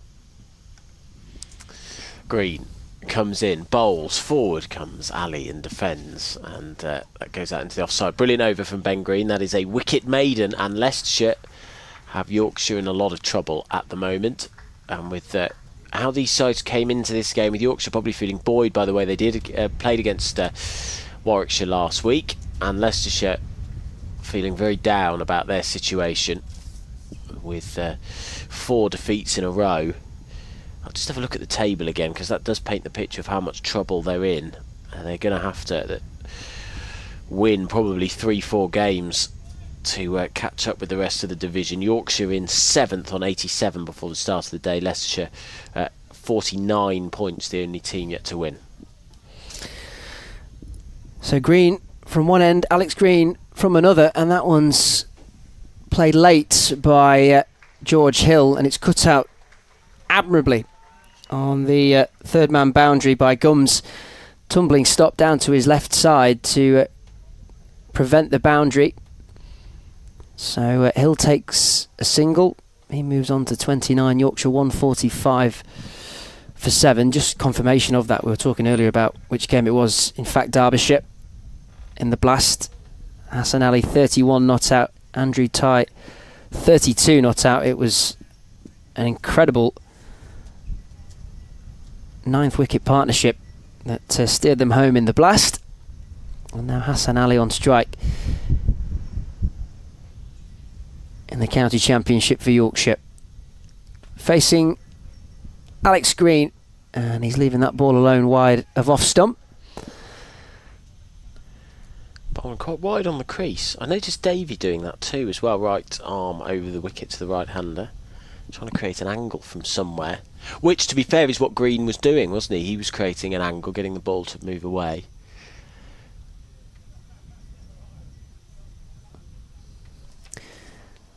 Well, it must be said, I don't think we've said it yet, but we'll only truly have a measure of this pitch once both teams have had a go on it. Yeah. As Alex Green bowls a short delivery that Hassan Ali just backs away from, hopping at the crease, watched it go past his chest through to Ben Cox behind the stumps. Green now into his 11th over. Do you know what's interesting is that this is not a surprise. This is a result or a score that is being reflected across the country. Yeah, I saw that. Having a look through elsewhere, bar Northamptonshire at Chester Street, as Alex Green again goes full this time towards Hassan Ali, who rather invitingly drove towards the ball outside off, but could only pick out Ben Green at a wide-ish mid-off, and there's no run. Yeah, the Division 2 scores are slightly different, aren't they? Kent are 136 for 1 against Middlesex, Gloucestershire 137 for 3 against Worcestershire, and then you're right, Northampton 163 for none against Durham. Poor Ben. Could have done with better than that. Could have done with more help than that, couldn't he? Alex Green back in towards Hassan Ali. That's back of a length, wide of off stump, and Hassan Ali has thrown the blade at that one, slashed away through cover. Couple of bouncers, 4 runs, he's off the mark. Yorkshire 149 for 7. That was, in many ways, actually, almost a risk-free shot. There's nobody out on the boundary rope there on the offside, so if he's going to put it wide outside off stump, you might as well throw your hands at it, because chances are you're going to get away with it. So a very good shot that from Ali, but Green not really bowling to his field. He needs to be a bit straighter than that. So Green in again, running towards us from the Bennett end, and that one is short, and it just flashed over gully, and it runs away for 4 runs. That's more like what Green was looking for. Hassan Ali, buoyed on by that previous boundary, threw his hands at that one again, short, wide of off stump, but this time finding the edge and nearly finding the man at gully. Again, that's sort of what I mean. He did the same again, didn't he? Threw his hands at it outside off stump and got the rewards for it.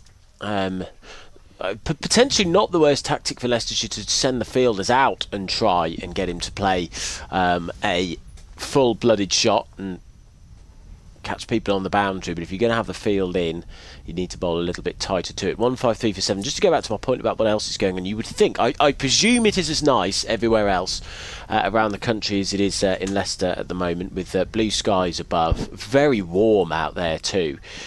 Essex 8 down against Nottinghamshire at Chelmsford, 170 for 8. Glamorgan 137 for 6 against Surrey. Somerset 154 for 8 over Warwickshire as Green comes in, and that's defended by Hill out into the offside. Ahmed does a leg break with the ball. That might suggest he might be coming on. Just a few practice balls with Sheridan Gums. Or he was just larking about. The ball finds its way back to Ben Green eventually, as he walks back to his mark. Hill, 29 not out of 59 deliveries. The score 153 for 7. This is the 48th over. And Green rubes in from the pavilion end and bowls down the leg side. There's no run. And then finally Hampshire 142 for 6. So this is not a standout poor performance by any stretch of the imagination. Everybody in Division 1 has struggled this morning, which I find fascinating. You would think that's, given the conditions, if it was 12 degrees and grey, I'd get it, but Green past the umpire, bowls, and that's well left by Hill. Tempting line and length just outside off stump. We let that go past him, did Hill. Yeah, you would call these, wouldn't you, stereotypically batter-friendly conditions. The sunshine that we've had throughout the day, and I think it's a similar picture up and down the country, but it maybe furthers that point that we were talking about this at the start of the day, just how congested that table is. It is so tight between all teams. It feels fairly competitive across the board. Green bowls full, and that's defended again by Hill out into the offside behind square, no run. And it still looked very early days in all these games, naturally. It's still, relatively speaking, early days in terms of the course of this season. Reaching the halfway point. So, difficult to say which I love, because we don't have a clear leader. We don't have a clear dominant team this season, and that makes it oh so interesting and, as I say, highly competitive. In comes Green, bowls, forward again comes Hill. Big left foot right to the pitch of the ball, the bat there too, played out to backward points. Ahmed again does a few balls to Sheridan Gums, just throwing his arm over. And I say this respectfully, but looking at this from a Yorkshire lens, if they have serious ambitions of potentially challenging for that top end, what are they, 16 points shy of Essex currently, then they have to be taking maximum points or there or thereabouts from games of this nature. In comes Green, bowls, and down the pitch comes Hill, and he's sent back. In fact, there's a shot at the stumps that whacks Ben Cox sort of between the point where your foot and leg join. I'm sure there's a proper name for that. But on the front of your leg, the curve smacks into him behind the stumps, but I think he was safely home anyway, was Hill, but sent back by Hassan Ali. 153 for 7 at the end of the 48th over. Green, 3 for Ben Green, this is 3 for 27, his figures. But to go back to your point, I agree. If you're Yorkshire, you should be beating bottom of the table, whether it's home or away. You should be 153 for 7, and with, at the moment, no bonus points, and they're going to find it difficult, I think, to get there. Now look, that the pitch dictates that to a degree, and as we've just said, we'll have a truer reflection, idea, judgment of this pitch when we've seen both teams have a bat on it. And look, it will deteriorate naturally as the game grows on. But there is an outside chance here for Yorkshire. Whether that's realistic or not, whether that's in the mindset of this team or not, I'm not entirely sure. I think it could be and should be, given the quality and the talent that they possess as Davey comes back into the attack from the better end, and Hassan Ali is dancing down the wicket, thick outside edge that flies down to third man, 1 bounce 4. Fielder coming round there had no chance of stopping that, Rayan Ahmed, and a sign of intent from Hassan Ali, who has quickly moved on to 12 runs from just 10 deliveries. Yorkshire won 57 for 7, but Hassan Ali so far looks like he's going to have a bit of fun out there and try and counter-attack the pressure that Leicestershire have built so far in this Yorkshire innings. It's not a bad tactic from Ali, actually, to go swiping, add some quick runs, and it has now caused a few problems for Leicestershire. We've already got a man going out to deep cover, so it's just putting them on the back foot a little bit. One slip in place now for Ali against Davey, who respectfully defends that ball into short extra cover. And with Ben Green coming round from mid-off, that allows for the 2 to cross, and another single goes on to the total. So Ali on to 13, Yorkshire 158 for 7. Hill now on strike, 29 from his 64 deliveries. Ali just walks down the pitch to have a brief word with George Hill. Second slip comes back into place.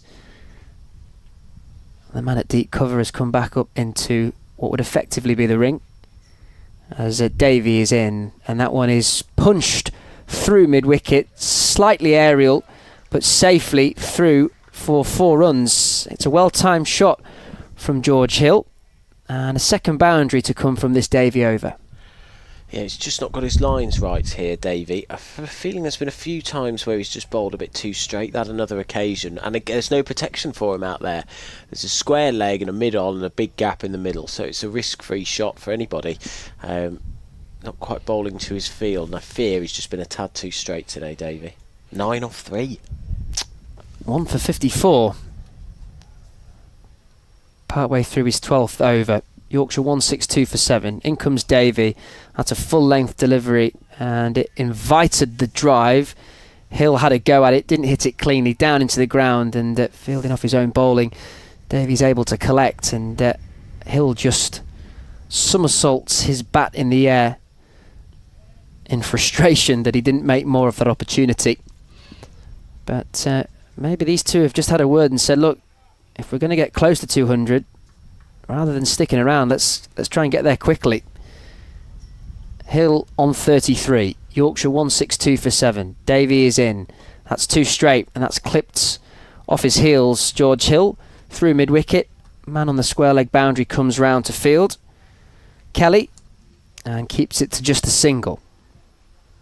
But as you say, Adam, not much protection on that leg side.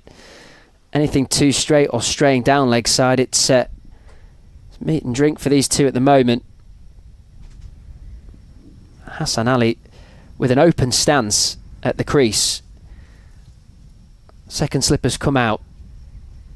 The man on the cover boundary.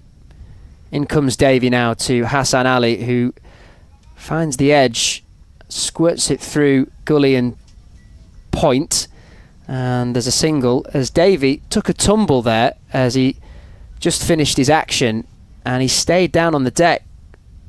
He might be in a bit of pain here. Yeah, that didn't look good. The way he maybe just rolled over on his ankle. He didn't look comfortable at all there when he came back up.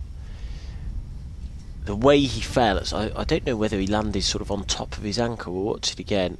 He slipped, didn't he? His back leg went high up in the air. He's up. A big grimace on his face when he... Yeah, it was his ankle. Left ankle rolled. His planted foot. And you can understand why his body went from underneath him. And having rolled my ankle in the past, Yeah. They are painful injuries. Now, it didn't look like a full roll of the ankle, only partially, so he's back up onto his feet and hopefully he's okay, but from experience that is a very, very painful injury to experience. It's like even when you get away with it with an ankle, so I'm sure you've been out running where you'll put your foot will land in a bad place, or it'll land in a little hole that you didn't spot, or you just won't put your foot down properly. And it's really painful for a start, but I think it's also a bit of a shock because you just feel like you've been a millimetre away or whatever from your ankle falling off. So those are always horrible ones. And once you've done it once, Adam, Yeah. you'll keep doing it. That's why they call me glass ankles. Right, Yeah. I'm going to depart. Nikesh is here. I didn't spot him behind me. So 164 for 7 is the score. Hassan Ali is 14 of 12. He's been quite aggressive in his short innings so far. Hill with a very important innings. So, both presently and in the future for this innings, he will probably hold the key to any score approaching 200 and beyond. We've got a bit of a delay in proceedings at the moment. I don't know what's happening out there. There's quite a few sort of conversations and chats going on. Ben Cox, I think it is, who's having a conversation with the umpires there. Fingers being treated, I think, something like that. Yeah. We were just talking before you joined us about the slightly strange scores across the country, and the fact that you would think it's lovely weather for a batting day. Yep. I'd be surprised. I can have a look. I'd be surprised if anyone was put into bat this morning. Yeah, Essex chose to bat, Glamorgan chose to bat, Hampshire the same, and so did Somerset. There you go, so really. Clean sweep in Which tells you, doesn't Division it? 1. That it's a batter-friendly day. Sort of look up, not look down when it comes to the conditions. Durham chose to field in Division 2, but Northants are 163 without loss. So that was a good decision, wasn't it? Well, it's again the split between Division 1 and Division 2 is fascinating as well. All the teams in Division 1 are struggling who are batting, and it's a bit more of an even spread when it comes to Division 2. Change in bowling from the pavilion end. Hassan Ali is going to face Ajaz Patel, who was given a few overs before lunch, but it sort of felt like an opportunity to skip through a few overs before the break. 2 overs, none for 7, and he's going to bowl right arm over the wicket. And 4 is an appeal for leg before wicket, straight up. That's close. And he's sent away is Patel. Maybe just outside the line, a little bit high, but that's a good shout, that. I don't think height was an issue. I think, yeah, just outside. And that's swept, and an appeal for stumping by first slip. But Patel getting the ball to talk there against Hassan Ali, who I think is going to try and hit out. This could be an interesting little battle between these two. Ben Green giving some fielding instructions while drinking, as back goes Ali to a straight ball and forces this away onto the legs, into the offside. He won't get a run.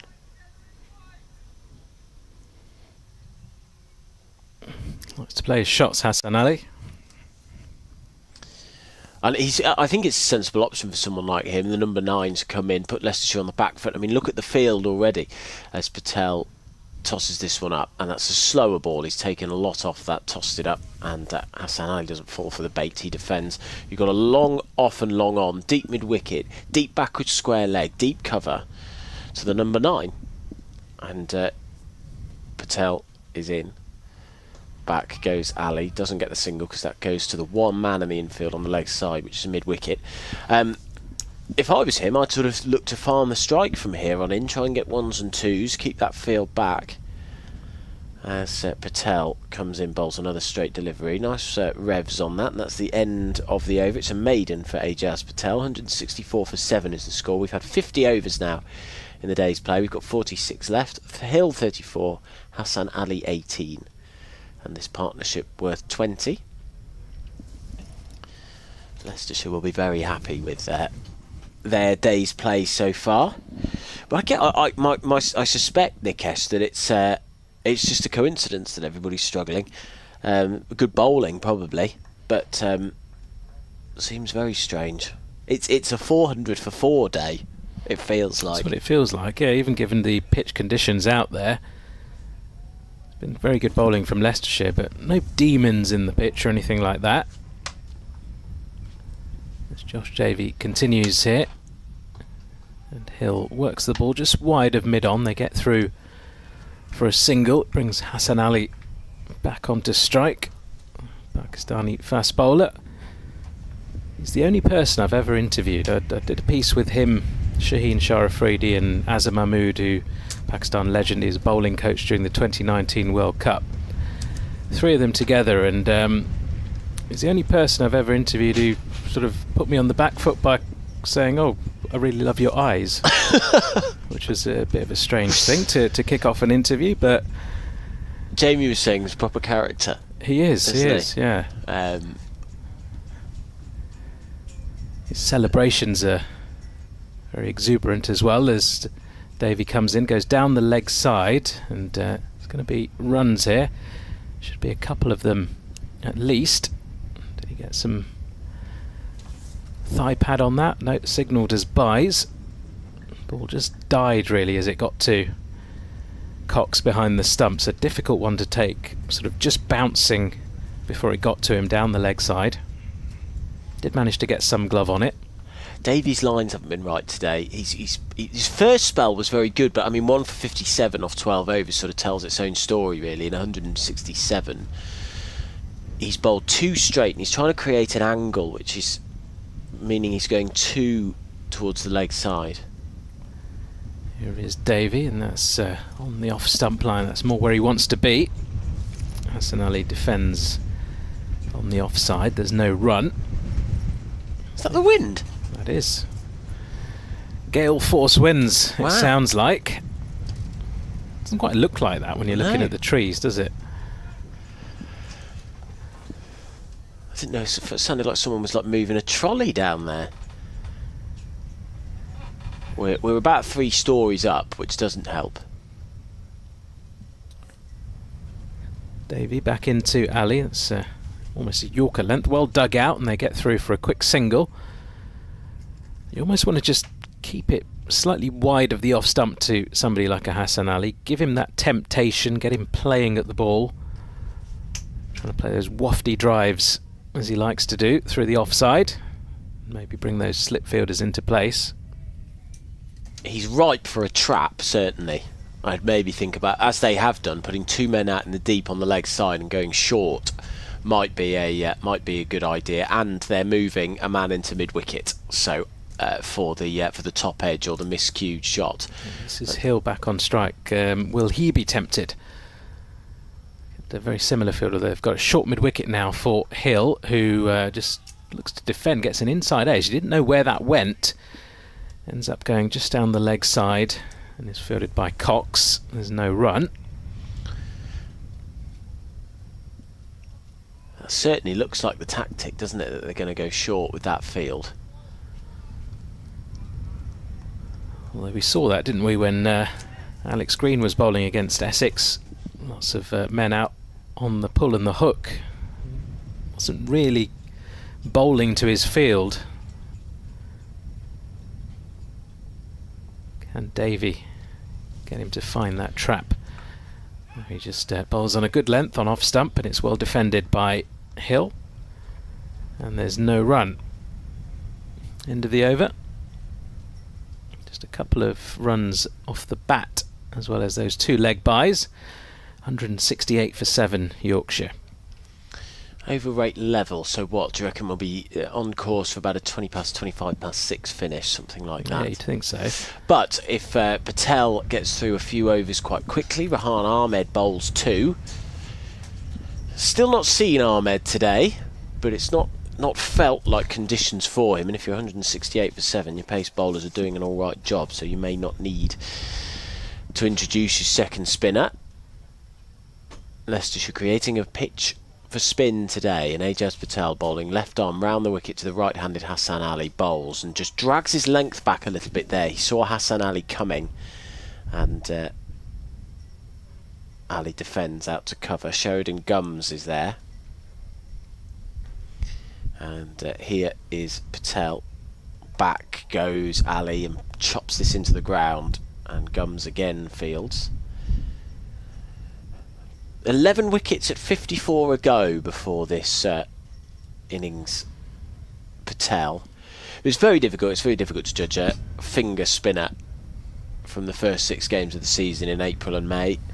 Your job is to try and get some control as much as anything, but the conditions haven't quite suited him.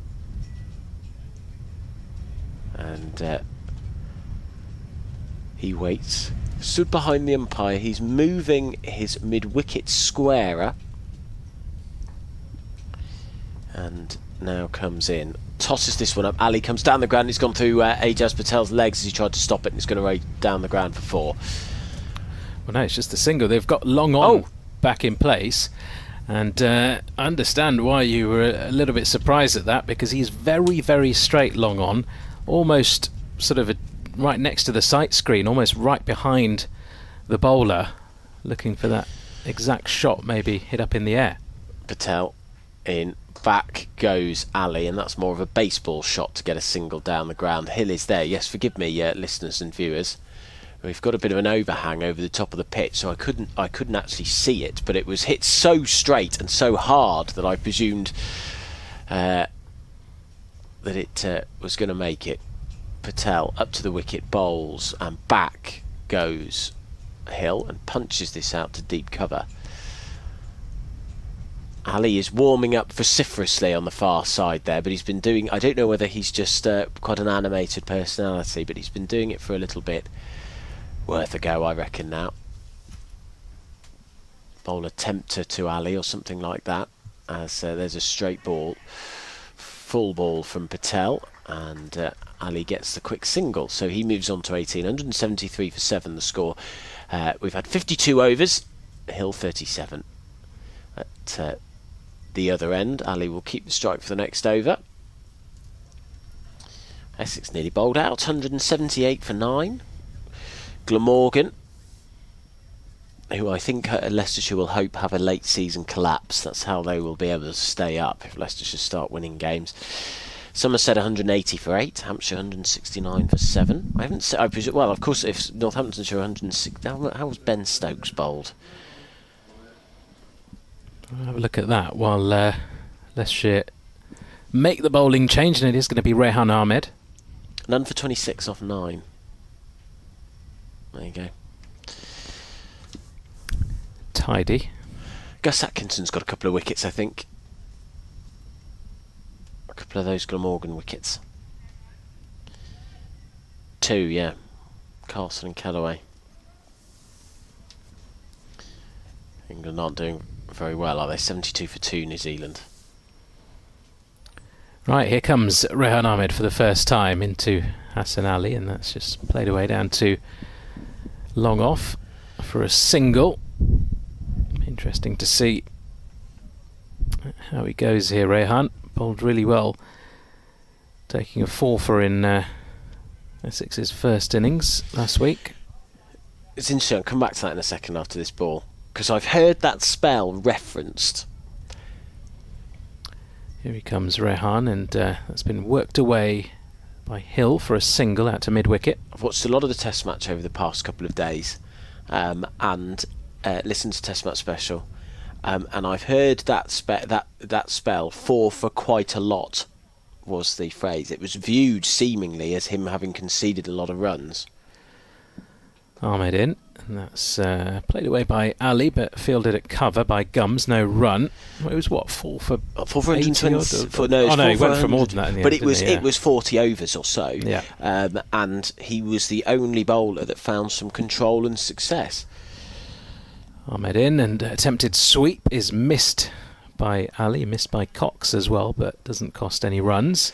And so Ben Green felt he could trust him to hold up an end for the majority of that innings. The rest of them were being sort of smashed all over the place. It was sort of an unfair characterisation. I thought he bowled wonderfully. A couple of catches dropped off his bowling as well. This time Ali does connect with the sweep, beats backward square leg and gets the ball away for 4. A lovely shot. He's attempted a few of them in his short innings so far, Hassan Ali. This time he does connect, and it goes all the way to the boundary. 179 for 7. It's really impressed me actually since Hassan Ali's come out. He's come out with the right attitude, which is the team's under the cosh. If I can get a quick 20 or 30 here, push the field back. As again, deep backward square leg is coming back. Lewis Hill has hurt his fingers trying to stop that. Ahmed back in, and Ali looks to give himself room but can't beat cover. Dot ball to finish off that over. 6 from it. Yorkshire remain on 179 for 7 then.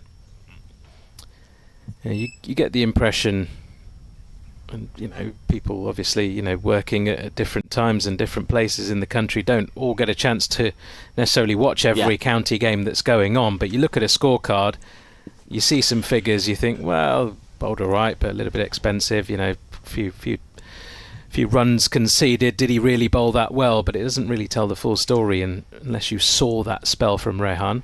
Yeah, that was all it was. I just felt Patel bowls, tosses this up, and it goes for 4. It finds the gap in the field beautifully, actually. There's a cover and a mid-off, and Hill came charging down the track and launched it. It was at a catchable height, but it struck so perfectly that it raced away for 4 on the offside straight.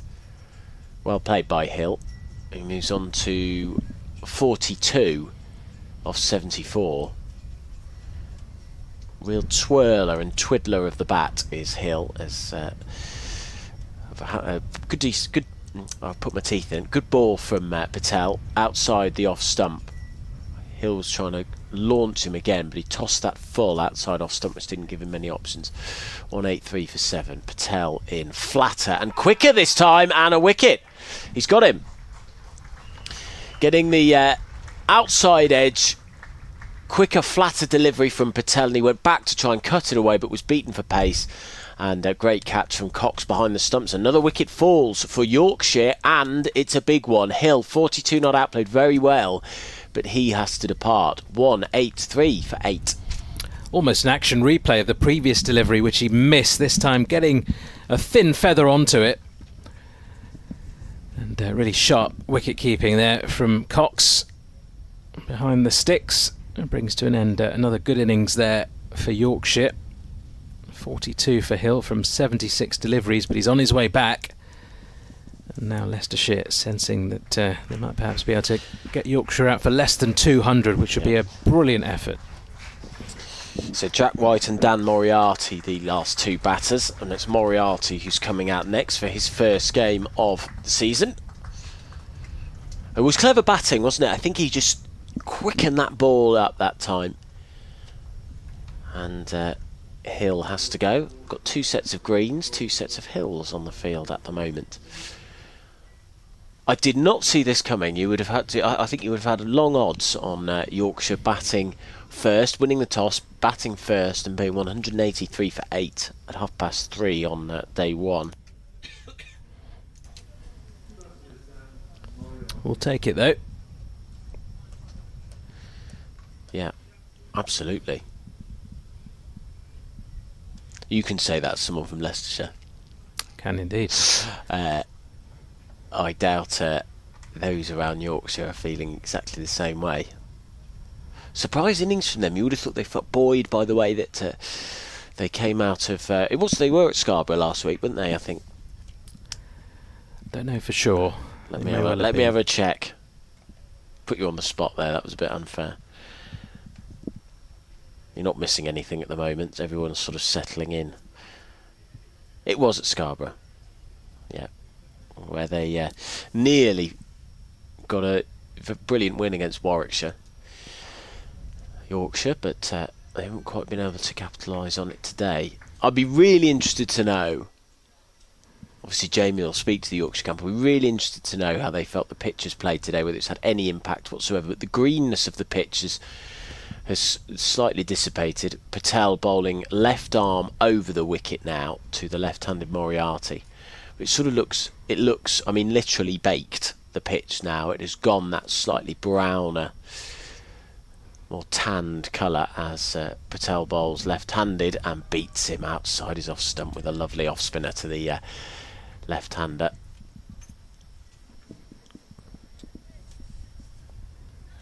Not been used that much, Moriarty.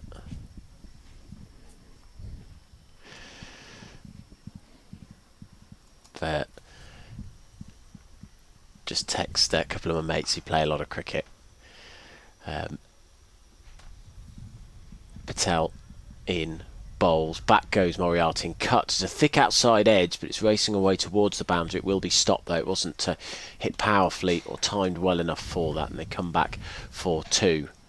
They opened up that gap, didn't they? They pushed long on, long off backward point out onto the rope, just allowing perhaps that single to be taken so that Moriarty would remain on strike, but managed to get it fine enough and get through for a comfortable 2. My mate Jack, it's the end of the over by the way, 185 for 8. Is this Radio Leicester Jack? It's not Radio Leicester Jack, Okay. although Radio Leicester Jack is here actually watching it. It's my friend Jack who used to play cricket with when I was younger. And he's given the pitch a vomit emoji and asked why is it in 3 pieces. Came from IKEA. Assembled this morning. In comes Rehan, who wraps Hassan Ali on the pads. Finger goes straight up. It was a polite appeal really from Rehan Ahmed, but I think he was so confident that he was going to be given out. He thought, why waste the energy pleading with the umpire? I just need to ask the question. And Hassan Ali is on his way back, so a couple of quick wickets now for Leicestershire. Hassan Ali on his way back for 23, looking to play yet another sweep shot, which he doesn't manage to get any bat on. And Yorkshire on the brink of being bowled out. They're 185 for 9. Leicestershire racking up the points already. Yorkshire really up against it. Although we'll wait and see how Leicestershire go on this 3-piece pitch. Other furniture shops are available, of course. Well, this is a great day for Leicestershire, and they have the ability to bowl Yorkshire out very, very cheaply, but I'm really interested to see what happens when Leicestershire bat on it. That's going to be the real test. Yeah, it will be, particularly with still some big names missing from this Leicestershire batting lineup. I'm sure Rehan Ahmed, he's got ball in hand at the moment. He'll be eyeing up some runs. He's been short of runs of late. Hasn't really had a consistent run in the county championship. He's been away for a little bit, of course, in the IPL with the Delhi Capitals, but a good opportunity once he does get his opportunity to go out there in the middle and just spend some time, accumulate some runs. Sheridan Gums at the top of the order too. Exciting prospect for Leicestershire, and you always expect something from Rishi Patel, don't you? Mr. Consistent at the top. Yeah, he's done really well this season.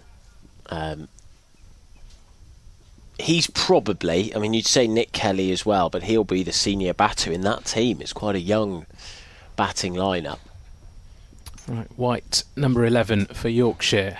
Round the wicket comes Rehan, hits him on the pads, and he's got 2 in 2. White gone for a first ball duck. And that's the end of the Yorkshire innings. Brilliant from Rehan Ahmed just to wrap up the tail there.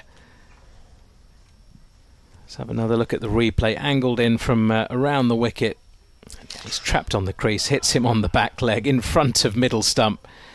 And it was more of a celeb appeal, wasn't it, from Rehan than a full-blooded ask of the question. No hesitation from the umpire, though.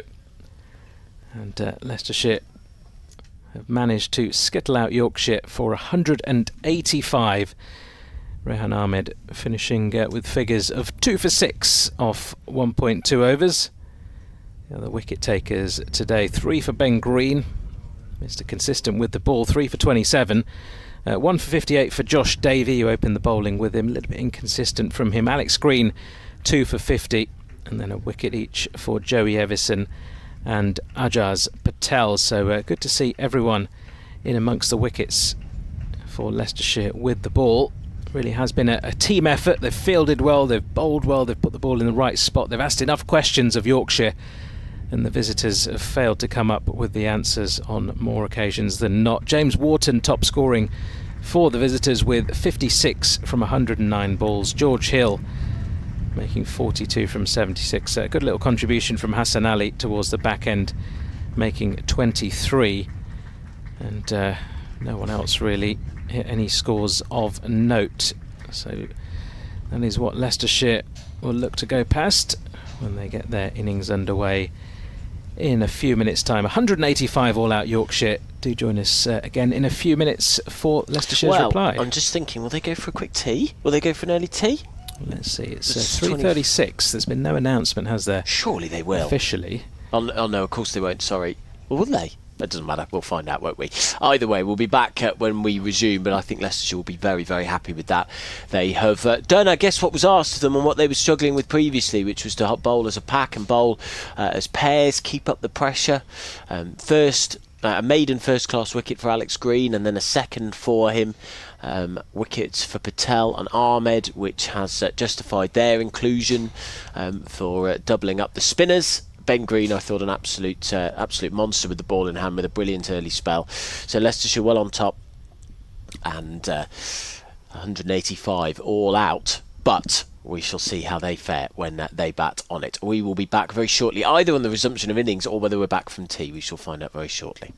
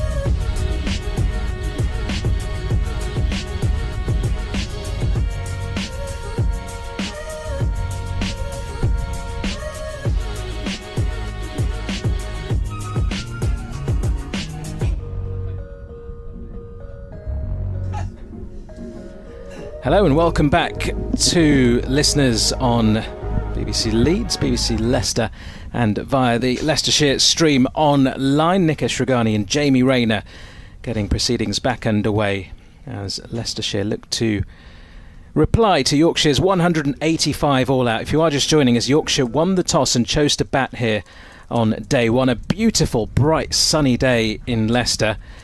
Very, very good batting conditions indeed, but Leicestershire bowled beautifully to restrict the visitors and get them out for what you would say is a below par total, although I guess never know until both sides bat on it. And we have seen some low scores throughout Division 1 today so far, so I'm not quite sure the reason behind that, but certainly no demons in this pitch from what we've seen.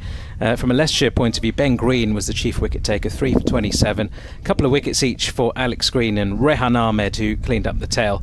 And then a wicket each for Ajaz Patel, Joey Everson and Josh Davey. James Wharton top scoring for Yorkshire with 56. Good contribution from George Hill with 42. And Hassan Ali with a quickfire 23 down the order. But not much else to write. Got slip cord in there. Looking to grab one or two of those chances. 4 slips in place early on for Hassan Ali, and he will give you that, won't he? That extra pace, that international standard pace. And that's what Yorkshire will be relying on, no doubt, in this reply. If you are just joining us, we've mentioned it throughout the day's play, this two-tone pitch here at Grace Road with both ends of the wicket shaven. Ali in, and that's beautifully driven by Patel through the gap there at extra cover. Should be at least a couple. They might push for 3 here, and they do. That's good running. A longer part of the boundary out there towards the electronic scoreboard. That'll bring the left-hander Sheridan Gums on strike for the first time. Impressive on his debut, particularly in that second innings against Essex, where he made 49. Got it to get out one short of a half-century on debut, but there's plenty of potential there. A sort of compact technique. Was a little bit stuck in the first innings where he made 21 off, I think, around 80-odd balls. Looked more positive in the second innings, particularly against the spin of Simon Harmer. Be a different challenge, though, here against Hassan Ali. They've got a leg slip in place, so 3 conventional slips and a leg slip. Ali bowls, and Gums gets an inside edge on that, down to fine leg, and just beaten for pace on that occasion. Won't quite have faced anything like this, I'm sure, in second 11 cricket, but gets off the mark with a single. I like that ploy in the Yorkshire field, that natural inward movement towards the left-hander. To have Don Best placed at leg slip makes sense in the early stages with the new ball. And Hassan Ali, he took 5 wickets at Scarborough against Warwickshire, showing his pace and class. Here he is once more, and that's another full ball to Patel, who drives to short extra cover. There's no run. Rishi Patel, Mr. Consistent at the top of the order for Leicestershire. Always back on him to, more often than not, get you off to a decent start. Could do with some company, though. Could do with Gums hanging around for a bit as well. Time not a problem as far as Leicestershire are concerned, having bowled Yorkshire out so cheaply today. Ali to complete the over, bowls, and Patel leaves one alone just outside off stump. So good first over from Hassan Ali. It was that one nice shot from Rishi Patel, but apart from that, he's kept the batters under pressure. Leicestershire 4 without loss in reply to that 185. You can hear that wind's picked up again. I went for a little wander down on ground level. We're up here in the commentary box at Grace Road, and it wasn't as prevalent when you're down pitch side, so whether or not it's just us up here in the commentary box, nevertheless that wind has picked up slightly. You can hear that on our effects mic as Jack White goes through the motions and gets ready to begin his spell from the pavilion end. 4 slips in place for the left-handed Gums. His brown floppy hair, Jack White, very distinct look as he stands at the top of his mark So Leicestershire 4 without loss. Yorkshire looking for an early breakthrough just to apply some pressure. Earlier bowled out for 185. White is in around the wicket, angling towards that off stump. It's left outside. And Bairstow just takes that low down to his right. Another indication of the level of bounce in this pitch, or maybe lack of. It'll be interesting to see as this game grows on how that pitch fares. We're already in innings through this 4-day game, so I think we can safely expect a result given the fair weather that's forecast as well. 19 on his back. White canters in to deliver this offside angled delivery, and played late by Gums down into the crease. It pops back up into the slip cordon, and a second successive dot ball to begin this Jack White spell. He thought about leaving that for a moment, didn't he, Gums? But the decision came a little bit too late, and ball almost hitting the bat rather than the other way around. So was it a first-class debut for Gums last time out? It was against Essex. Did himself no harm at all. Facing White around the wicket, and again played late, and that pops up to fourth slip. I think that might be Will Luxton there. It just seemed to shoot up towards him, right on his left shoulder. It was a sharp take, actually. I wonder how close that cordon is positioned given the variable bounce in this pitch. It was a good reaction. George Hill at first slip, Adam Lyth second, Don Best third, Will Luxton 4. So White around the wicket once more, angling the ball in towards Gums, and he shoulders arms and lets that run through, and Bairstow takes that on about leg stump line down to his right side. Already you can see with this new ball, the ball's zipping through quite nicely. That extra bit of pace from both of these Yorkshire bowlers, and sort of skipping off the surface quite nicely, making it a little bit difficult for the Leicestershire batters early on. White is in around the wicket to the left-handed Gums, and that was played with soft hands. A genuine edge, but no real threat as it trickled through to that slip cordon, and a mixture of Bess and Luxton at third and fourth slip respectively stop that ball from creeping through. So Jack White a dot ball away from an opening maiden in this spell. Leicestershire 4 without loss. Gums at the crease. Jack White running away from us, 19 on his back. Around the wicket, that's another edge, and it's taken sharply down, fumbled somewhat by Don Bess as it's skirted through on the deck, and again soft hands, played late, played safely, and it's a maiden to begin Jack White's opening over of this spell. And Don Bess there just hobbles away. I think that might have caught the inside of his knee as he puts the shirt up to his mouth to just maybe try and hide any grimace, and then he inspects the troubled area. It was a sharp stop in the cordon, and it's 4 without loss, Leicestershire. Yeah, genuine edge there on a couple of occasions from the bat of Sheridan Gums, but as you say, just played it with soft hands, allowing the ball to go to ground.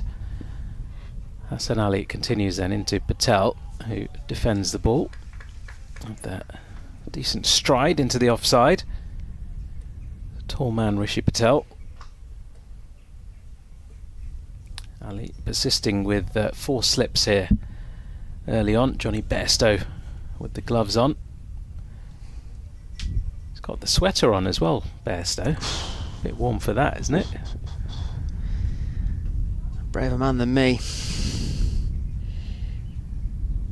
Here comes Ali running towards us, delivers, and Patel drives, gets an edge.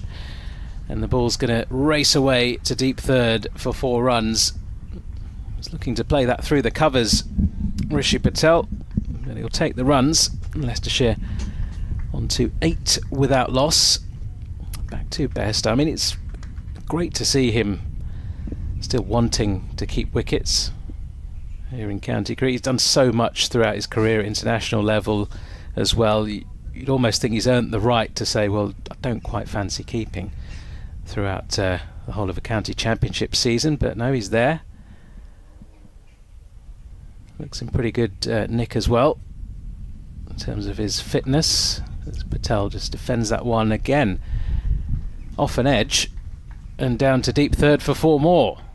Absolutely flew, didn't it, that one? Maybe off the sort of under edge of the bat, really off the toe end. Let's have another look. Played it very late indeed. Wasn't quite sure what kind of shot to play at. Yeah. Just sort of dabbed his bat down just in time. Yeah, somewhat a half shot really, but played enough to keep the ball down and safe. Frustration for Hassan Ali. He's found that edge. He's found that in between from Patel. Here is Ali once more, and this time Patel does get a solid bat on ball, just defends the ball into the offside, no run. Yeah, just on Bairstow, I mean, you're right to say he's probably earned the right to not have to wear the gloves, but I think it'd take a brave person to try and snatch them off him. He's incredibly committed, incredibly passionate about the role that he plays in this team, and in particular his craft of keeping behind the stumps as well, and something that he takes great pride in. It's a big part of his captaincy. It's a big part of his role now in this Yorkshire outfit. Ali bowls, and that's through to Bairstow, who fumbles just a touch, just as we talk just up as we're his talking about wicket keeping. Wasn't anywhere near the bat though, so wasn't an opportunity, but just a slight lapse in concentration, which you can understand sometimes. Big cry of emotion from Adam Lyth in the slip cordon. Yorkshire would love an early breakthrough here.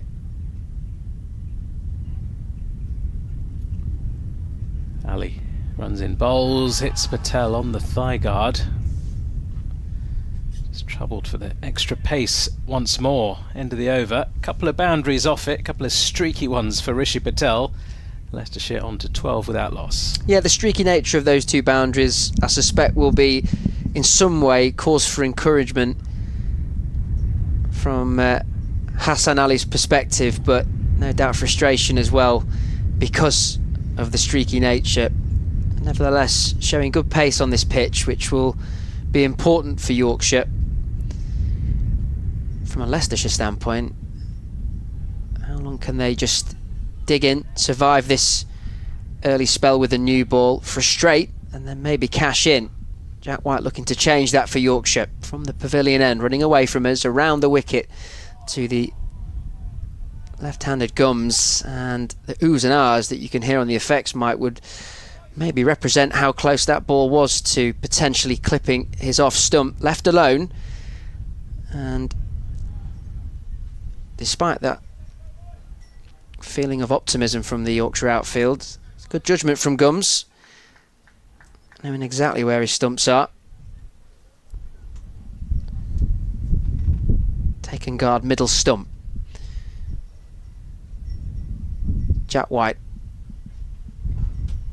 in once more to Gums, who again just leaves alone outside off stump, this time slightly straighter, slightly wider, not troubling the young top order batter in what is his second first class appearance. A very distinct run up action. Jack White, something that I know Jonathan Doidge, who usually sits in this chair covering Yorkshire, has described over his time with the county. Long strides, slightly bustling action as he makes his way up to the crease. Round the wicket to Gums, gets good bounce on that and carry through to Bairstow as it's left alone outside off. Bairstow taking that at around shoulder height. And Gums just showing some patience and measure. He is. He did a lot of that in the first innings against Essex, and did pretty well up until a point. Leicestershire were losing wickets around him. I hope that's not the case this time around, and they can just build a partnership here with Rishi Patel. Wind picking up again here at Grace Road, the sun continuing to shine. as Yorkshire look for an early breakthrough. White is in, wraps the pads of Gums, but nowhere was that in any way endangering of an LBW shout. So he's on 1 from 11. Gums, Leicestershire 12 without loss. Quite economical stuff so far. Yorkshire earlier bowled out for 185 after winning the toss and electing to bat, understandably given the conditions, but not making use of said conditions. White is in, full of length this time, and once again left alone by Gums, not entertaining anything outside that off stump at the moment.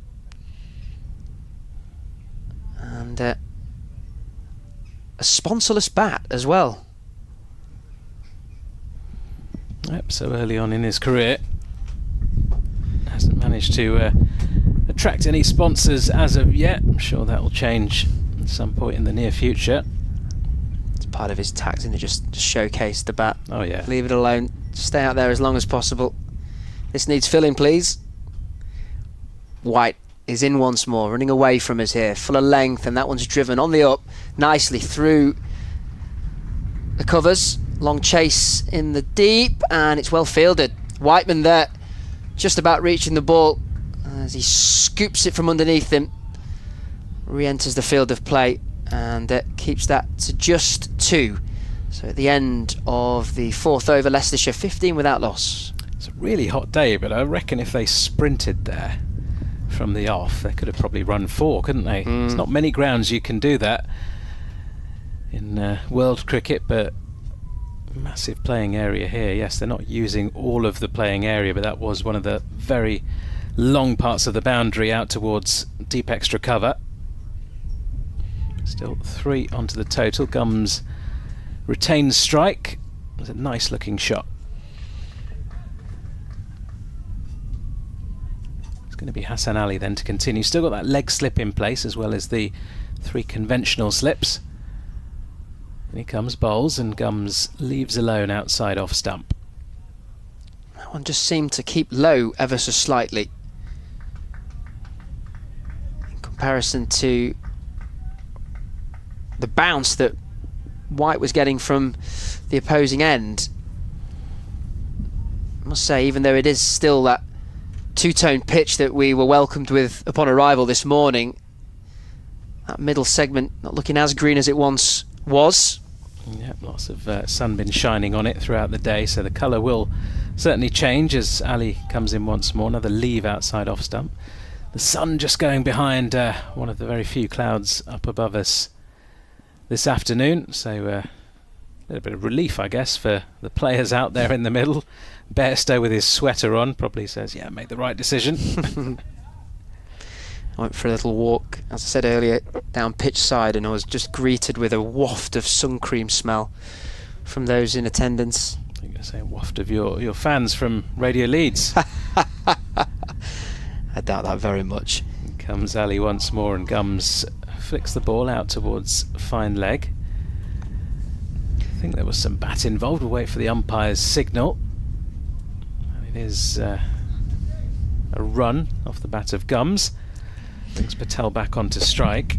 It was nice to see Johnny Tattersall, though, former Yorkshire player, now here at Leicestershire this season, unavailable at the moment.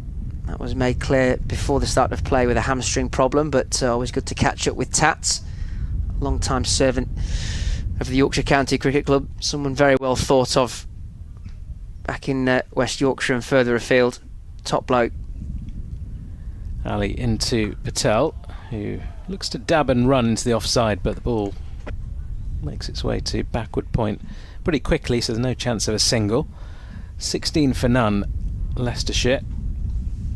Interestingly, England, after taking those 2 early New Zealand wickets, up against it now. New Zealand 110 for 2 in their second innings, leading by 210 runs.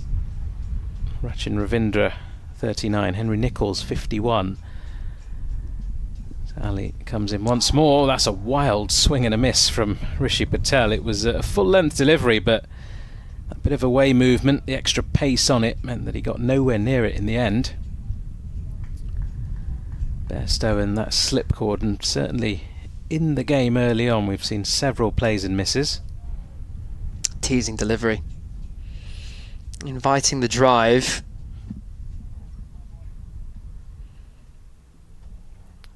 I wonder what his celebration will be if he takes a wicket. Here he comes, Ali, and Patel defends the final ball of the over into the leg side. Just one from it. Leicestershire on to 16 without loss.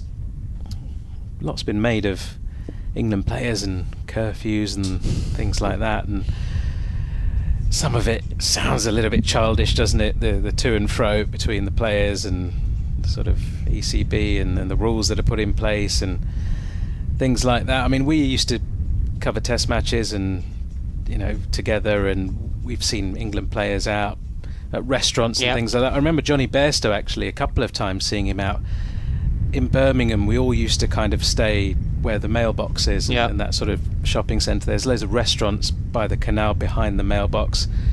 He would often just be out with his mum, just having a nice quiet meal. So there's certainly not a problem with all players. White to continue from the pavilion end into the left-handed Gums, and that one's just dropped into the offside defensively, and there's no run. Yeah, absolutely. I mean, you're totally right, and this is where I've heard a lot of ex-pros, pundits now say, regardless of their opinion on the situation overall, is that the one common denominator in every appraisal I've heard of the Ben Stokes, Gus Atkinson situation is that curfews just don't work. Absolutely not. Jack White coming around the wickets, and that one just seemingly keeping low, and it's well guided by Gums into the onside. Just followed the line of the ball coming in towards him, and there's no run. There's a lot of young men in that England team, in that test team and in the squad, and it's almost a little bit like when you put a curfew on a teenager. They'll try and push it, won't they? They'll try and push it as much as they can until they get caught, and that's what's happened. And it's a very tricky one in the sense that, you know, their actions prior to the curfew being imposed warranted it, as that's driven not cleanly by Gums, a full-length delivery outside off, and thus finding Whiteman at a wide-ish mid-off, and there's no run. Thing is, if they'd won the Ashes, that whole Noosa affair would have just, you know, not been an issue, would it? And you could argue that what happened there maybe led to the downfall of the team's performance throughout the rest of the series, so that is a valid argument as well. But we just don't know. I mean, we talk about, you know, decades gone by, don't we? It's White around the wickets to the left-handed Gums, and that again just very adequately, very calmly dropped into the onside, looking very measured and assured at the crease now is Gums. We'd often talk glowingly, won't we, about certain players, certain legends of the game turning up to a match completely hungover from the night before and scoring 100 and praising them as if it's a great thing that they were able to do that. Whereas if you're not able to maybe score runs on a particular day and then you've been photographed out, then all of a sudden that becomes the problem, doesn't it? There's a real fine line. I'll get back to that point in just a moment, as Jack White, with the wind behind him, just running in, and well dealt with. Decent length delivery around the wicket towards Gums, who just drops that into the offside, and there's no run. There's a real fine line, isn't there? Because whilst I take the point regarding professionalism, and, you know, particularly given the amount that England supporters are now expected to pay to go and watch the team, the eyes that are on cricket nowadays from a spectator standpoint in the stadium, those watching on television, those listening on radio, there is an expectation of professionalism. So I understand that point.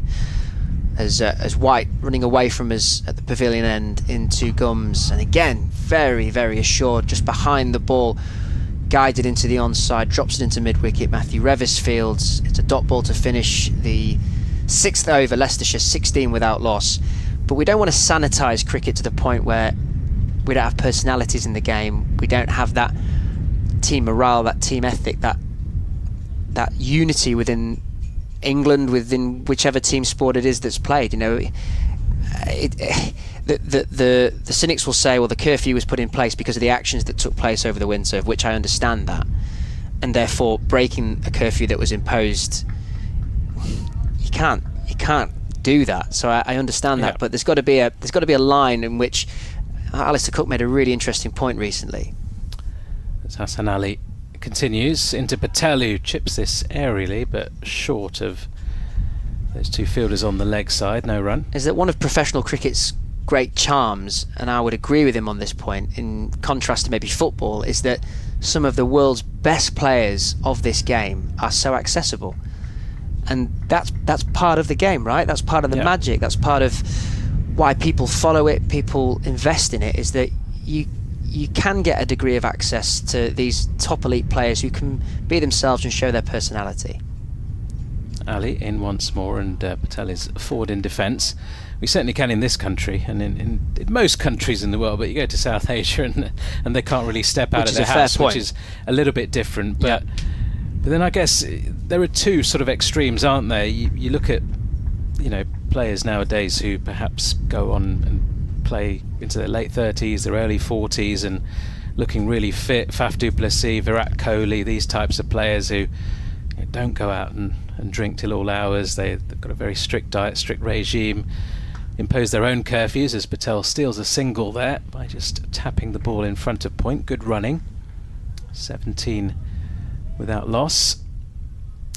But you've got to put that, I think, down to the individual. There's nothing wrong with having a couple of drinks on the night of a test match, particularly on the final day when you've won the test match, and you go out a little bit later, and that shouldn't really be an issue as long as you're responsible, you don't cause any trouble, and you're sort of representing the ECB the best you can, really, by just not causing any issues to the general public. As Ali's in once more, left alone by Gums, just outside off stump. But I mean, these are sort of grown adults. They should be able to be treated as such. But then you've kind of, I get both sides of it, really, because you've got to draw a line somewhere, and when people are just constantly going out till all hours, and it's more than just one or two in a squad, and there's issues being caused, and the incident with Harry Brook in New Zealand being one of them, and there's incidents that go back a fair way. Ben Duckett was involved in one many years ago, wasn't he, with Jimmy Anderson, where he threw a drink over him, and things like that. When things get out of hand, action has to be taken, and I guess that's what the ECB have done. But I don't know whether a one-test ban is going to be all, or whether there'll be more repercussions. Oh, that's a good shout, and he's given. Gums leaving one alone, angled in from around the wicket. Initially, it may have been doubts about the height of that delivery. Let's have a look at the replay. Oh, it hits Gums quite high there on his back leg, though. So it was on the back leg. Ball didn't have that far to travel, but it wasn't like just above the knee roll, was it, Jamie? That one, it was sort of midway up the thigh guard, really. And Gums may count himself unlucky, but it's another fantastic delivery from Hassan Ali. Yeah, I mean, it depends firstly on how deep in his crease Gums was. It did look on first take slightly high. It may have been clipping middle and off, but Hassan Ali, change of angle, first delivery around the wicket, and it's worked the charm. It's produced the breakthrough, and I was just feeling, actually, as we were having that discussion, that Leicestershire were beginning to get quite comfortable. It was just starting to feel as if they were taking control of the situation, so that's a really crucial time for Yorkshire to just get that breakthrough and hopefully build on this early start that they've been able to fashion, and credit to Hassan Ali, just that change of angle to make Gums think differently about the situation has found the wicket. Here comes Rehan Ahmed striding out at number 3 to join Rishi Patel. Short of runs recently. Got a start against Essex in the second innings. 23. Could do with some time out at the crease.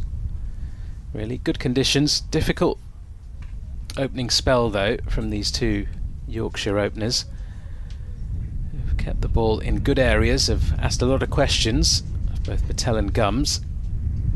So we'll need to be watchful early on, Rehan. It gives a chance for Yorkshire now to just get settled in with two right-handers at the crease. Can lock down their lines and lengths. Just prior to that delivery, the umpire had a brief word with Hassan Ali about his follow-through on the wicket. Here he is, into Rehan Ahmed. Big shout for LBW. Hassan Ali was up straight away, and umpire says no. Rehan Ahmed survives. Let's have a look at this replay.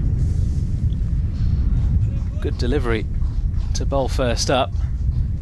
Maybe just sliding down, but it was a pretty good shout that from Hassan Ali. As it is, end of the over, Leicestershire on to 17 for 1.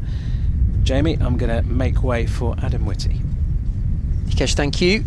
Well, having watched the replay, height was not an issue, so that must have been going down leg side. In the eyes of the umpire, big appeal. That would have been quite the scalp to remove Rehan Ahmed. First ball. Hassan Ali making the ball work out there. The wind certainly has been felt. You can see that the way in which the whites of the Yorkshire slip cordon are flailing in the wind as Jack White just pulls out of his delivery as he arrived at the crease. That ball is signalled. But a timely breakthrough for Yorkshire, Adam. Yeah, absolutely. It just felt, as I was walking around the ground, I was just sat out there enjoying the game actually, I was thinking Leicestershire had started really well. They seemed to have got over a difficult period. Gums looked very shaky at the start, and I thought they might be able to put on a 50 partnership or so, but that's a really important wicket, and they were unlucky not to have a second one straight afterwards. Rishi Patel on strike. White's first delivery is a poor one, full length, straying down leg side, and it's clipped off the heels of Patel. And he picks out the fielder Hassan Ali at deep backwards square leg, and they come through for a single. Unlike Jack White to not be on the money straight away. But for the majority of his spell, if not all of it, it's been towards the left-handed Gums. So just a tweak of realignment for Jack White with the new man at the crease, Rehan Ahmed, facing Jack White, running away from us here at the pavilion end. And he comes, it's a full-length delivery and driven, not cleanly, towards Whiteman at mid-on. And there's no run. Leicestershire 18 for 1. Umpires today, by the way, Ben Debenham and Russell Warren. Unless I'm mistaken, it's umpire Warren at the non-striker's end, facing away from us here in the commentary position. And it's Ahmed on strike, driving on the full through the covers. It won't reach the boundary. A chase on. James Wharton races after the ball, keeps it to just 2. Full-length delivery from Jack White. Yeah, Ahmed has the ability. This is either going to go one of two ways. He's going to nick off cheaply, or we will be in a stage where in an hour he's probably 60 not out and has played a blinder, and Leicestershire already feel well on the way to chasing, to going past Yorkshire. That wind is extraordinary. Do you know, it doesn't feel like that windy when you sit out there. I've just been sat out there with a colleague. Jack White into Ahmed. That seemingly keeping low, and Ahmed did well actually to get down to that. Came out of his crease slightly to play that straight back drive towards Whiteman at mid-on, and there's no run. He is one of those players that plays such sort of swashbuckling innings, Rehan Ahmed, that he can take the game away from you. I leave my water bottle everywhere, you see. So it's just been brought into me. Your glamorous assistant just arrived. Yeah. As White is in. It's a good length delivery. It's defended well by Ahmed, and there's no run. It's Jack from Radio Leicester, who just sat having a chat watching the game. really nice atmosphere out there. I don't know whether we were talking about the fact there's a line today for a county championship match, more than normal.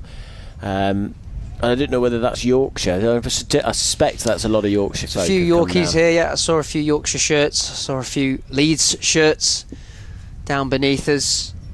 And, well, why not? Lovely day for it. Not too far in terms of travel. There's White into Ahmed, and that's pushed into the offside. Dot ball to complete the 8th over. Leicestershire at 20 for 1. Yeah, it was about, what, an hour and a half, an hour and 45, my drive down this morning from just outside Leeds. Well, it's such a nice day, isn't it? My guess is quite a few people have come out and decided, because it's such nice weather, they are going to come out and enjoy a day's cricket. And it's so lovely out there, but it was bizarre, honestly. You can hear how windy it is on our effects microphone. I can see that the trees are sort of swinging quite a bit. You mentioned the people's clothing out there, but I was genuinely sat out there 5 minutes ago, and it feels still as anything bizarre. So Leicestershire are 20 for 1 in reply to Yorkshire's 185, and Hassan Ali is going to bowl a straight delivery on leg stump, which is whipped away on the legs, and they get at least 2 as it goes towards the boundary. Jack White is there and will field, and so they come back for 2. Patel 15, Ahmed 2. I've got to say, I went for a little trot just down the boundary edge to the area towards my right hand side. What part of the ground is that? So you call it the Uptonsteel stand, I suppose. Right. The popular seats. And just overheard a conversation between 2 gentlemen. As Hassan Ali comes in, bowls, and it's left alone by Ahmed. He's bowled some really nice stuff, Hassan Ali. And just reminiscing about the introduction of central contracts and how the county game has changed and the like, but they're just enjoying a beer on a Friday afternoon in the glorious sunshine. I'm just thinking that if I'm there in 30, 40 years' time, I'll be a happy man. Yeah, I agree. It's a wonderful afternoon to go and watch cricket. Absolutely perfect. You got the Friday off work or something like that. In comes Ali, right arm over the wicket and left alone nicely by Patel. It's a tempting length outside off stump. And I know county cricket has taken a bit of a beat in recent times, wrongly in my opinion, I shall add as well. And I just look at this today and think, is there no better advert for why this format of the game is so important? Yeah. Well, there's sold out stadiums at the Oval and everything will tell you that. It's so important in this country. It's such a... Patel waits outside off stump. It's left alone. I just think the magic of the ebbs and the flows of the game is so lost on everybody who loves franchise cricket so much. The resilience and willpower that it breeds is so important. It's the social dynamic of the game as well. The franchise. I get the entertainment, and I'm not sitting here as someone who dislikes franchise cricket. I see value in all formats, and I appreciate that there isn't enough space in the ecosystem. Ali in, defended by Patel. Good lengths from Ali and the right, threatening lines. And this is not me taking a side by any means, but I just think this format of the game, as well as appreciating what's happening out on the field, and you're right to rightly acknowledge the test of the game that is 4-day cricket, first class cricket, but there's also the social aspect of it as well, that franchise cricket doesn't really give you the time nor space to be able to have that same feel when watching and enjoying the game. And it's been a real pleasure being here today. Ali storms in now, bowls, and that's punched off the back foot by Patel, but he doesn't time it at all, so it rolls into the offside and a single is taken. So 23 for 1 at the end of the 9th over of Leicestershire's first innings. They trailed by 162 with Patel on 16, Han Ahmed on 2. If you're just joining us, it's been a very good day for Leicestershire. They bowled Yorkshire out for 185. getting all 3 bowling bonus points in the process.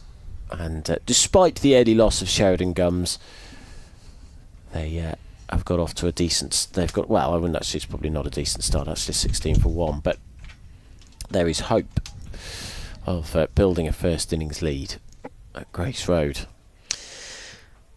And a change of bowling at the pavilion end. Jack White's 4-over spell has come to an end. And the introduction of George Hill. Bustling run up away from us. And that is a leg side delivery that's flicked away handsomely by Rishi Patel.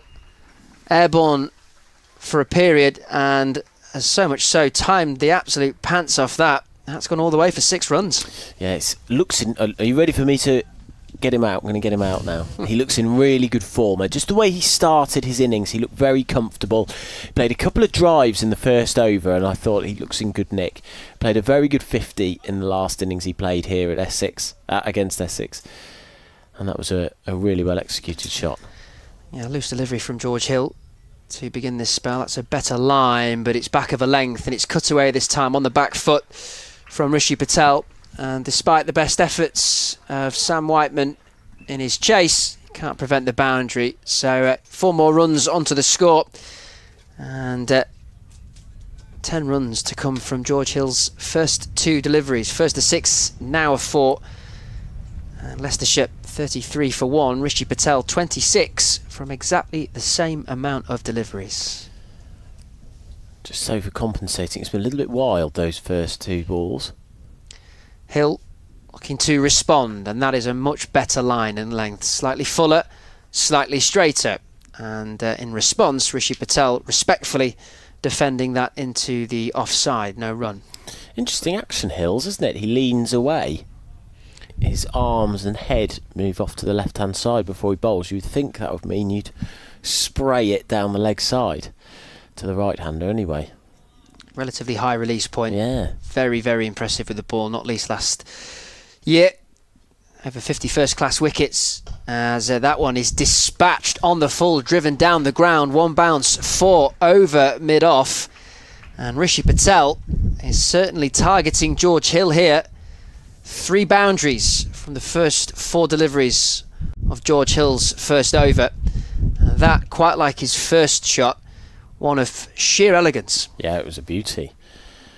Coming down the pitch and just charging him down. I'm interested in the approach. It didn't seem like a particularly bad ball. I don't know whether they feel like targeting Hill early will knock him off his stripes or something. Quite possibly. It'll be interesting to see how Hill responds to this. As you say, maybe slightly in the slot if we're talking in white ball terms, but that's the way in which Rishi Patel is clearly approaching this innings. That one just dropped back a fraction by George Hill, just outside off stump, and over the top of the ball, Patel just defends that into the offside, and there's no run. But 14 runs to come from this George Hill over already as he makes his way back up to the top of his mark in conversation with Jack White at mid-off. And Rishi Patel, strike rate over 100 at the moment, 30 from 29. Leicestershire 37 for 1. Hill is in, and that one is worked into the onside by Patel, and it's a dot ball to complete George Hill's first over. 14 runs to come from it. A 6 and 2 fours. Leicestershire 37 for 1. Big flock of birds flies over the ground off to our right hand side there. So the house that has one of the best views, I reckon, in Leicestershire is that house there. You can see Jamie and Scott that's done its loft to the point where it looks out exactly over the cricket ground through the trees. Do you reckon that's purposeful? Definitely.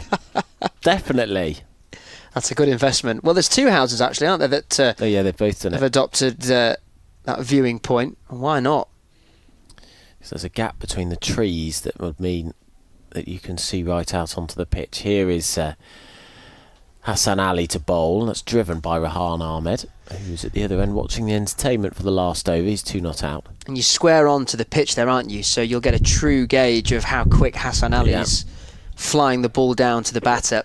And you'd get a view of the manual scoreboard over there, so you'd be able to see what the score is too. It's the ideal view. Good to see the traditional scoreboard here at Grace Road. One of two left. If you know the other one, bonus points to you. In comes Hassan Ali to bowl to Ahmed. It's too straight, and he does really well to place that through the gap in the infield. It is stopped by mid-on for just a single. So Ahmed on to 3. 38 for 1. 1 for 7 behind. Lords? Nope.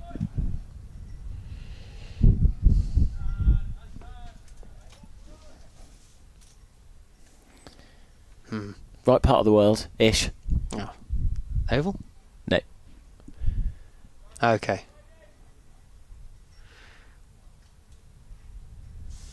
But more that part of the world than, say, Headingley. As Ali just moves his fielder. I think he's just moved fine leg a bit finer. Ali in, bowl short, and that's pulled around the corner straight to that fielder out in the deep, who's chasing it and drops it. Drops it on the boundary rope. It's a really hard chance, right on the boundary rope, and it's White who's really disappointed with himself at fine leg. It just moved him there, and he picked him out with a pull round the corner that was dropped on the boundary edge, and that is a real let-off with Patel, the batter, and he's got 2 more for his trouble there. 38 for 1 is the score. That's a chance. That is a chance.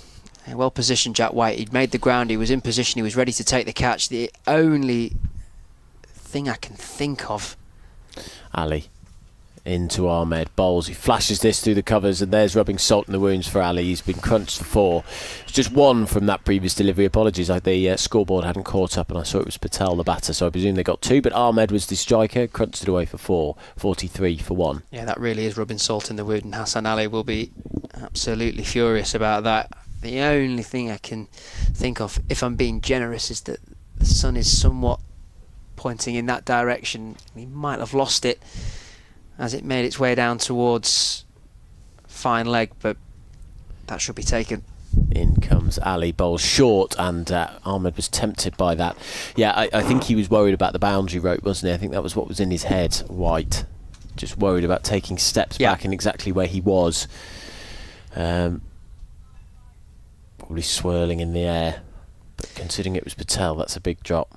Yeah, that is a big drop, big chance. As you say, Patel in full pomp at the moment, 31 from 31 deliveries. And Leicestershire, well, this is a decent start now, despite the loss of Gums early on. In comes Ali, bowl short. That's a frustrated Ali, and it's so short, and it's a wide ball that's gone down towards the boundary for 4, and Johnny Best is not going to be very happy with Ali there, because that's 4 byes, and that's the end of the over. 47 for 1 is the score. Patel on 31, Ahmed on 7, 138 behind the first innings. Yeah, that's the word, Adam. Frustration. And after that drop chance earlier in the over, followed by a back foot punch through the offside to just compound the misery, I think Hassan Ali let it all go in that final delivery. So Yorkshire just needing to recalibrate here. Leicestershire 47 for 1, Hill to continue from the pavilion end, and that one is helpfully guided through the gap between Gully and second slip. Good chase in the deep from James Wharton, keeps it to 3 rather than the boundary. So Rishi Patel moves on to 34. That brings up Leicestershire's 50 inside the 12th over. Run rate very healthy, just under 4.5 at the moment, as Hill is into Ahmed, and with the full face of the bat just punches that back down the ground to mid-on. That shot before was sublime, just the way he played that so late. Very purposeful, wasn't it? Yeah. Into the gap. So a bit of work for Yorkshire to do here. Bowled out earlier in the day for 185 after winning the toss and electing to bat. Never really got going their innings. as Hill, better line this time, seems to have found his rhythm after being dispatched for 14 in his opening over. Better response now, just 3 from this so far in the second. Highest partnership of Yorkshire's innings, 43, between James Wharton and Johnny Bairstow. And at that point you just felt like Yorkshire were beginning to rebuild their innings after early wickets, but Johnny Bairstow falling right before lunch opened the door for Leicestershire. And as George Hill plays that one through outside of off, and Rehan Ahmed leaves it alone. Some tail end runs from George Hill mainly, actually, with the bat. Hassan Ali supporting. Only 4 players getting into double figures for the Yorkies, so behind the 8 ball I think would be a fair summary of where the game position finds itself for Yorkshire at the moment. Breakthrough would help in sorting that, as an outside edge that I don't think Ahmed had full control of lands safely past the right of Don Bessett's second slip. It might not have carried, it races to the boundary. Luck just feels like it's on Leicestershire's side at the moment. The drop catch, and then that shot, it was a flail outside off stump from Ahmed. He has the habit of doing that, but he will go full throttle at most of the shots he plays, which means that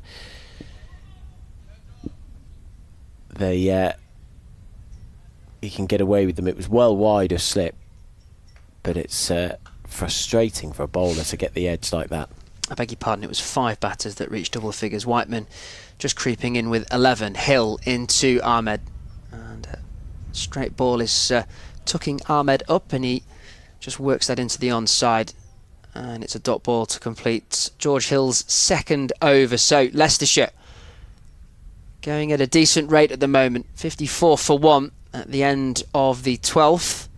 Run rate exactly 4.5, and they trail Yorkshire's first innings lead by 131 runs, and looking very well placed at the moment.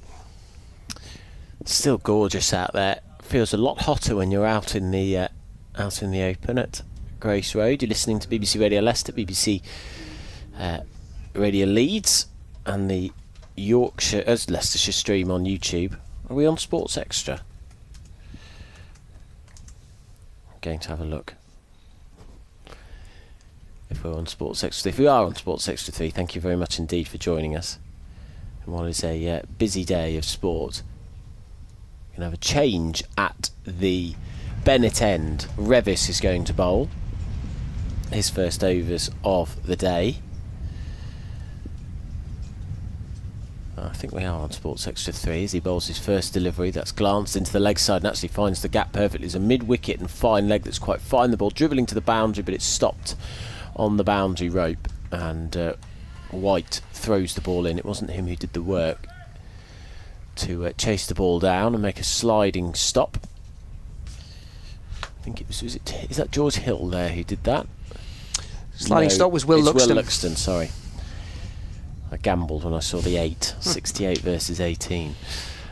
So Ahmed on to 11. Patel on to 37. Ahmed now on strike 3 from the previous ball. Revis, tall man, fair-haired, comes in, bowls outside off stump. It's left by Ahmed, who's of the shorter, stockier type. Revis is broad-shouldered, isn't he? Crikey. Certainly is. Powerful man, powerful player. Picked up as a wild card selection yesterday for the upcoming 100 by Sunrisers Leeds. Was he? Yep. Gonna have to get used to these new names.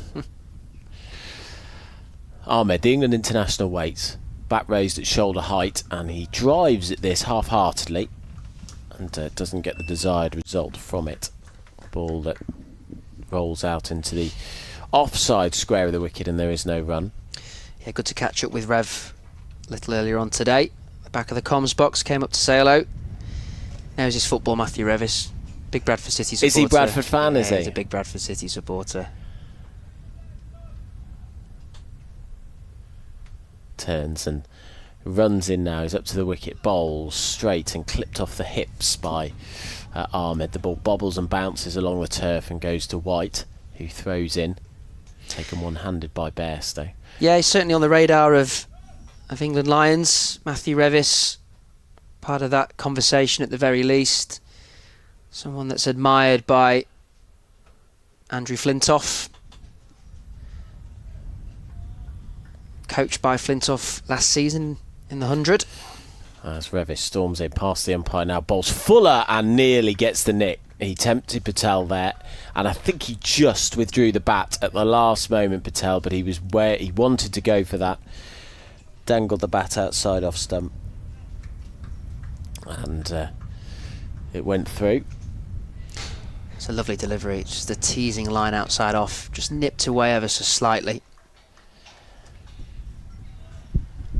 Just looking at scores from around the country, be remarking earlier on the strangeness of them as Revis is in bowls. That is flashed at, and it's safely through square of the wicket on the offside and goes for 4 runs. This is what he did go after, and to be fair to Patel, he didn't time it at all. It was a very thick outside edge, but he threw his hands at it, meaning that he got more than enough contact on it to see it race to the boundary, beat the man at a square third man. And so that's the end of the over. 62 for 1, Leicestershire. Patel onto 41. He's done a great job. He's going at more than a run of ball. 41 off 35. Ahmed 12 off 19. 123 behind Leicestershire. Yeah, just finding areas at the moment, Leicestershire. Whether that's field placement not quite where it needs to be or just misfortune. Subfielder Finlay Bean is on for Hassan Ali, who just leaves the field of play momentarily. Beneath us here in the commentary box to the changing rooms. So Rishi Patel going at a decent rate here. 41 from 35 deliveries, supported by Rayan Ahmed. 12 from 19. Leicestershire, crucially, 62 for 1. As we begin the 14th over, George Hill will continue from the pavilion end, and that's back of a length and dropped into the offside by Will Luxton fields at short extra cover.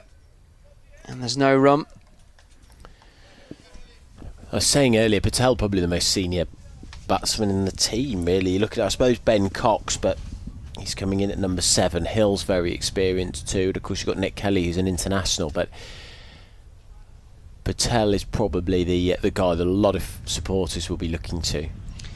Hill over the wicket, driven firmly, and it's parried around the post by Will Luxton at short extra cover. Takes the sting out of that shot. They come through for a single. That was hit firmly by Rayan Ahmed. You could hear that coming out of the middle of the blade. And in fairness to Luxton, he did enough just to prevent the ball from flashing through. But there is very clear confidence within this Leicestershire approach. They are attacking George Hill, no question about that. In comes Hill once more, and it's an inside edge onto the pad of Rishi Patel. It's a better line from George Hill. Interesting that they have been so aggressive to him. It's the sort of thing that you can almost hear the meeting before they came out, which was go after this lad and see what happens to him. Which is a curious ploy, given his record with the ball of late. He's got 6 wickets in the last innings, hasn't he? George Hill is in over the wicket, and it finds the inside edge of Rishi Patel's bat. That squirts down to backward of square on the leg side, and they'll come through for a single. But also interestingly, and look, we've been discussing this point throughout the day, wanted to see how Leicestershire fared on this pitch, whether or not it had the demons in that maybe was suggested when Yorkshire were batting. And naturally, it will have dried in this baking heat that we've had all day. We were describing it as two-tone at the start of the day. It's still two-tone, but it's not quite the same. It's meandering towards one-tone now, as Hill is in, running away from us, and that's respectfully defended by Ahmed. Drops into the offside, and there's no run. It's baked, hasn't it? It's baked in the sun, and the green has started to fade. Yeah, on arrival, for those that are just joining us today in the latter stages of this evening, when we arrived today, it was very, very clearly a two-tone pitch with both ends of the wicket shaven purposefully, as George Hill is in, and that one is driven on the up by Ahmed. I thought you were talking about me. Both. And that's a dot ball to complete the 14th over. Leicestershire 64 for 1 to encourage spin. No doubt about it. Both teams selecting 2 spinners in their ranks. Dan Moriarty coming in for Ben Cliff. Ajaz Patel replacing Tom Scriven for Leicestershire. But that green tinge on the middle segment of the wicket has somewhat faded in this sunshine and heat throughout the day. And right now, Leicestershire making it look like a good pitch. Yeah. It is really seemingly settled down. I don't know how much of a judgment that is on how Yorkshire played in the first innings. Revis to bowl his second over from the Bennett end. Blue skies above him. Lovely Friday afternoon. He bowls a full-length delivery out just outside off stump, which is defended by Patel. If you want to get in touch with us, by the way, lesscricket@bbc.co.uk, LEICS cricket, all one word, at bbc.co.uk. First 5 letters of Leicester. And you can let us know your thoughts, what you've made of Leicestershire and Yorkshire's performance today. Where are you listening? The more exotic, the better. Revis in, bowls. Forward goes Patel to defend. There is no run. This is the start of the 15th over. Hello, Nikesh. Afternoon. Leicestershire looking good at the moment.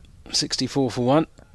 Run rate looks healthy, which is definitely what Leicestershire would have wanted. They got a little bit stuck a couple of times recently against Essex, batting at the start of the innings and not able to keep that scoreboard ticking. Revis moves in towards us now, up to the wicket. He bowls. Back goes Patel. I realised, by the way, I gave Jamie a quiz question and didn't actually give him the answer. Kent is the other place with a manual scoreboard.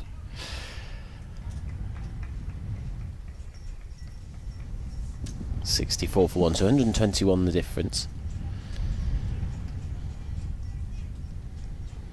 But it has been a solid reply from the Foxes. Patel has batted really well, 42 off 40 as Revis is in, and that is played neatly off the back foot. I'll give him the benefit of the doubt there, Patel, that he just waited for that, glanced it behind square. It's fielded by that Bess there, who has dived to his right hand side at gully to stop it. His hat's fallen off. I think that's Don Bess. I think it is. You ever done any scoring, manual scoring back in your day? I have, yes, in club cricket. I was terrible at it. My problem, as you've probably noticed, is that my concentration can wane.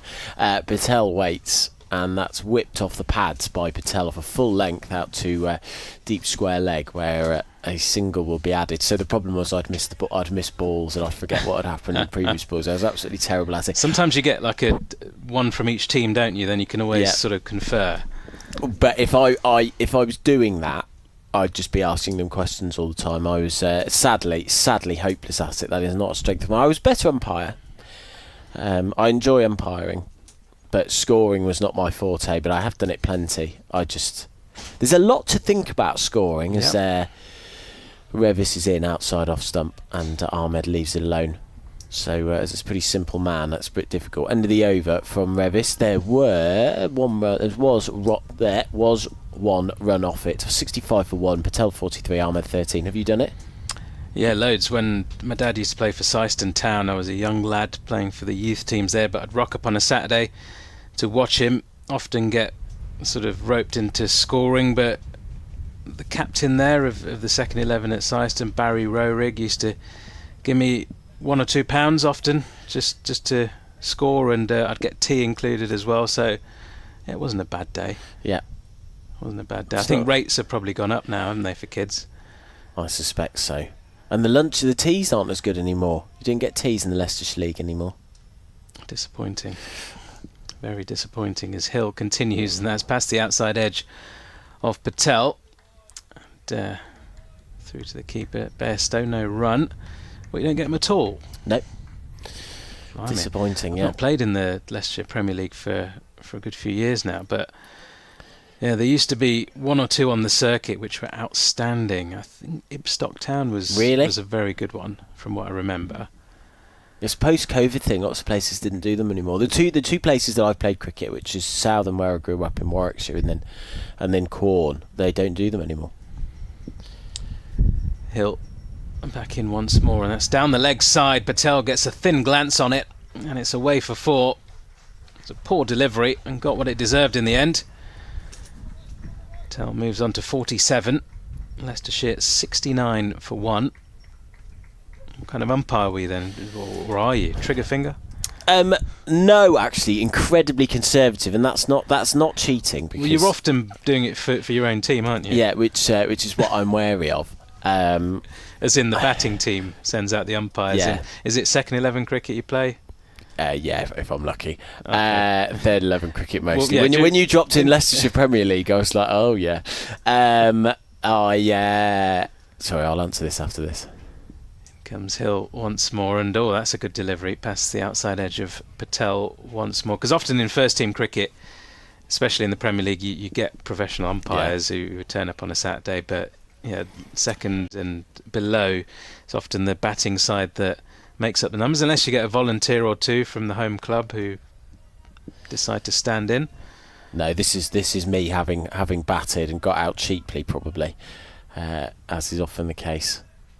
It's nice to be part of the sort of rhythm of the game, actually. That's true, as Hill again drifts onto the pads of Patel, who glances again down to fine legs. A bit of work to do for the fielder who does it well. Patel gets back through for a couple, I think about 3, but Ahmed decides against it. 1 away from his 50 now, Patel. It should be his fifth 50 of the season. Yep. And he's now over 600 runs for the season. Should get 1,000, shouldn't he? If he carries on in this vein, certainly should. 71 for 114 behind. Hill running away from us, bowls, and that's a better delivery, defended by Patel. What did you sort of count with? Did you have stones? Stones, yeah. Stones, and then I'd move them from one pocket to the other in the cake. Yes. That was always my way of doing it. How about you? Yeah, stones. Yeah, one pocket to the other usually. There was one occasion where kind of swapped umpiring with somebody out there as I got out towards the end of an innings, and only 5 stones. Bit confusing. Yeah. In comes Hill once more, and Patel defends to mid-on, and there is no run. So 6 runs from the over. Another decent one for Leicestershire. 71 for 1. Patel 49, Ahmed 13. And that run rate's still about 4.5 and over. Yeah, I suppose you could do that, couldn't you? Because you would know that if 5 were in your pocket, if you had nothing in your pocket, then this was the last ball. That at least you would be able to just about work out. But I'm with you. I'm not sure. I think I'd struggle with that. Lots of umpires have those clickers, don't they, now? Yeah. Got to remember to do it though as well. Even with the stones, you got to remember to transfer them. If you got like a big LBW shout and there's a lot going on, you might forget to put the stone away, and then you get asked how many for the over, and you're kind of like, oh, I think it might be 3. Just put 2 hands up to the square leg umpire. I'd probably do that once or twice and over. Ask the square leg umpire again. Concentration. Yeah, my team, the square leg umpire just wouldn't be concentrating about how many balls are left, unless it's a run out. They're not interested, or a stumping. As Revis bowls from the Bennett end, and it's driven a little bit late on that Ahmed, but he gets enough on it to drive it out to deep point, where the single is taken. Case in point about concentration, Nick S, that I forgot to commentate on the start of that over. 72 for 1 is the score. Now Patel is 49 not out, and as we've just mentioned, on course for his 5th 50 of the season. His average is approaching 50. He's 47 at the moment this season. As he drives that down the ground. That's a glorious way to bring up a 50. Pitched up by Revis, and he leant into that sublimely beautiful arc of the blade, and it races down to long on for 4 runs. So Patel 53 off 49 balls. He has been very aggressive in this innings. He's taken on the bowling, played plenty of shots. He took Hill to town a couple of overs ago, and gets to his 50 in no time at all. 76 for 1 is setting a very good platform for Leicestershire at the moment. Indeed, we called him Mr. Consistent at the start of this innings, and he's proving why. Revis moves in towards us now. Bowles, that's a good leave. The ball sinks in the pitch though. That's the first time we've seen that. And I didn't know whether that was a bit of an uneven bounce starting to show, or that was possibly just on that little lip there between the green section of the pitch and the slightly balder section of the pitch. None for 14, Revis, off 2.5 overs. The green section looking a little bit more faded, I guess, you could say, as the day's gone on. As Revis runs in, Bowles, back goes Patel, and that's stopped at gully well by Will Luxton. I suppose also the question is, it's faded in terms of colour, but will the length still be there? The difference in length, perhaps? Yeah, perhaps. I suppose it will slowly fade away and erode away, won't it, under that sort of bombardment from the leather ball. Patel, 53 not out. Waits and drives pleasantly at this through mid-off, but it's stopped there. And there is no run. 4.5 and over though, and it's been a really good innings to go at over a run a ball. Hill 4 overs for 29, most of that from 1 over from Patel, where he hit him for 14. As Revis runs in, the ice cream man in the background, Bowles outside off stump. It's left alone. Did you ever have your game stopped for the ice cream man? No, not the game wouldn't stop. We'd stop the game when I used to play on a Saturday afternoon. The Where was ice this, in cream Warwickshire? man, yeah, in Southern Warwickshire, we'd turn up, and there were some captains who would be a bit iffy about it. But if we were fielding, he'd be like, "Right, everybody off, we'll go and get an ice cream." The captain get them all in, or absolutely not. No. So he'd all be scrambling around in the dressing room for you, a few coins here and there. It was crazy though when you think about it. I realised when I got older that how unusual that was. To take everybody off for the ice cream man. Yeah, I've had an ice cream during like a sort of innings break or something, but never ice cream stops play. Yeah. Wouldn't have minded though. Quite nice on a day like this. It was a really nice part of the game when you had it on top of a drinks break already. And it's just in the middle of an over as well. He'd just rock up and park in view of the park behind the side screen, basically, and everyone would walk over. Sell at least 22 ice creams, you'd think.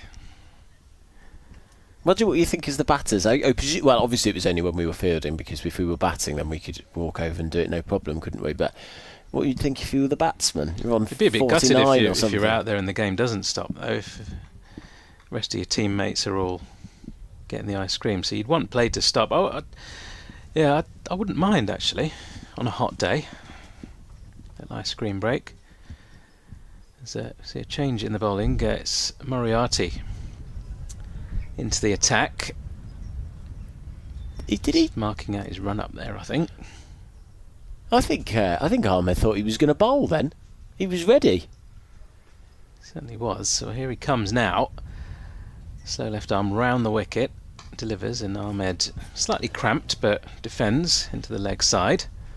Very tall, isn't he? High release point, Moriarty. Ashley Giles-esque. In a way, yeah. Certainly got the similar sort of build and height.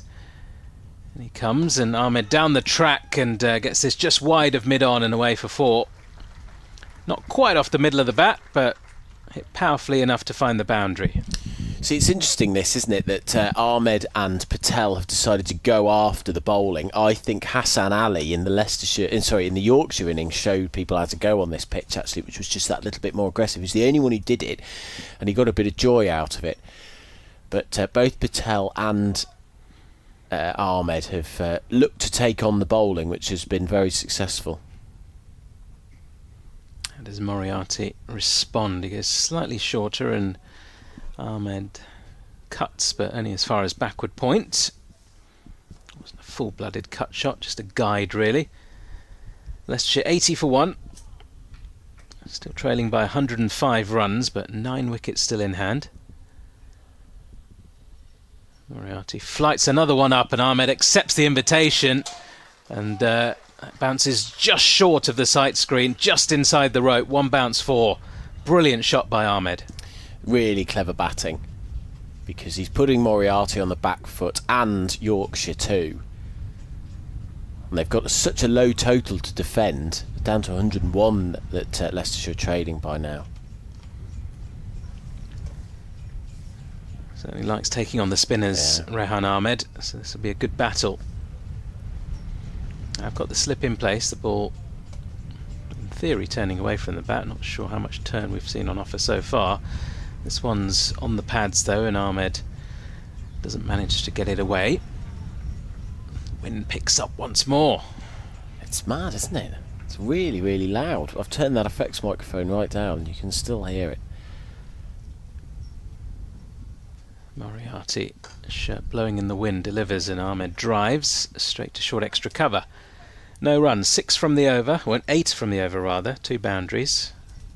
Ahmed on to 22, Leicestershire 84 for 1. Really good positive start from the home side. Exactly what they needed after bowling Yorkshire out for just 185. Every Leicestershire bowler in amongst the wickets, which is good to see. It's been a perfect day so far for Leicestershire, hasn't it? They bowled really well, and that has been the area that's been lacking for them. It has been a very, very solid day. If they can end day 1, less than 3 down, I think they will absolutely take that. If they are still 1 down with these two batting very nicely, they will have had a near perfect day. 23 overs remain in the day, and Revis is going to continue. Sort of scuffed up his where he lands his foot. Scuffed up the crease early, lots of dust flying around as he runs in from the Bennett end in towards us, bowls, and Patel glides this away. Handsome drive through mid-wicket, and they'll get 2 for that. Patel onto 55.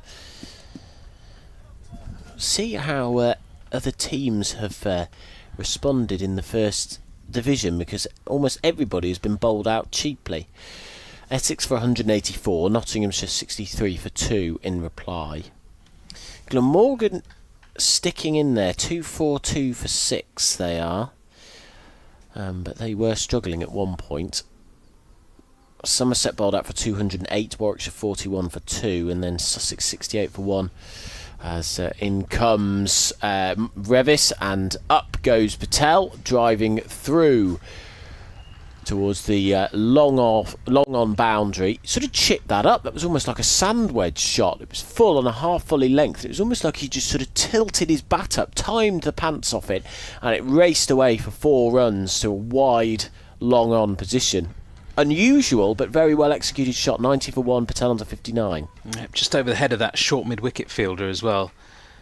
It was probably in his eye line. Deciding that was the way to go. Big open gap once you beat that fielder. As Revis thunders in past the umpire, bowls, defended, no run by Patel.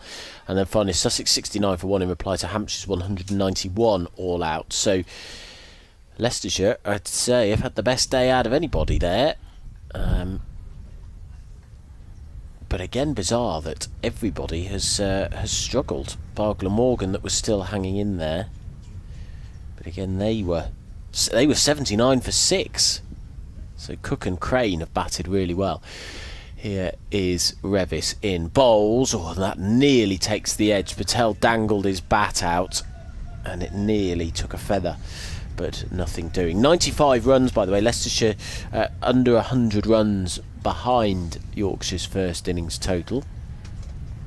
Meanwhile, over at the Oval, New Zealand have just put on 150 partnership unbroken between Rachin Ravindra and Henry Nicholls. They're 178 for 2, leading by 278 runs with loads of time left. Yeah, that's a really disappointing performance. You're sort of thinking they'd started really well on day 1, England, as Revis comes in and again beats Patel outside the off stump. That's a beauty. That looked like a Jaffa to me, with a slight angle to the pitch. We'll watch the replay in a second, but that looked like it moved away and left him angled in from right arm over the wicket.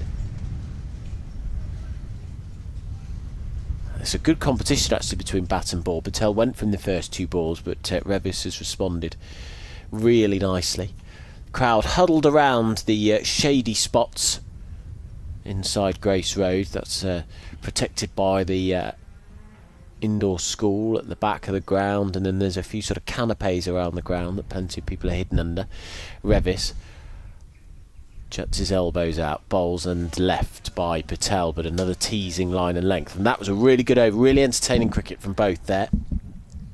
Patel with some really fluid stroke play at the start of the over, but Revis coming back at him very nicely. So he is 0 for 20 or 4 overs. Leicestershire are 90 for 1, Patel 59, Ahmed 22. I was saying to Jamie that there's a really nice healthy crowd in today. Gorgeous weather. I think a lot of people from Yorkshire have come down to watch the game. But I sat with Jack from Radio Leicester watching the game. There was a really sort of nice hum around the ground. Yeah, it's a pretty good atmosphere actually. The fall of all those Yorkshire wickets, lots of celebrations in the stands, lots of noise being made, which is good to hear. We hope that continues into the weekend as well. The weather looking really, really good. Dan Moriarty then to continue, ball in hand, round the wicket to Ahmed, who cuts, and there's a misfield at backward point, which should lead to at least 1, and it will just be the 1. The sweeper out on the offside, Hassan Ali I think it is there. Adam Lythe apologised to Moriarty there because he felt he should have got to that.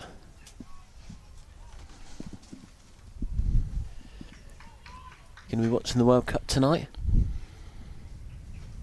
Morocco play tonight, don't they? Scotland, Morocco. Scotland, yep. In comes Moriarty once more, and that's defended away leg side for no run. 11 o'clock start though, isn't it? 11 p.m. No, I want to watch it, but I have sometimes watched the first half of those 11 o'clock matches, but I can't justify staying up any later than that. Morocco look like a good side though once again.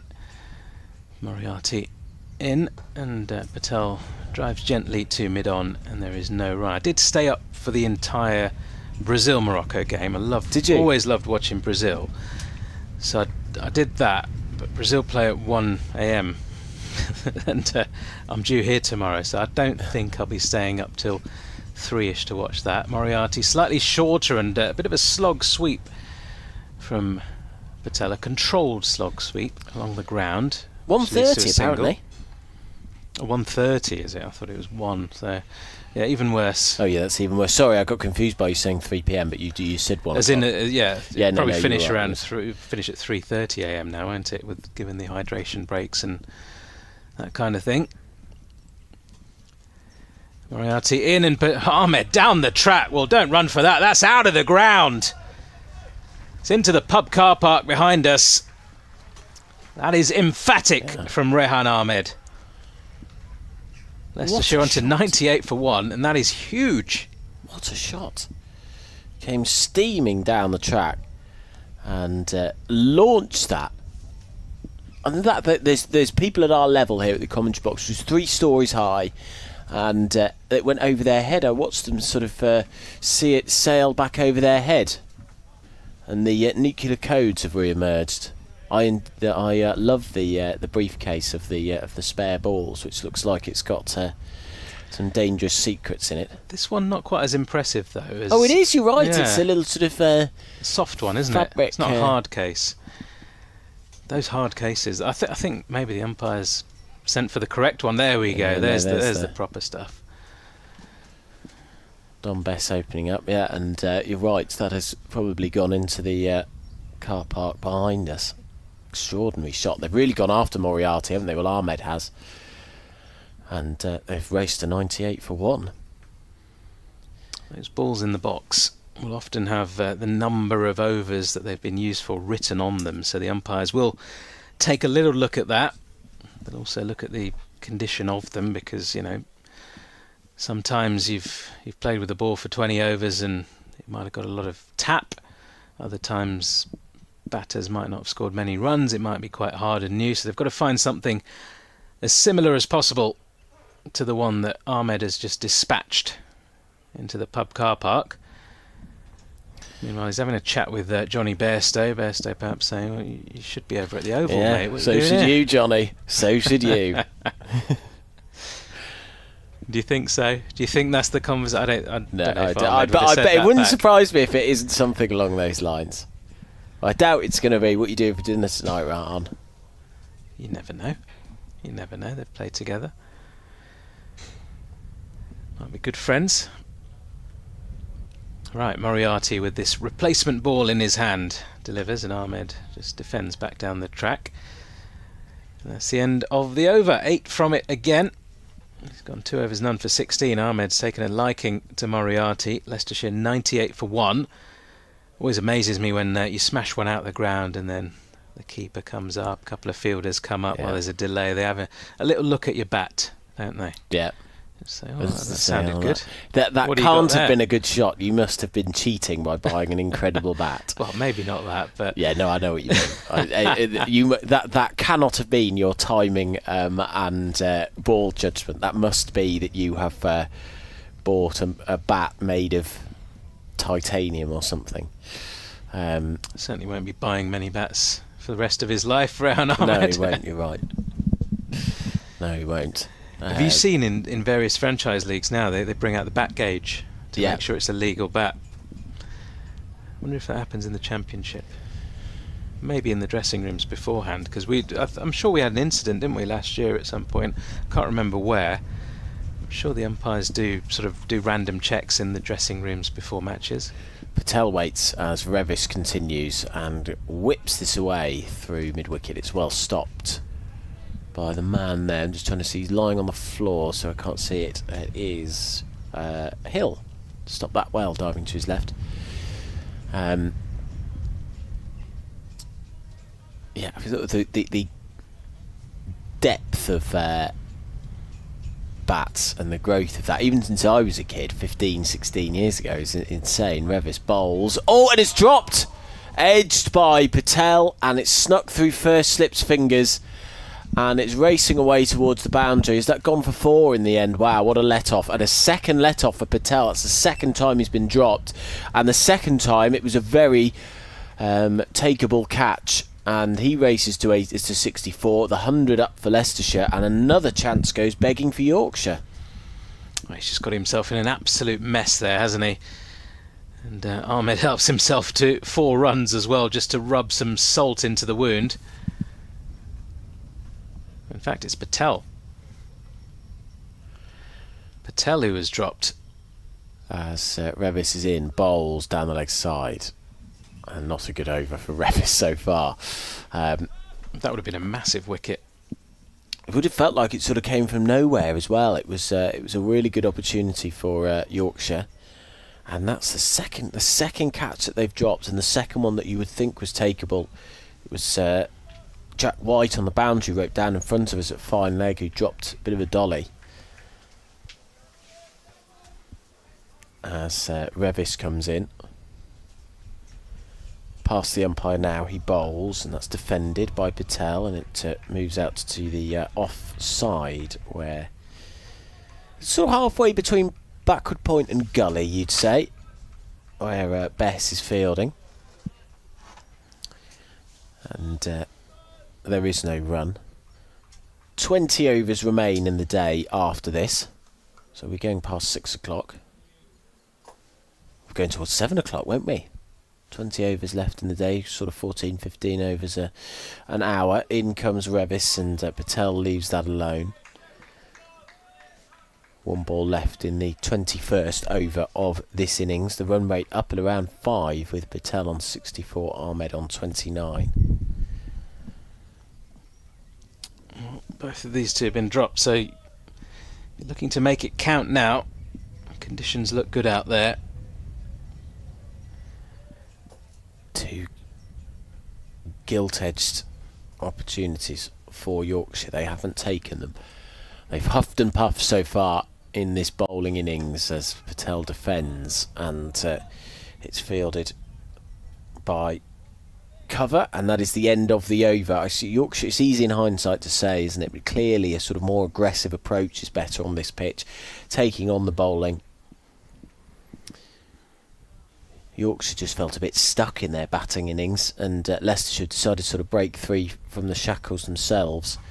And they're 102 for 1. They trail Yorkshire's first innings total by 83, and Patel dropped in that over. He's on 64. Ahmed 29. I'm going to make way for Jamie, and I'll be back just before 6 o'clock when we go live on BBC Radio Leicester. Here is Moriarty then to begin a new over from the pavilion end. Into Ahmed, slightly down the leg side. Ahmed just prods the ball down. There's no run. He's 29 from 35, taking a real fancy to Moriarty, just every now and again looking to use his feet and hit him down the ground. Been successful on 3 occasions so far. That's pushed wide and that's cut away, backward of point. That's going to race away for 4. Can't bowl there. Really short, really wide. Big open gap behind point. No deep third in place, and easy pickings for Rehan Ahmed. Yeah, Leicestershire's batters, Rehan Ahmed and Rishi Patel, punishing Yorkshire for 2 big opportunities passed up. Ahmed dropped by White in the deep, and then that big chance just moments ago. Adam Lyth in the slip. Usually so dependable. Big chance, indicative of where Yorkshire find themselves at the moment. Moriarty then with ball in hand again. Continues, and Ahmed back defending at this one. He's just picking that delivery sort of every 2 or 3 balls that Moriarty bowls. You feel something's coming from Rehan Ahmed.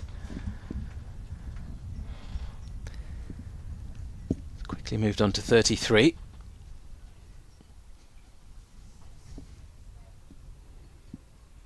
Moriarty bowls, and Ahmed again just guides this one down towards deep third. Should be at least a couple. Yeah, that's a comfortable 2. Well played. Leicestershire now trailing by just 77 runs, going at nearly 5 runs and over. Where is this breakthrough coming from for Yorkshire? He's not one of these spinners who rushes through the over, is he, Dan Moriarty? No, he takes his time. He's got quite a gentle, leisurely run-up as well. Here he is bowling, and that's very wide, left alone by Ahmed. You can see what the plan is, just keep it out of his arc, don't pitch it up. Don't bowl it stump to stump, otherwise it'll look to hit you down the ground. But on a couple of occasions he's found the gap there behind point. Final ball of the over, he comes in and rolls his arm over. Don't know if he got his footing wrong or he's just trying to see if Rehan Ahmed premeditated anything, but he was pretty still, so we'll try once more. Here is Moriarty. Ahmed hit on the pads but outside the line of leg stump. No runs, 6 runs off the over. Leicestershire still 108 for 1, trailing by 77. Ahmed 35. Rishi Patel 64. What do we make to the day's play then, Nikesh? The way that the pitch has played, I mean, is it a better pitch to bat on now because of the conditions? Was it the right decision at the toss to go into bat? I think it was the right decision. You've got a bat, nice sunny day. The pitch played reasonably well early on. I mean, Leicestershire bowled very well, kept it in good areas and just nipped it about enough. There were no demons in it. It wasn't doing a lot. The slight variable bounce every now and again, but you get that at Grace Road all the time. There's nothing new in that. Matthew Revis to continue from the far end, and that one squirted away off the outside edge of Rishi Patel's bat, but they come back for 2 runs backward of point on the offside, and he moves on to 66. Leicestershire 110 for 1. Revis none for 26 from his 5 overs so far.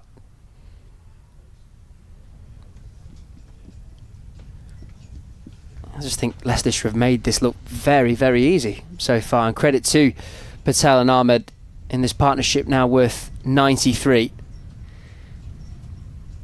Revis is in, bowls a heavy ball, and that's just clipped off the hip of Patel into the vacant space through square leg, and a comfortable single is taken. Yes, at the moment, everything going swimmingly well for Leicestershire.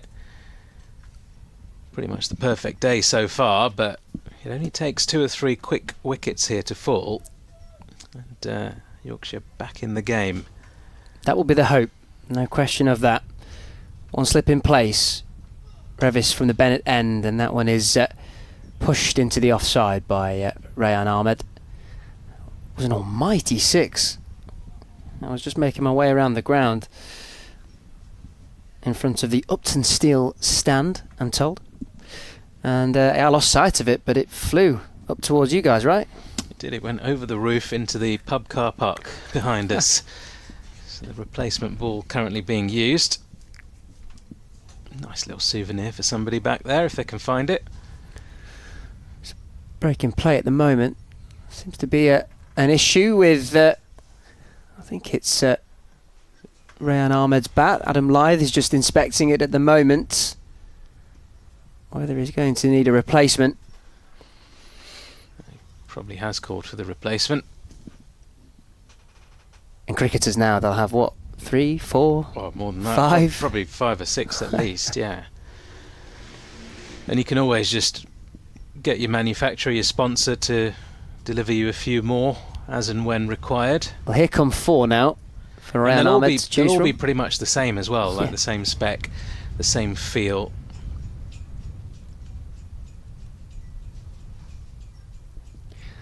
Well, with this break in play, Johnny Bairstow in conversation with Whiteman. I can't quite make out who the third Yorkshire player is in that discussion right now. They just called for something else as well. He's got, what, 4 or 5 bats out there at the moment, Rayan. He's just chucked 3 of them on the floor as if to say, nah, not having these. Where's my favourite? Presumably the favourite's the one that's been damaged, but he'd have another. You'd like to think so. It's not one of those 3 that he's just chucked on the ground. Unless it's something else, unless there's a change of gloves happening as well, but a long delay. This is sometimes what can frustrate the fans. And welcome to listeners on Sports Extra 3. Nikesh Ragani, Jamie Rayner and Adam Whitty bringing you action here from day 1 at Grace Road as Leicestershire host Yorkshire. Leicestershire 111 for 1 in their first innings in reply to Yorkshire's 185. It's a brilliant bowling effort from Leicestershire early on after Yorkshire won the toss, decided to have a bat first. Ben Green taking 3 wickets in that innings. He was the most impressive of the Leicestershire bowlers. A couple of wickets for Alex Green too.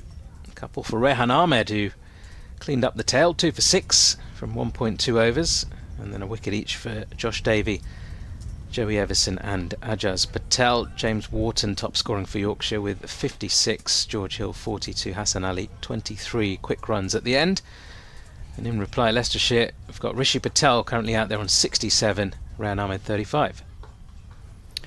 And Matthew Revis is back bowling from the Bennett end, and Rayan Ahmed, following that lengthy break in play and a change of bat, he's happy with the apparatus he's now using, and he's middled that one through mid-wicket for 2 runs. And Leicestershire well on top now in this first innings, 113 for 1. Only trailing Yorkshire by 72 runs as Matthew Revis is in to Ahmed, who just lets that one fly past the outside of his off stump. And Revis, a tall frame, broad-shouldered, gets a lot of natural bounce, high release point, and did find a good length against Rishi Patel in the previous over. But this partnership now worth 96. And the run rate just under 5 as Revis is in. It's a straight delivery that just hits the thigh pad of Rayan Ahmed, drops into the onside, dot ball to complete the 23rd over. And as I say, Leicestershire really taking control of proceedings here at Grace Road. And Dan Moriarty looks like he's going to continue from the pavilion end. Yeah, Moriarty has bowled 3 overs, none for 22. Taken to the cleaners by Ahmed on a couple of occasions. He's going to be bowling here to Rishi Patel. Similar field in place. Long off back. Still got the one slip there. Sweepers square on both sides. And here comes Moriarty round the wicket. Patel is hit on the pads. Big appeal for LBW, but more from the bowler than anyone else. Might have been sliding down. Difficult to tell from our angle here. We are basically placed at long off. As Moriarty bowls once more. That's a flighted delivery. Patel misses it completely. Bairstow whips the bails off. Easy as you like. That is a clever bit of bowling. Just tempted Patel into playing that big shot. He came down the pitch, missed it completely. A keeper like Bairstow is not going to miss that opportunity. Almost teased Patel, didn't he? Held it in his hands for a split second, allowed Patel to turn, try and get back into his ground, and then whip the bails off. So an important wicket that for Yorkshire. Could be a massive one in the context if they can get another couple of quick ones here. Rishi Patel gone for a very well played 67. Leicestershire 113 for 2. Really good take by Johnny Bairstow behind the stumps. The ball going through the legs of Rishi Patel as he made his way down the track. And as you say, Nikesh just teased Patel with the ball in gloves. Whipped off the bails. Crucial breakthrough for Yorkshire. They needed that. Partnership worth 96. Leicestershire 113 for 2. They'll be pleased to see the back of Rishi Patel. 67 from 72 deliveries. And credit to Dan Moriarty, who was persistent in his efforts to try and find the breakthrough after going for a few in his first couple of overs. So a flighted delivery that just went down leg side did for Patel as he came down the wicket. Lewis Hill, the new batter, coming in at number 4, fresh off a brilliant 100 against Essex, albeit in vain in that second innings, but the man back in form. Announced his retirement, of course, this week. At the end of the season, he will be stepping down as a professional cricketer, spending 20 years or so here at the club. Become a teacher. Yeah, why not? Give back some knowledge. Head of cricket. Yeah, it's the head of cricket roles, isn't it, that these pros usually get offered towards the end of their careers, and you get to which school is it? Do you remember the name of the school? Not quite sure. Adam knows, and Adam Yeah. did tell me, but it's a private school in the area. Some very nice schools there indeed around Leicestershire. So I'm sure he'll have a great time doing that, but for the meantime he's got a job to do for his county. Moriarty in, and Hill defends his first ball off the back foot out to point. No run.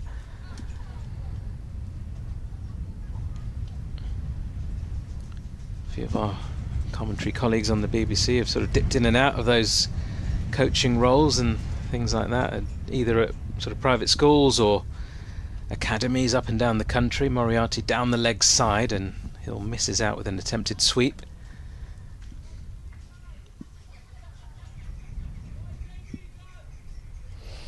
I'd quite like to be a coach, but it's the patience, I think, that would get to me. Depends what age group you're coaching, I guess. Yeah. The younger they are, the more difficult it can be, I think, as Hill is in and that's defended back down the track. Although the enthusiasm's certainly going to be there, especially the younger they are. They'll all want to be there, they'll all be excited, but teaching 11-year-olds technique might be testing at times. Yeah, I can see Especially that. when they're watching people like Bumrah and Suryavanshi in the IPL. That's down the leg side, and it's been flicked on its way out towards deep backward square. Hill off the mark with a single. End of the over. A successful one for Yorkshire. Leicestershire 114 for 2. What about that though? Vaibhav Suryavanshi lining up against England in the T20s next month. It's going to be tasty, isn't it? It's an exciting prospect. It really is. 15 years old. Unbelievable. Top run scorer in the IPL. And it's not just, you know, he's got to have some technique. He's got to have hand-eye coordination, balance, all those things, strength. He's hitting Bumrah for sixes. He's hitting Hazelwood, Pat Cummins out the ground for sixes. Yeah, he is an incredible force, and you know, you hear the phrase generational talent, but goodness me, this guy, he is going to be, you'd expect, just a leading player for many, many years. I'm so happy that he's going to be on that stage, and that India have gone, why not? Let's give it a go. He's been described by many former players, current players, as the best T20 batter in the world. He's not played an international yet, and he's 15. George Hill back into the attack. Change of ends for him now. Coming towards us from the Bennett end. And his first delivery of this second spell is a dot ball.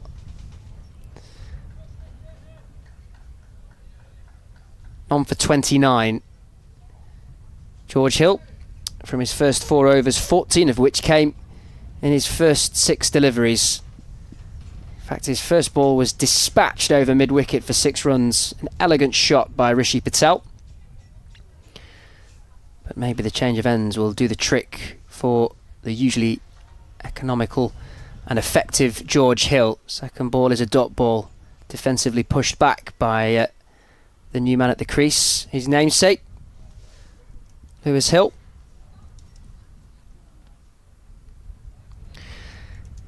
And a timely wicket for Yorkshire, a much needed one, no question of that, but it's just slightly altered the complexion of this game position. Can they get a second quick wicket? That's what George Hill is certainly probing for, as he looks to challenge Hill's off stump, and that one's pushed back into the offside. Solid blade from the experienced Leicestershire batsman. Rahan Ahmed, in the course of this innings, has gone past 2,000 county championship runs in his career. George Hill to Lewis Hill, and that one is flicked into the onside. Matthew Revis fields at mid-wicket, and there's no run. How old is he?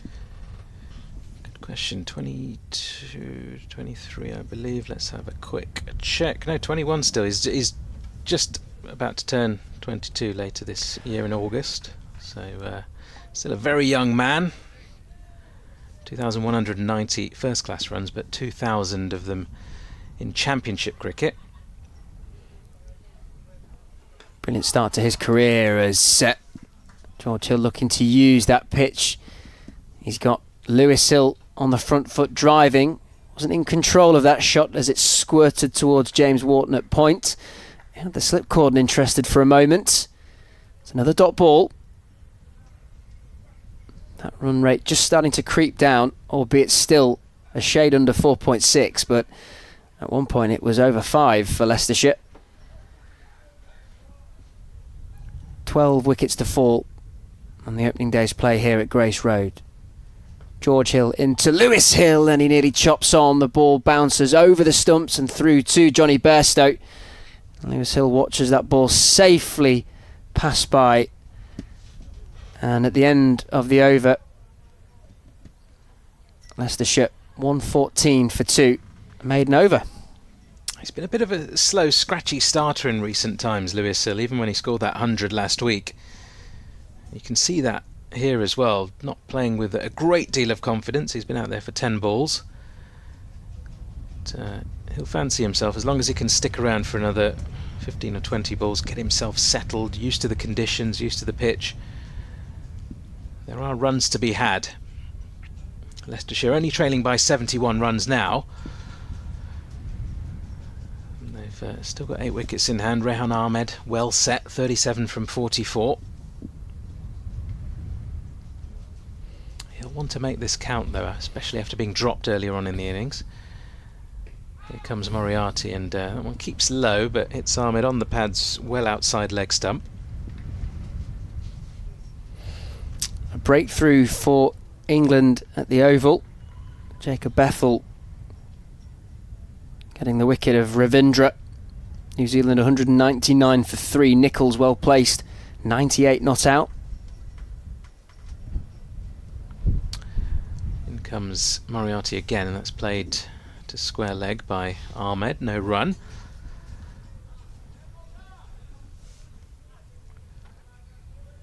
$114 for 2. Still bright sunshine, a little bit more cloud cover, but just the white stuff, very high. No threat. Another dot ball as Ahmed defends back down the track. So just a day trip for you today, is it? That's right.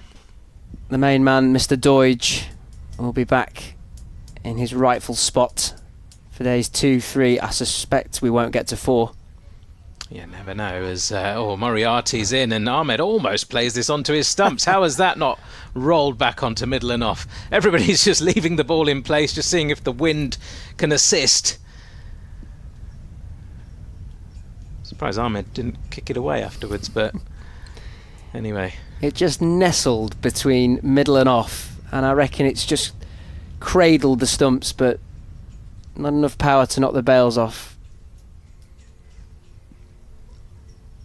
Moriarty back in. Ahmed is forward with a big stride and defends to short mid-wicket. Not the dot ball, so he's getting into his groove now. Yeah. Is Moriarty. He's taken the wicket, got hit for a few early on, but Ahmed also realising perhaps that now is not the time to take those risks and try and play those big shots. So in a good position, don't want to throw it away. He's forward in defence once more to play out a maiden over.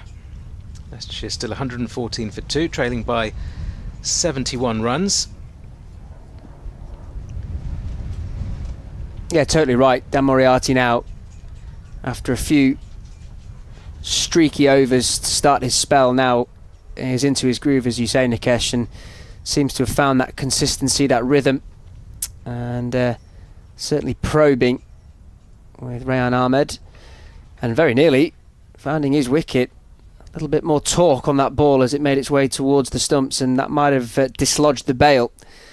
Nevertheless, Ahmed survives, and Lewis Hill is facing George Hill from the Bennett end, and once again George Hill, quite like Dan Moriarty actually, after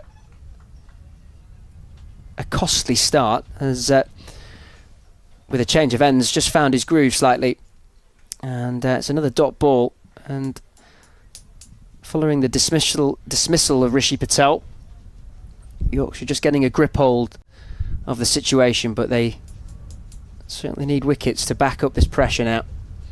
Trailing Leicestershire by 71 runs, bowled out earlier in the day for 185. George Hill over the wicket and into Lewis Hill, who plays that late underneath the grill, and it's a dot ball.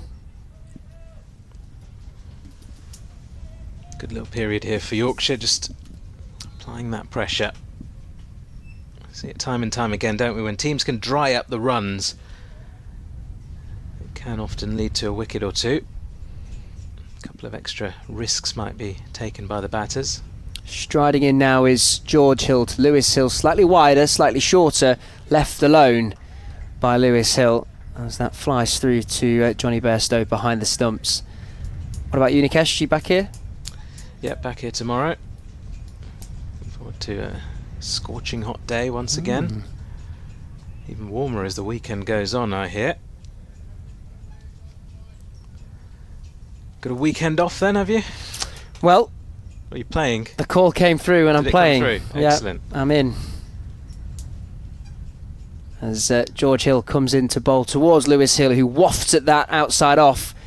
Didn't commit to the shot at all, but it was well past the blade before he showed any sign of intent. and survives. How does it work with your club then? You actually get a call, do you? No. Thomas Tuchel, when he was picking the England squad for the World Cup, he FaceTimed everyone, even people who weren't in the squad, like Harry Maguire. It's just his way of doing things, I guess. But no awkward call. No such thing. Just a text message. It was actually Group chat. Here's the team. Yeah. It was a very busy day yesterday as George Hill is into Lewis Hill. Straighter line this time, tucking up Hill, who just prods that back down the ground to mid-on, and there's no run. So I'd actually missed the message that came through. There's so many WhatsApp groups, and I'm sure many people who play will know this. There are first team, second team, club, and there's little facets within the group. They've got WhatsApp groups, and it's so hard to keep an eye on which one's which, but the AI-generated team news graphic cards came through as a shorter length delivery this time from George Hill is dealt with by Lewis Hill, who just leans back and watches that fly over his head and through to complete a third successive maiden. Yorkshire just applying the pressure here at the moment. The runs have dried up following the dismissal of Rishi Patel. Leicestershire 114 for 2 at the end of the 27th. So the team news came through. I'd missed it. And I thought after our conversation earlier today, Nikesh, I best check. And I'm in. Nice. What do you do? I've known you all these years. I've never asked you what you do. Bit of this, bit of that. Be careful who's listening to this. Bits and pieces. A little bit of that, a little bit of this. No, mainly bat. Middle order. Finisher? You might say that. In comes Moriarty. Starting the over into Ahmed, who whips the ball down towards long on. Nice wrist work there. Takes the single. Brings Lewis Hill back onto strike. Although I did open a couple of weeks ago, midweek T20 game. Oh, get the pinch hitter up there. How'd you get on? Out for 8, 2 boundaries, lasted 5 balls. Trying to Bazball it, weren't you? Set the tone, didn't happen. Set the tone. You need to do it for longer than that, mate. Moriarty in. And that's defended back down the track. Set the tone for the opposition, taking an early wicket. That was the ambition. The worst part of that innings was that whilst the first shot was a clean hit over the cover fielder for 4 runs. Moriarty in, and that's played away behind the square on the leg side for a single. Oh, for no run, actually. The second boundary was a dance down the wicket, a defensive push towards the bowler. I teased him back into my crease, overthrows, 4 more runs. Nice. You take him where you can. Oh, yeah, you take everything out there. Absolutely. Moriarty again, just persisting with that leg stump line. Hill unable to get the ball away, though. Good bit of commentary on your innings there, by the way, retrospectively. Made it sound better than more it enthusiasm was. than when watching Yorkshire, I think. It's when you really feel it. Moriarty goes off stump this time. It's driven quite nicely by Hill, but straight to short extra cover. Another dot ball, so runs certainly have dried up a touch in the last few overs for Leicestershire. Final ball of the over. It's a straightish one once more, and this time Hill does manage to work the ball into a gap on the leg side. Jogs through for a gentle single. He'll retain strike with Leicestershire 116 for 2, trailing by 69 runs. So which league is it again that you play in? Pontefract District League. So geographically, for those that don't know the area too well, so that's the southern area of West Yorkshire, bordering on South Yorkshire. Big old county Yorkshire, isn't it? Very. You can't do what we do in Leicestershire, just have one sort of league system. No, there's many leagues, many clubs, and lots of cricket being played, particularly on a Saturday, and lots of midweek games now taking place. George Hill into Lewis Hill, and on his toes, he's guided that backward of point beautifully. Just used the pace of George Hill, waited on it, and with a flat blade guiding it down to the boundary. 4 runs, and that just moves his innings on rather nicely after what had been a steady start for the new man at the crease, Lewis Hill. And a first boundary in a fair few overs, actually. Such was the pressure that Yorkshire had built. So George Hill running towards us from the Bennett end. A slightly straighter delivery this time, and that's dropped into the offside defensively by Lewis Hill. And there's no run. Yorkshire bowled out earlier in the day for 185. Leicestershire 120 for 2. Rayan Ahmed at the crease, 38 not out. Hill on strike, 6. 12 wickets to fall on a day where it's been wall-to-wall sunshine up until round about now. First period of cloud cover as a full-length delivery is driven back towards George Hill, a bump ball. And Hill fields off his own bowling.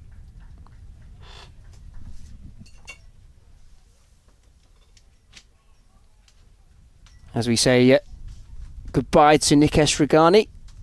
Thank you for his company and coverage today.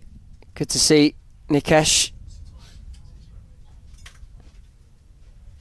As George Hill runs towards us from the Bennett end, and Lewis Hill once again just deploying that late cut backward of point through the gap between Gully and James Wharton in that backward point position. And it's the same result, 4 more runs. And he moves on to 10. And Leicestershire, after overseeing that period of Yorkshire pressure, have found successive boundaries in this over. They are 124 for 2. Still about an over left in the day, isn't there? And Leicestershire doing very nicely. Hill had a proper look, didn't he? What was he, 1 off 16? Yeah. He was just accelerated a little bit. Showing his experience. George Hill into Lewis Hill. And that is defensively pushed back down the ground for a dot ball. Yeah, he's looked pretty assured at the crease in the early stages, Lewis Hill. There was that one opportunity in the previous over where he nearly chopped on. The ball just stepped bouncing over the stumps and through to Johnny Bairstow. But by and large, 26 deliveries into this innings, he's looked calm and comfortable at the crease and continuing Leicestershire's dominance on the opening day's play. George Hill into Lewis Hill, and that again is just pushed away for a dot ball. And at the end of the 29th over, Leicestershire well on top now, 124 for 2, trailing Yorkshire's first innings total by 61 runs. As I say, Jonathan Doidge will be back in the chair tomorrow. Might even be listening now, Doidge. Very good evening to you. Surely this is Pete Gasket time, isn't it? Well, I think he's had a few car troubles today by the sounds of it. Really? I think so. That's a shame.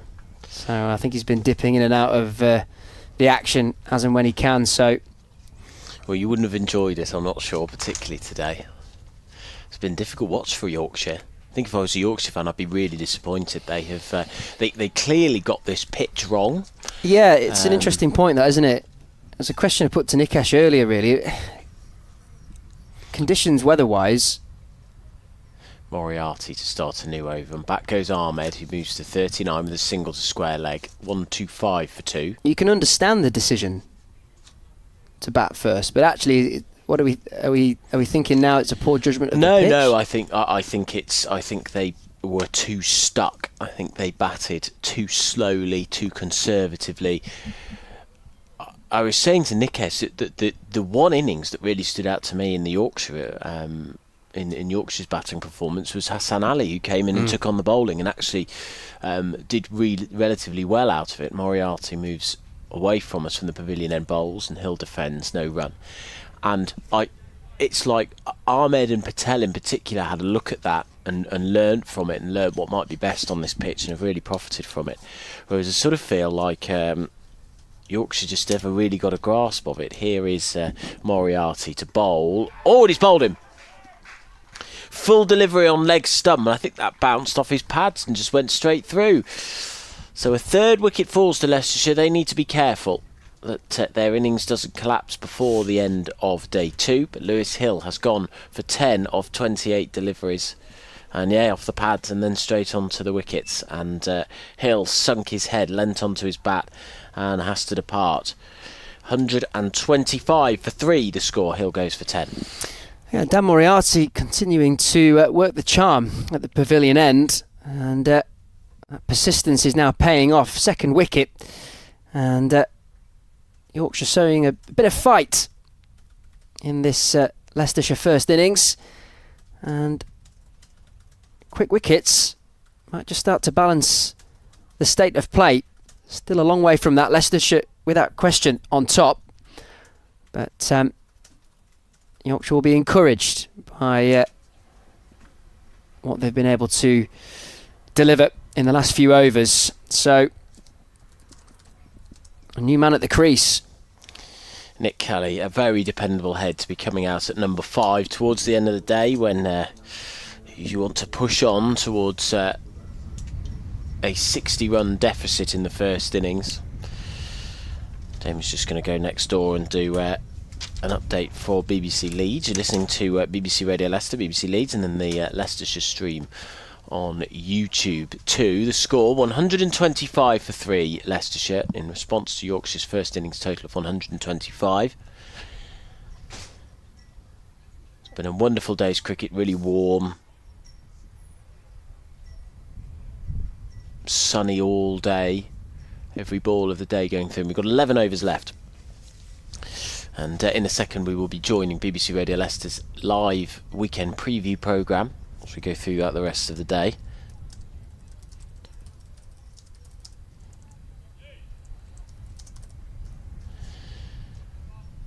Leicestershire will hope to close the gap, maybe be 30 runs behind, something like that by the end of the day. But here is Nick Kelly, Leicestershire's overseas batter.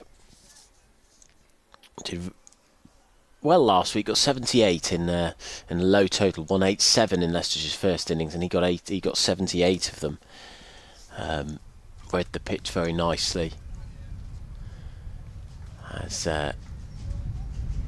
Moriarty comes into bowl, he's got a long run up for a spinner. He doesn't get through his overs quickly. Trundles up and now bowls left arm over the wicket, and forward comes Kelly and pushes at this. There is no run. You can hear it's been a windy day, certainly in the centre of Leicester. Over 650 in Grace Road today, which I'm told is relatively high. Moriarty in, Kelly pushes at this, and the ball rolls away to backward point. We'll be back again tomorrow from 11 o'clock, but we've still got plenty of cricket to enjoy. Probably be here close to 7 o'clock, I reckon.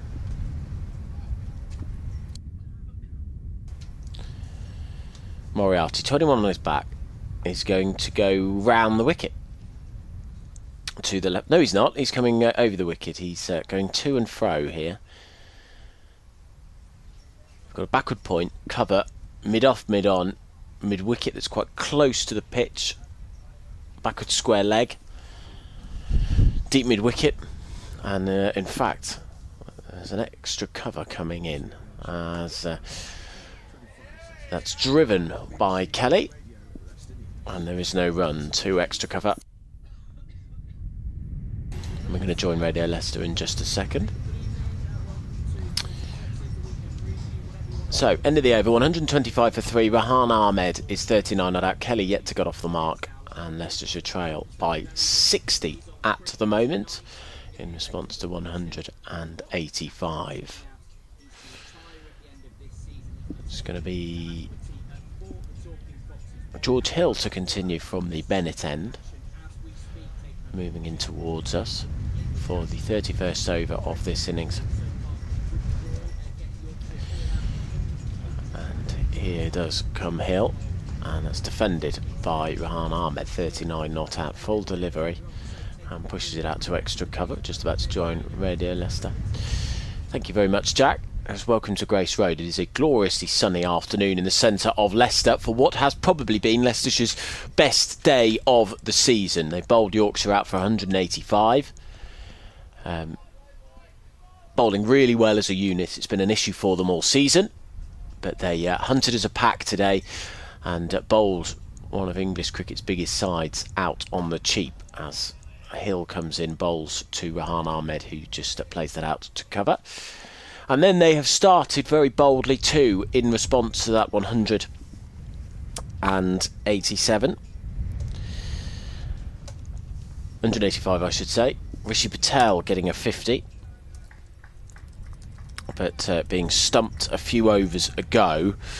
And they are 125 for 3. Rahan Ahmed, the key, 39 not out to the England international as he waits for Hill to bowl to him, and he drives that wonderfully through the covers, and that's going to go for 4 runs. Lent into that wonderfully, full outside off stump, and he's crunched that away for 4. It's been a lovely day at Grace Road, really healthy crowd in, about 650 people. We understand plenty of people come down from Yorkshire to watch this game.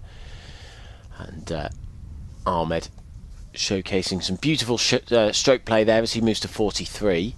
Nick Kelly is at the other end. He is yet to get off the mark. Rishi Patel played really well, though, the wickets to fall. Gums first for 5. As Hill is in. Struck on the pad, appeal for leg before wicket, but it's not going to be given out. That look down the leg side to me as the wind picks up. Goodness me. We're on the 3rd floor here in the commentary box at Grace Road, and it is starting to really pick up. It's just darkened slightly around us in Ayleston. Gums fell for 5, then Patel for 67, with Leicestershire at that point on 113 for 1. And then Hill, the 3rd wicket to fall, 125 for 3. So Leicestershire just need to be careful they don't collapse a little bit towards the end of the day. But they trail by 56 at the moment. As Hill runs in, bowls, and that's clipped off the hips by Ahmed to deep square leg, and he will pick up a single. Ahmed onto 44. In terms of the bowling figures, Hassan Ali's got a wicket and Moriarty with 2 towards the end of the day. Hill's figures 7.5 overs, 2 maidens, none for 42.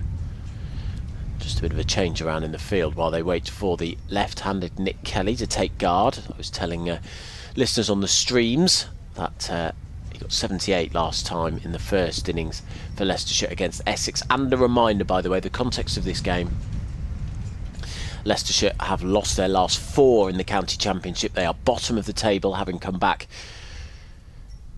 to the top tier of English cricket for the first time since 2003.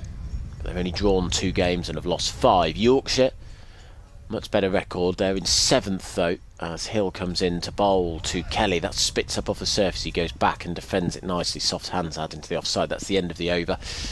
Yorkshire in 7th. They have won 2, lost 2 and drawn 3 of their matches. One of English cricket's biggest sides. But Leicestershire have won 1 game against them since 1996. And that was at Headingley. They haven't won at all against Yorkshire at Grace Road since 1986. But this has set themselves. They've set themselves up here for rather nicely for that.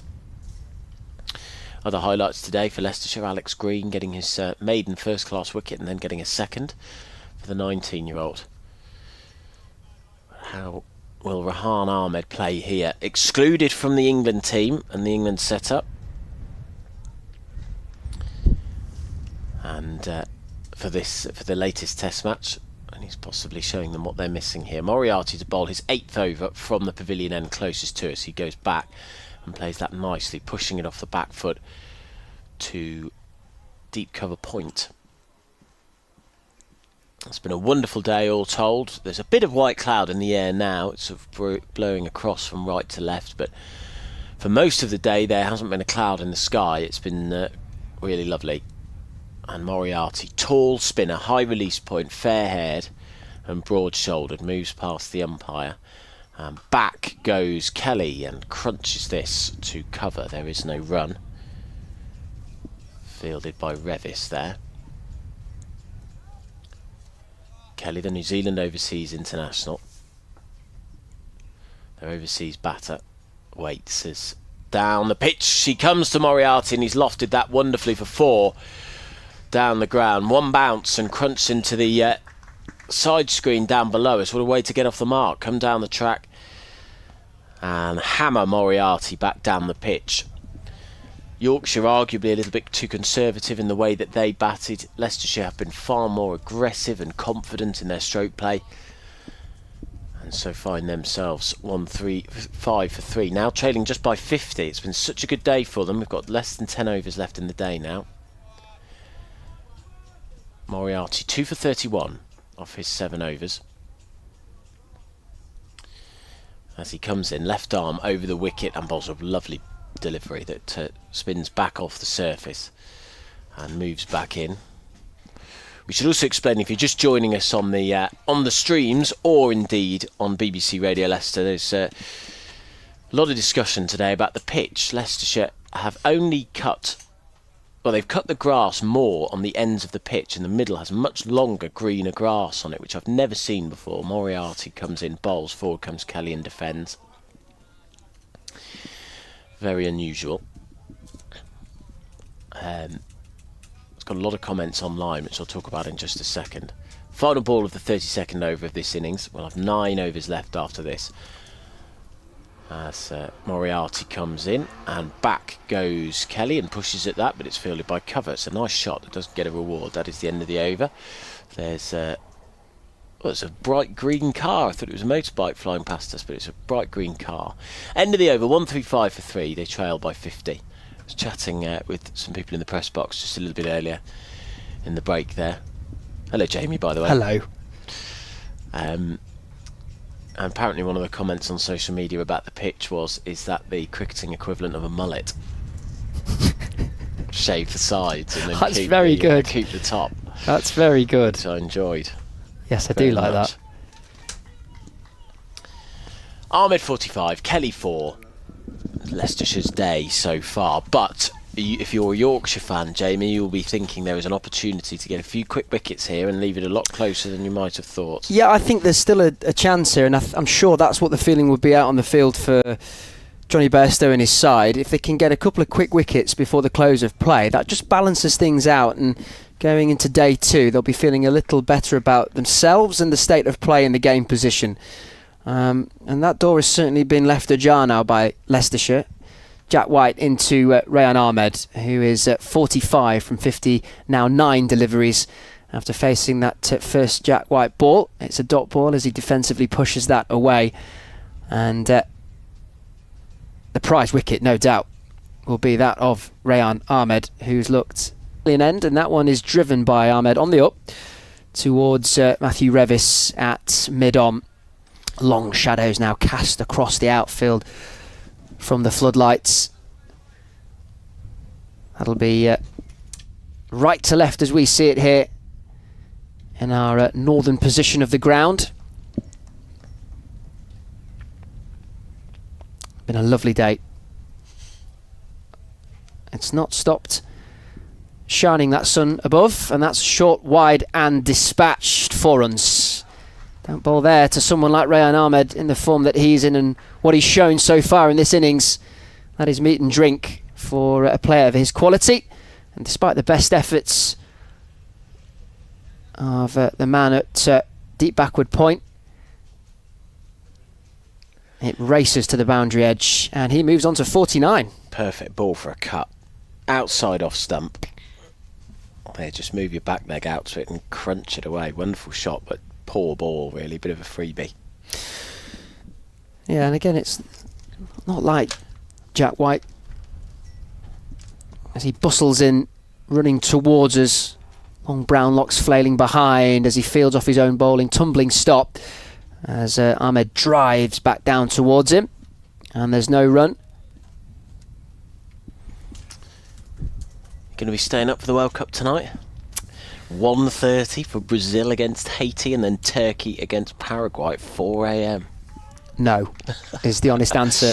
What I'll do is, and I've found a little routine with this, is that I may dabble with the 9 o'clock fixture or the one prior, but I tend to, as Jack White is into Ahmed, strays slightly down leg side with his line, which allows for Ahmed to flick through and across the line to James Wharton at deep square leg, and he takes the single and he moves on to 50 runs. Half century for Rayan Ahmed, coming from just 63 balls It's been a mightily impressive innings so far from the experienced 22-year-old with 7 fours and 1 6.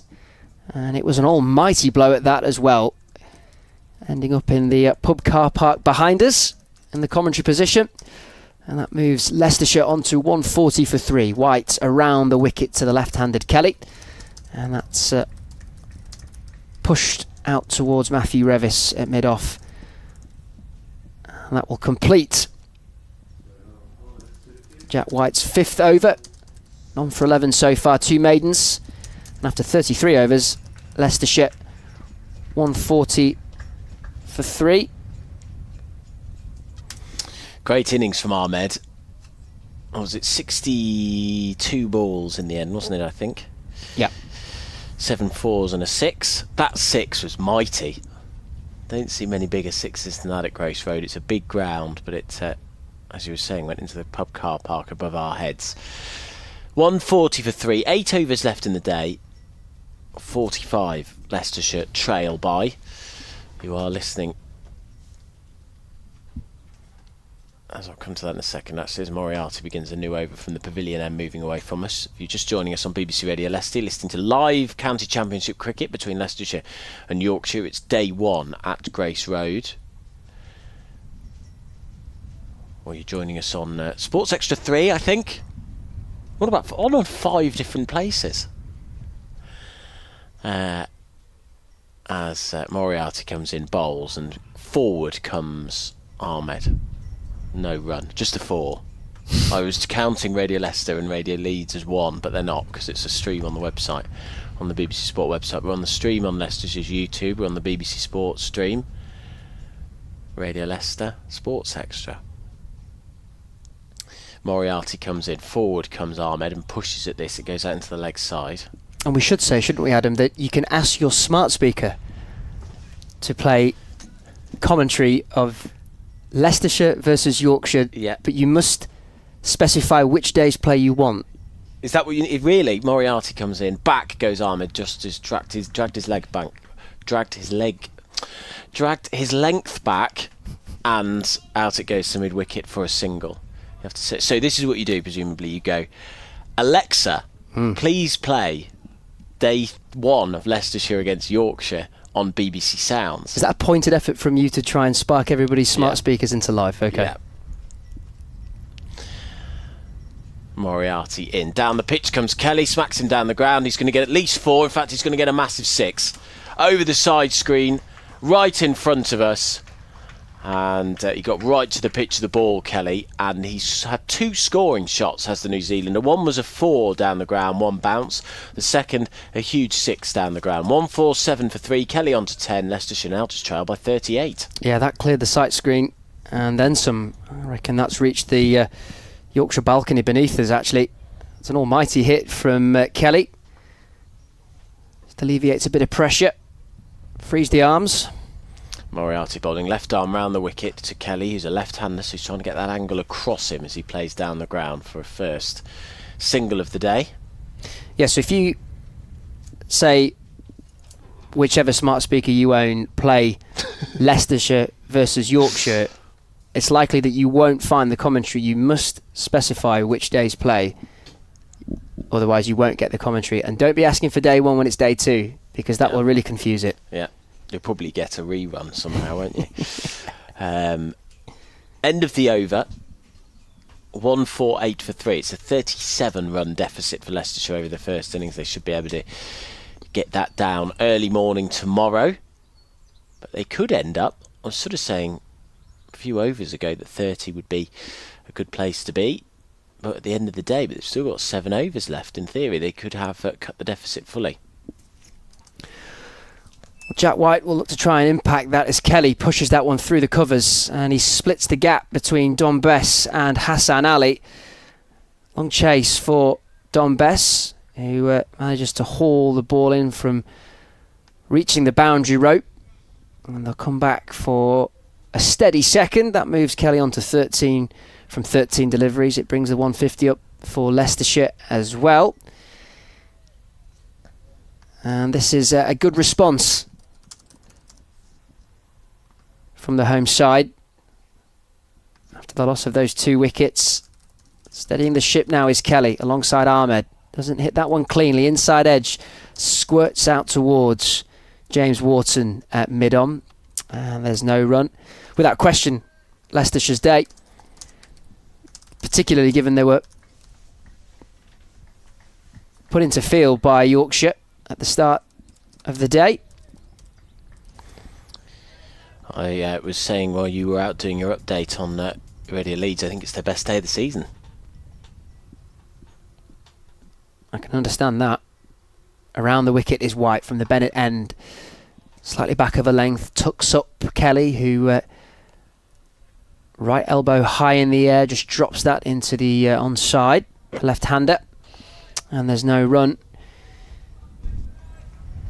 And we can inspect and discuss Yorkshire's approach to firstly the toss, the way they played the pitch, but I think you've got to give a lot of credit to the way that Leicestershire bowled.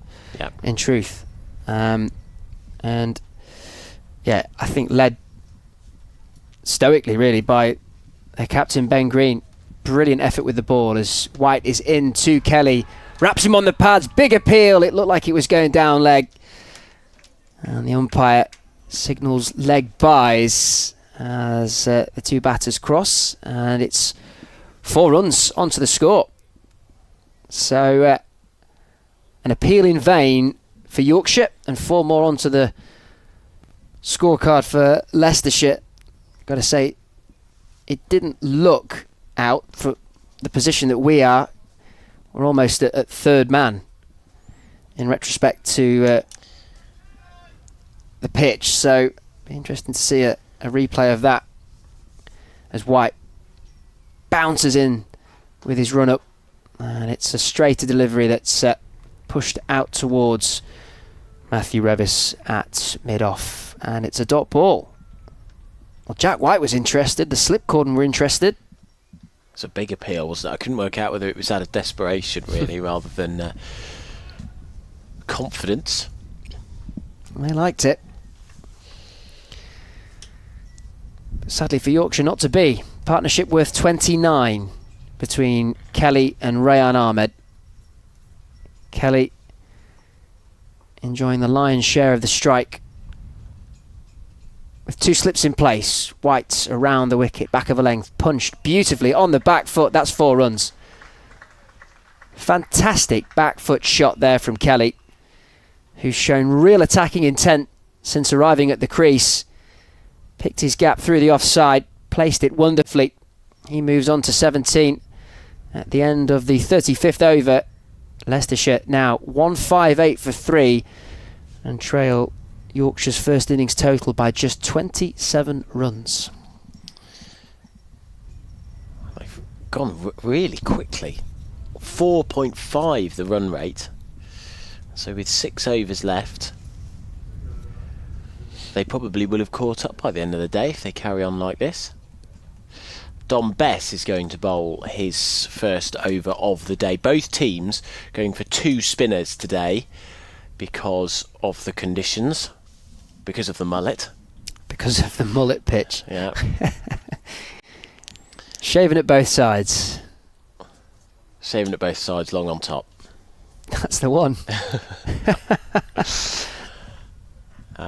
So Bess, the former England Test spinner, has a look round at his field. Rahan Ahmed is on strike. 51 not out of 67 deliveries. Bess comes in and Ahmed nearly gets squared up by that. It's a bit of movement from Bess, but no run. I think that just held its line in the end.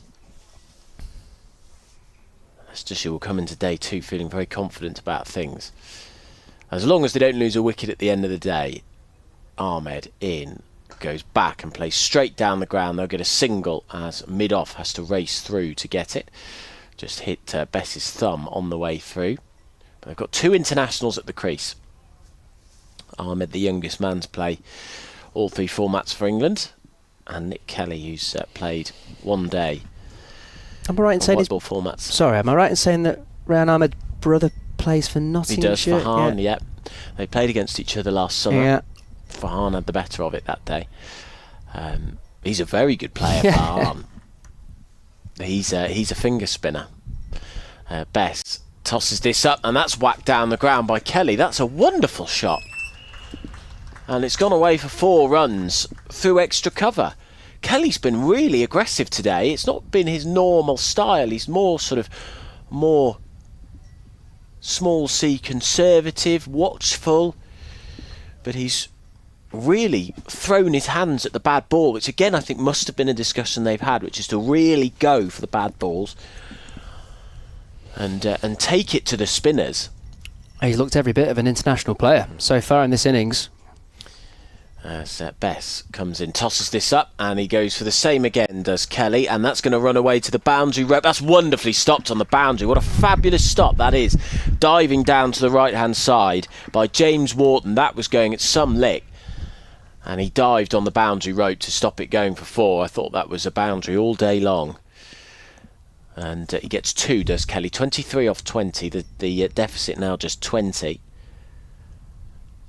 Bess in. Kelly goes for that shot again, but it's stopped on the infield. It's a cover drive off the half volley. He's tossing it up, trying to tempt him. Yeah, it's a very obvious ploy. The field's set for this delivery, so they're clearly trying to tease him into an error.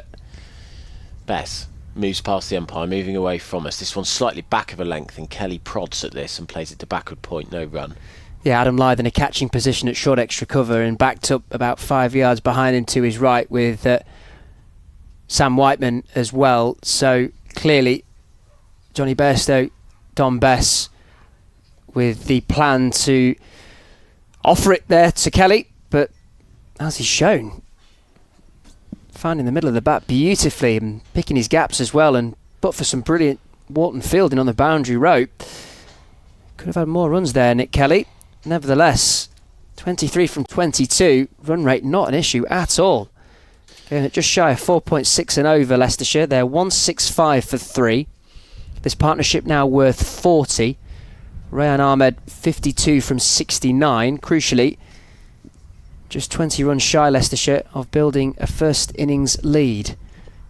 Jack White hopping in to the crease as he delivers this first ball, and that one is respectfully dropped into the offside by Rayan Ahmed, and there's no run. Still a good crowd in towards the back end of this opening day's play. I think lots of people enjoying the sunshine, enjoying the opportunity to get a cheeky refreshment or 3. Hospitality tent's gone a bit quiet now. They've obviously packed up for the day. I think it was a hospitality work day. Jack White is in, and that one is punched through the offside. Well fielded by Whiteman at short cover, and there's no run. This would be the most fun part of the day, though. Exactly that. I didn't understand. Good atmosphere normally in the Blast. Yeah, it is good. I think they would want more people to come down. They've always struggled, I think, to for the past 10-15 years or so, since they stopped winning the tournament, they've struggled to get people down. White From the Bennett end is in to Ahmed, who's looking to cut that fiercely through the offside, but he doesn't find the middle of the bat. Somewhat toe ends it towards James Wharton at mid-off, and there's no run. The thing they've always tried to do, and they've got much better at it, but they still need to work at it, is this is a city that's, 40% South Asian. Yeah. And the crowd on a T20 Blast night isn't 40% Asian. So that's the area that they need to improve. And to be fair, you would think that sort of thing today as well. Get people along for games like this. Well, in many ways, it has similarity with Headingley geographically, as White is into Rayan Ahmed. That just gets large on him, and it seemed to pop up actually, and Ahmed had to just guide that backward of point. It was airborne for a moment, but no one in a catching position for Yorkshire, and they safely crossed through for a single. But that just seemed to get big on Rayan Ahmed quite quickly. Nevertheless, Leicestershire 166 for 3, but the point I'm getting at is residential area, surrounded by houses. It's difficult to get to. It is difficult to get to Grace Road, sadly. If you look at the football stadium and the rugby stadium right in the centre of town, they're a lot easier to reach. Jack White around the wicket to the left-handed Kelly. It keeps him honest and on the back foot defends forward, and there's no run. It's the same with Headingley. You've got no major transport links to the ground. Yes, you're in a residential area, and there are train lines that do take you from Leeds city centre towards Headingley, but without a tram network or a metro, it proves very difficult.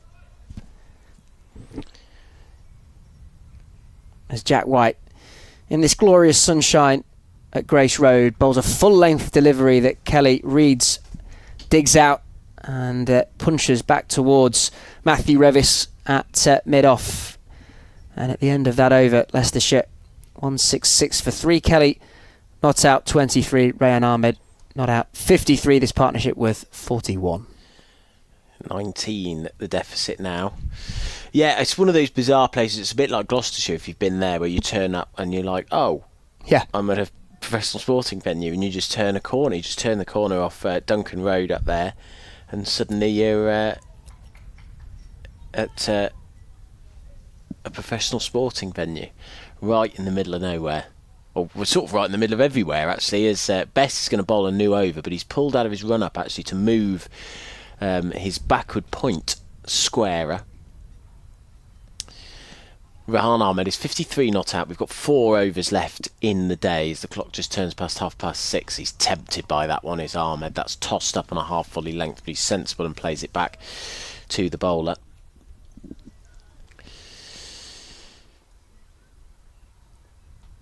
Sedate atmosphere inside Grace Road. Back goes Ahmed and punches this down the ground off the back foot. A lovely arc of the blade. He will get a single and move on to 54. But there's no criticism in many ways, because that's part of the charm of that ground. Yeah. That's what makes that stadium, that theatre, so special. And certainly here at Grace Road, definitely at Headingley, it's part of the charm. But it comes with its challenges, no doubt. Bess coming round the wicket. Back goes Kelly and smashes this off a cut for a single out to deep cover. Matthew Revis is the fielder. He throws it in with his right hand. Yeah, and Leicestershire has certainly kept its character. It doesn't feel like one of those soulless venues that you sometimes see that's been built and built and built. Some of the test match venues are a bit like that. Bess in, bowling right arm over the wicket to the right-handed Rahan Ahmed. Bowls full and Ahmed drives, but tentatively to mid-on. Sort of more of a mid-wicket, actually, Sam Whiteman there. 168 for 3 the score. And these two have been pretty aggressive since they've come in. See how long the partnership has been going on for. As a short mid-wicket comes in, and Ahmed comes forward and defends. That's actually probably more of a silly mid-on, actually. 42 or 48 balls, this partnership. Kelly's been particularly aggressive. Final ball of the over. 3 left after this. Back goes Ahmed and goes for the quick single, but he's hit it straight to deep backward. Sorry, backward square leg. There you go. Third go, I'll get it. And that is the end of the over. 168 for 3, Leicestershire, replying to 185 for Yorkshire. So they trail by 17, but they've got 7 wickets in hand. You are listening, if you've just joined us on BBC Radio Leicester, to live coverage of day 1 of the Foxes against Yorkshire in the County Championship. If you are enjoying the cricket coverage, you want to hear more of it, then all of the commentaries for both Yorkshire and Leicestershire and all of the 18 first-class counties are available on the BBC Sport website and app, and on the club's individual YouTube streams too, where you'll hear the BBC's coverage, but with the pictures. And Hassan Ali brought back in for a final burst. 3 overs remaining in today's play. What can he do? Quickly into his action and quickly into Kelly as he gets him on the back foot, defending forward, and it's a dot ball to begin what is Hassan Ali's 7th over. Picked up the wicket of Sheridan Gums in his opening spell. 1 for 23 for the overseas Pakistan international. A wealth of experience, a wealth of character that he's brought to this Yorkshire side. And we saw that in his batting performance. Coming around the wicket now to the left-handed Kelly. Ooh, and he's wrapped him on the pads, but it looks like a thickish inside edge before hitting Kelly's pads, and those faint appeals cut short abruptly. He just adds that bit of impetus, doesn't he? Just that extra bit, little bit of quality. There's life and vigour about the way that he bowls, Hassan Ali, Pakistan international. It's not a bad ploy from Johnny Bairstow. Just a couple of overs remaining from that end.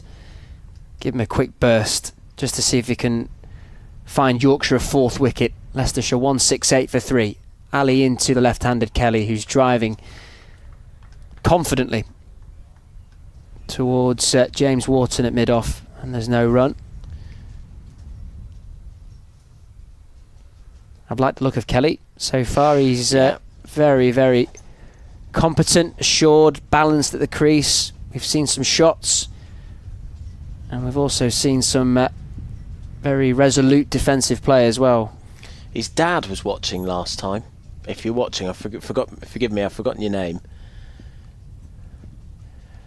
Is it me commentating? It is, isn't it? Hassan Ali's bowl. No, it's me. Oh. It is me. I'm just. I was drawn in by the story that you began, and then I forgot why I was actually here, which is to call the action. So that's completely my fault. And I looked at you as if to say, "Why aren't you talking?" And it's actually me that should be talking. And so, to summarise what just happened there, left alone by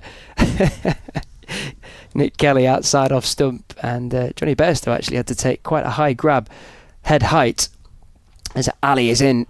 He's getting through his over quickly, but Kelly unflustered at the crease, meeting Hassan Ali's energy and efforts from the Bennett end, and looking every bit, as I say, an international player in the colours of Leicestershire.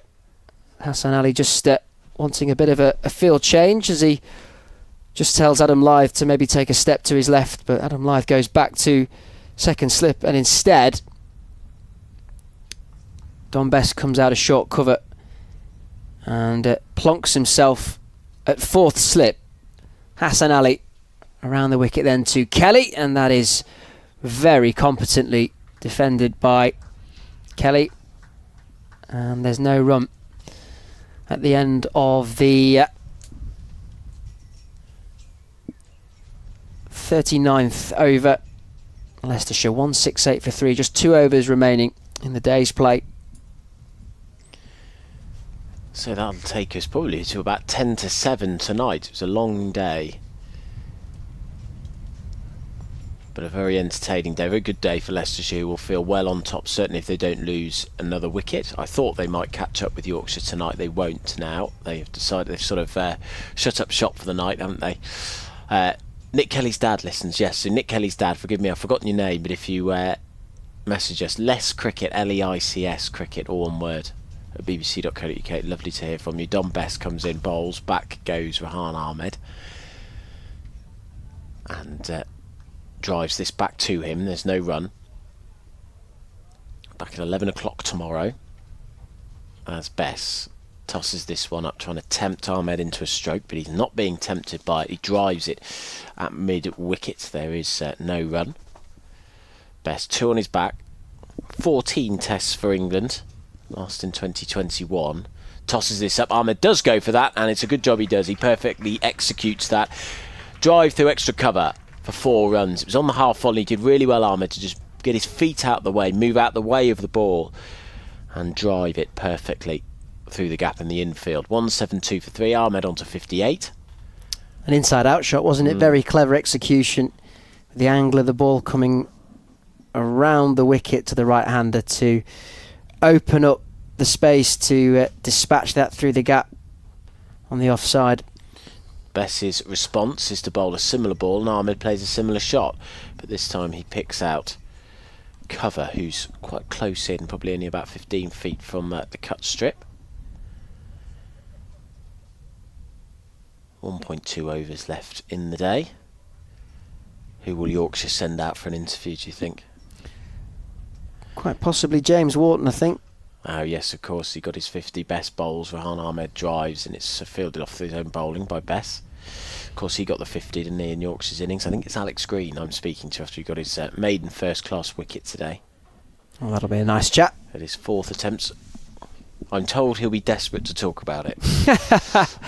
Bess in. Forward comes Ahmed. That's a lovely forward defence. And that's the end of the over. Bess's figures. 3 overs. None for 13. Leicestershire 172 for 3. They trail by 13 in terms of the first innings totals. Ahmed 58, Kelly 24. And we've got one final over for these two to see out before they can start up again tomorrow and enjoy their Friday evening. I look forward to hearing what Alex Green has to say, and why not? Of course he wants to talk about his maiden first-class wickets. Good on him, 19 years of age. And he got the important wicket of James Walton. Yes. Which really exposed the middle to lower order of Yorkshire's batting lineup. Final over of the day then, and it's short stuff from Hassan Ali. That is fired in, and it clears the helmets of Nick Kelly at the striker's end. That's one for the over, signalled by the umpire. Well, it would be an ideal time for Hassan Ali to just maybe sneak one final wicket before the close of play. Leicestershire have dominated throughout. 172 for 3. Partnership worth 47. Kelly waits at the crease as Ali looks to angle it in. It flies past the off stump. Both hands on head for Ali as he stares at Kelly. Can't quite believe that hasn't found the off stump. Oohs and ahs from the Yorkshire slip cordon.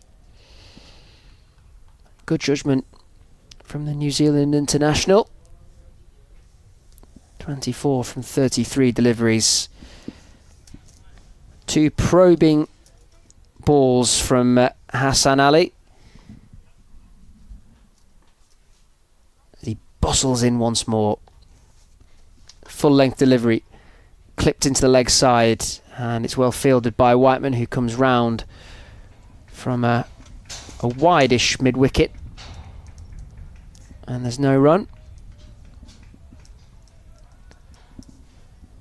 So you'd say best day's play of the season? I think so. They had a couple of good days against Essex. I suppose you could probably compare it to arguably a couple of their days against Surrey, where they got a record total at the Oval, but they were batting on a road. It was always going to be a draw. This is a performance that has set themselves up for a win. Ali around the wickets and on the back foot, up on his toes. Nick Kelly just drops that defensively into the offside, and there's no run. So I think they will definitely take that away as one of their best days. 2 balls left to just see out for that. It's the challenge now for Leicestershire to back this up tomorrow. Yeah, I think they've got to try and get towards 400 maximum batting bonus points. They need a win, though. For context, for those who don't follow cricket hugely, they are bottom of the table. And Ali over the wicket, change of angle, leg slip in place, and that's worked off Kelly's hips, worked around the corner, backward a square on the leg side, and he'll take the single, and he will take his wicket into tomorrow. Nick Kelly, Rehan Ahmed to face the final delivery of day 1 of this County Championship Division 1 meeting between Leicestershire and Yorkshire. And the hosts here at Grace Road well on top. Yeah, Leicestershire, just to finish my point, we were way off, 30 points off, basically 2 wins off safety at the moment, so they need to start winning, because this is the last County Championship match before the end of August. Hassan Ali then.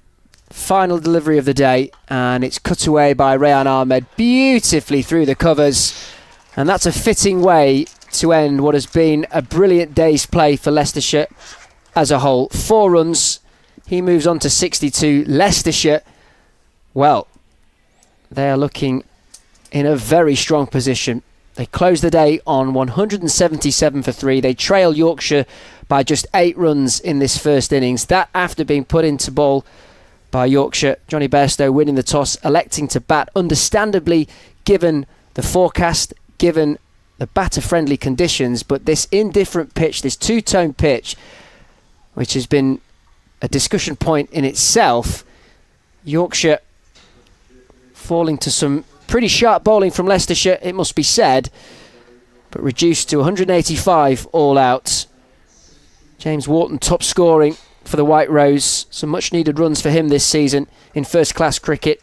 56 from 109 deliveries, backed up by George Hill, who made a respectable 42 from 76. Hassan Ali had some fun, 23 from 31, but no real partnership for Yorkshire throughout that first innings, highest of which 43. When Johnny Bairstow fell just before lunch, that's when the pendulum really swung in Leicestershire's favour. Ben Green starred with the ball for the hosts, 3 for 27 from his 17 overs, the skipper leading the charge. Alex Green with his maiden 2 first-class wickets. And Rayan Ahmed starring with both bat and ball, cleaning up the tail with 2 quick wickets and then going on to make 62 not out. Rishi Patel, top of the order, 67 from 72 deliveries, and then Nick Kelly standing firm with Rayan Ahmed, 25 not out. And Adam, Leicestershire in a very strong dominant position right now. Yes, absolutely.